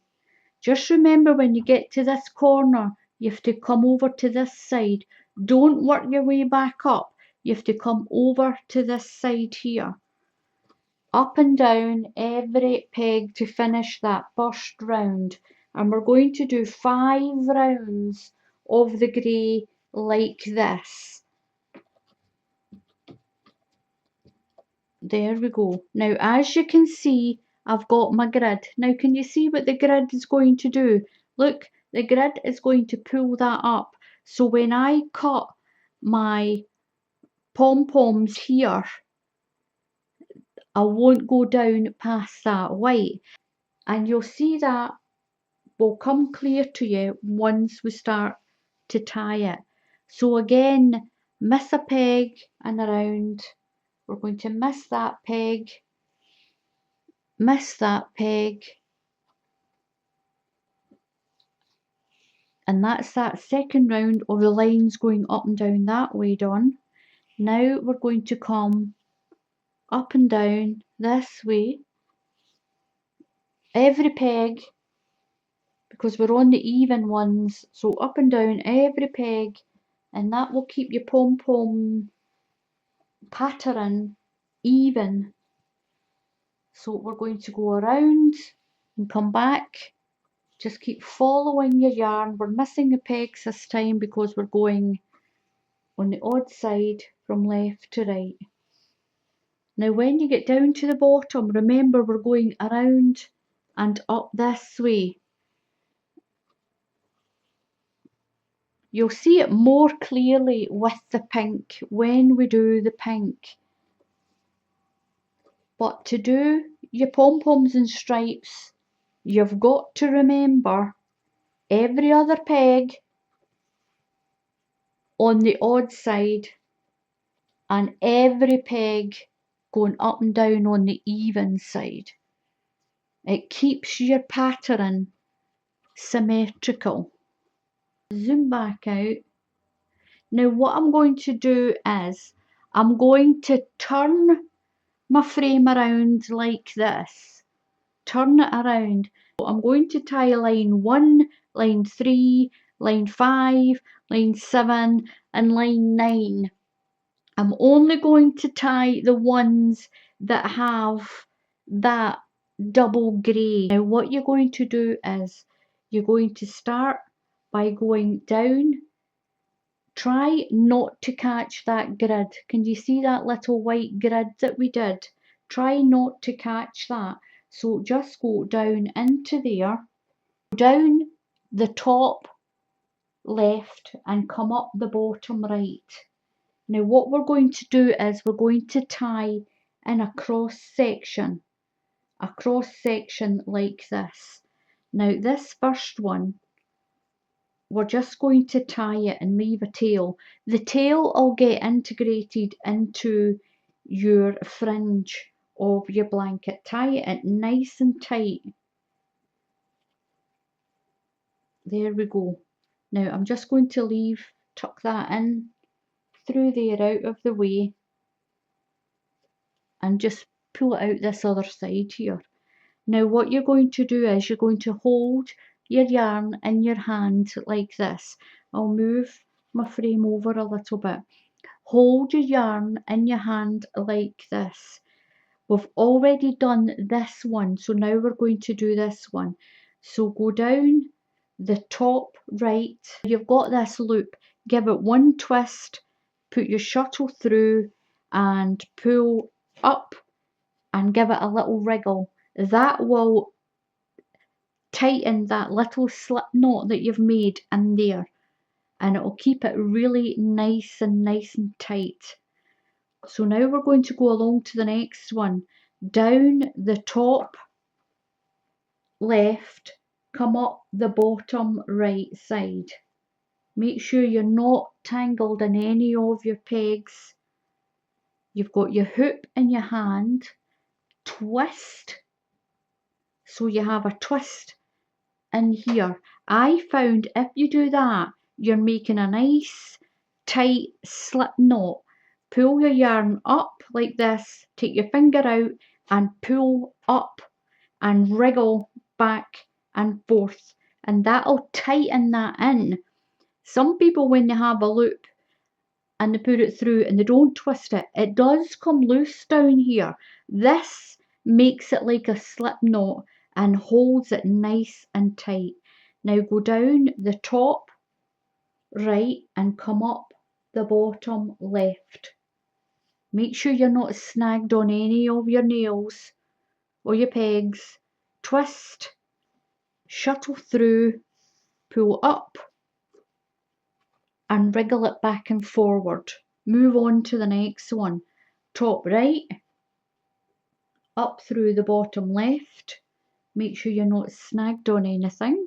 You've got your hoop, one twist, shuttle through and up and wriggle back and forward. That'll tighten it in nice and tight. Down the top left, the top right, up the bottom left, twist, through and pull and tighten it in. So we're going to tie all the way along to the end, and we're going to go up to this next one up here, and we're going to tie along that way. Miss that one, tie that one. All the ones that we've got our little peg on, that is the line that you're tying. So just once more, down the top left, come up through the bottom right, and you've got your hoop.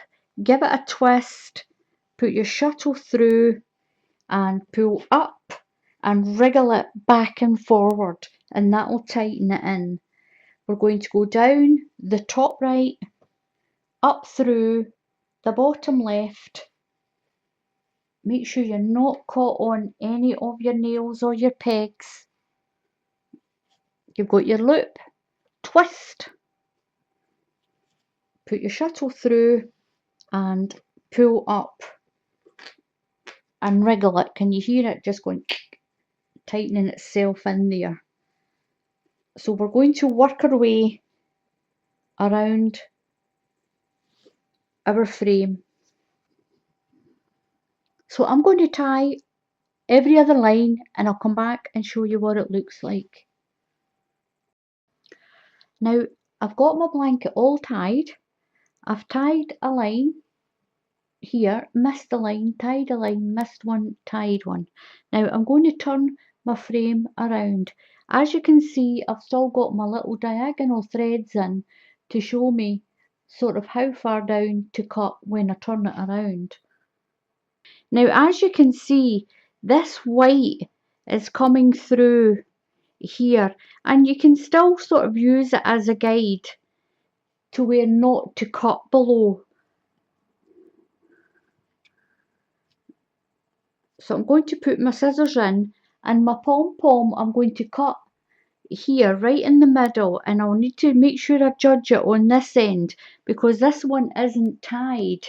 This one here's not tied. So what we're going to do is we're just going to snip through the grey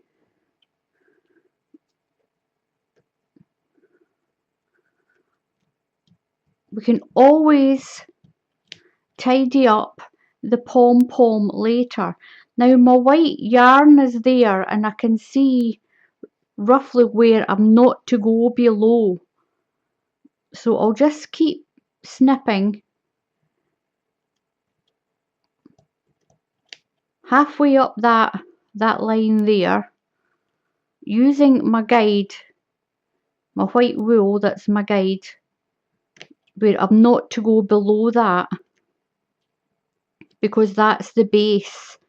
I've still got a couple of strands there. Try not to cut through that guideline.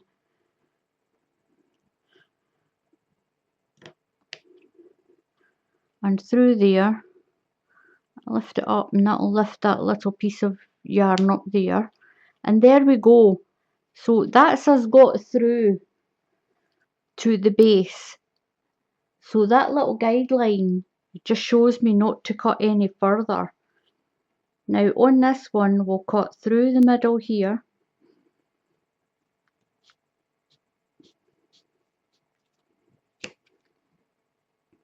I'm just taking my time because I don't want to cut through the base of my blanket.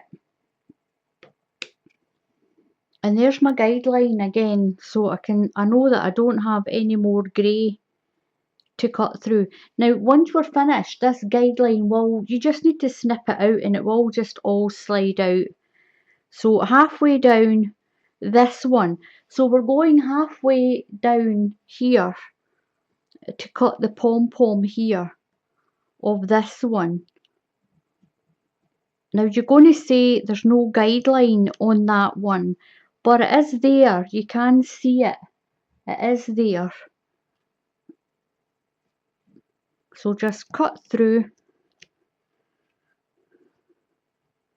Once you've done a lot of blankets, you'll get the hang of where you have to cut it and how deep you have to cut it.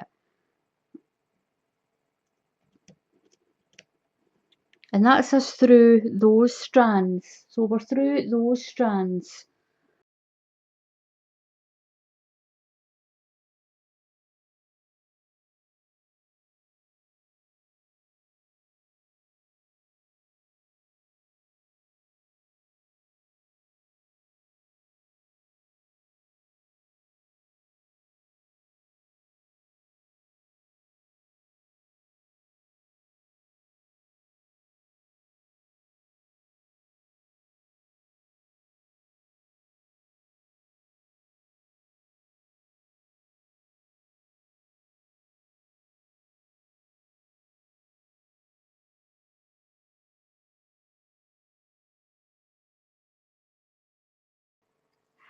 So now we've got the grey pom-poms cut. Now don't worry if you've cut through any of your grid, and don't worry if you've cut one or two of the blanket underneath. At least we know the base is really quite safe. Now we don't need the grid for the next colour because the next colour's pink. So what I'm going to do is I'm just going to cut the grid off by snipping it. It was scrap wool that I used anyway. So I'm just going to pull all that out. It should come out. I've got a little loose. So if you just pull it out like that, if you cut through the diagonal white parts that are down here, the rest of it should just slide out.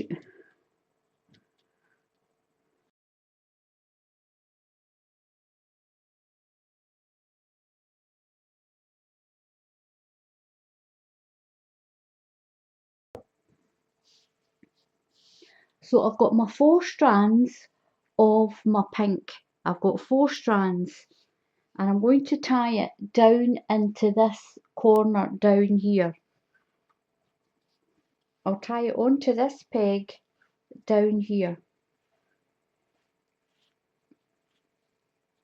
Now I'm going to come up to this one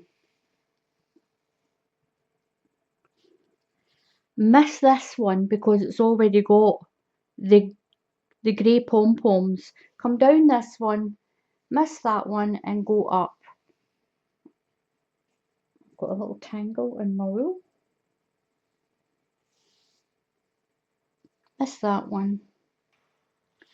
So when we get up to this top corner, we're going to go right around the corner and we're going to come up and down every peg. Just go across the top of the pom-poms that are there already. We're just going to follow the same pattern as we did for the grey.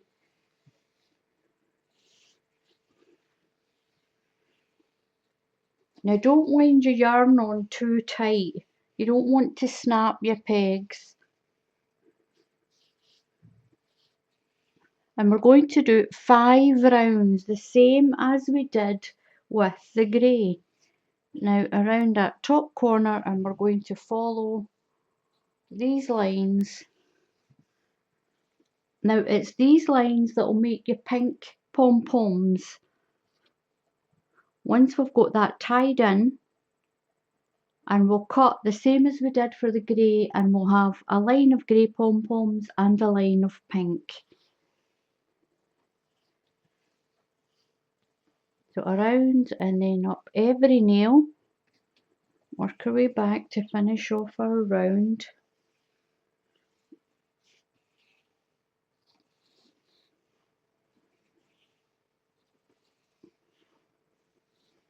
I've got Muttley sitting down there, just waiting to dive on this wool that I've got.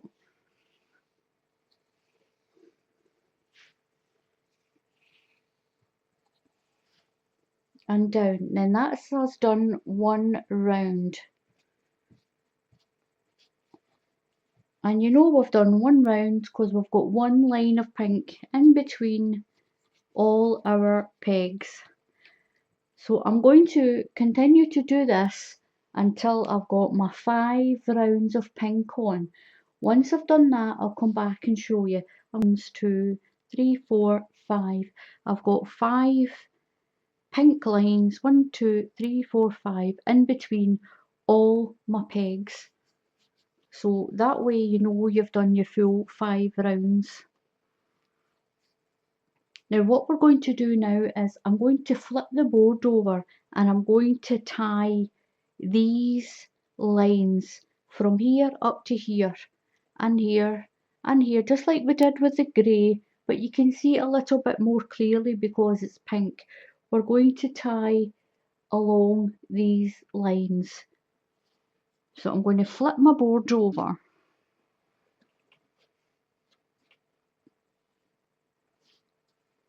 And we'll be tying the second row, the 4th, the 6th and the 8th. So these are the rows, the ones that are not tied, these are the ones that we will be tying. And I'm going to tie it again with my shuttle and I'll be tying it in the grey. Even though you'll get a cross on the pink, by the time we cut the pom-poms you won't see the grey that's tied the pink pom-poms up. So I'm going to do that just the same as I did for the grey. I'm going to work my way along here and tie up these 1, 2, 3. I've got 4 rows to tie and I'm going to tie that. So I've got my pink on and you can see a little bit more clearly where the pink pom-poms are going to be along here. So I've got my grey here and my pink here. So I'm going to cut the pink pom-poms just the same way I did the grey. I'll cut here, here, through here and here, all the way around where I've tied. This is where my pink pom-poms are going to be. So I'm going to do that because I'm just going to turn the video off and get that done because the video is taking a little bit longer than I actually thought. So I'll get those pom-poms cut and I'll be back and I'll show you what it's like. So I've only got this one left and this is how easy it is. You just grab that piece of waste wool and just cut your pom-pom to the same size as that one and that one. Look at that. And this is how you make lines. A grey line, a pink, or whatever colour you want. That is how you do lines. Just remember it's every other nail on this side to keep it symmetrical. You see, I started on a grey and I finished on a grey because I used the odd side. This blanket will be turned around that way so that these little stripes will be this way. Once it comes off the frame, it will be that way. And just remember, when you're going across your frame, do every nail so that you can make your pom-pom. All I have to do now is cut between my pegs like this to take my blanket off. Then what I'll do is I'll give it a little spray with some warm water and I'll pop it into my dryer and that'll fluff it right away up. And then I'll just trim off my pom-poms a little bit. There's one or two that I've got a little piece or two that are sticking up a little higher than the rest, and we'll just give it a little trim. So I'll get that cut off the frame, I'll get it tidied up, and I'll show you what it looks like. So here is my blanket all finished. I just need to trim up the edge. I do wish I put pink first though. It would have made the blanket look bigger if I put a lighter colour. Put the pink against the fringing on this side. But hey ho, we live and we learn, don't we? And it's turned out absolutely beautiful. Look at that, it's absolutely beautiful.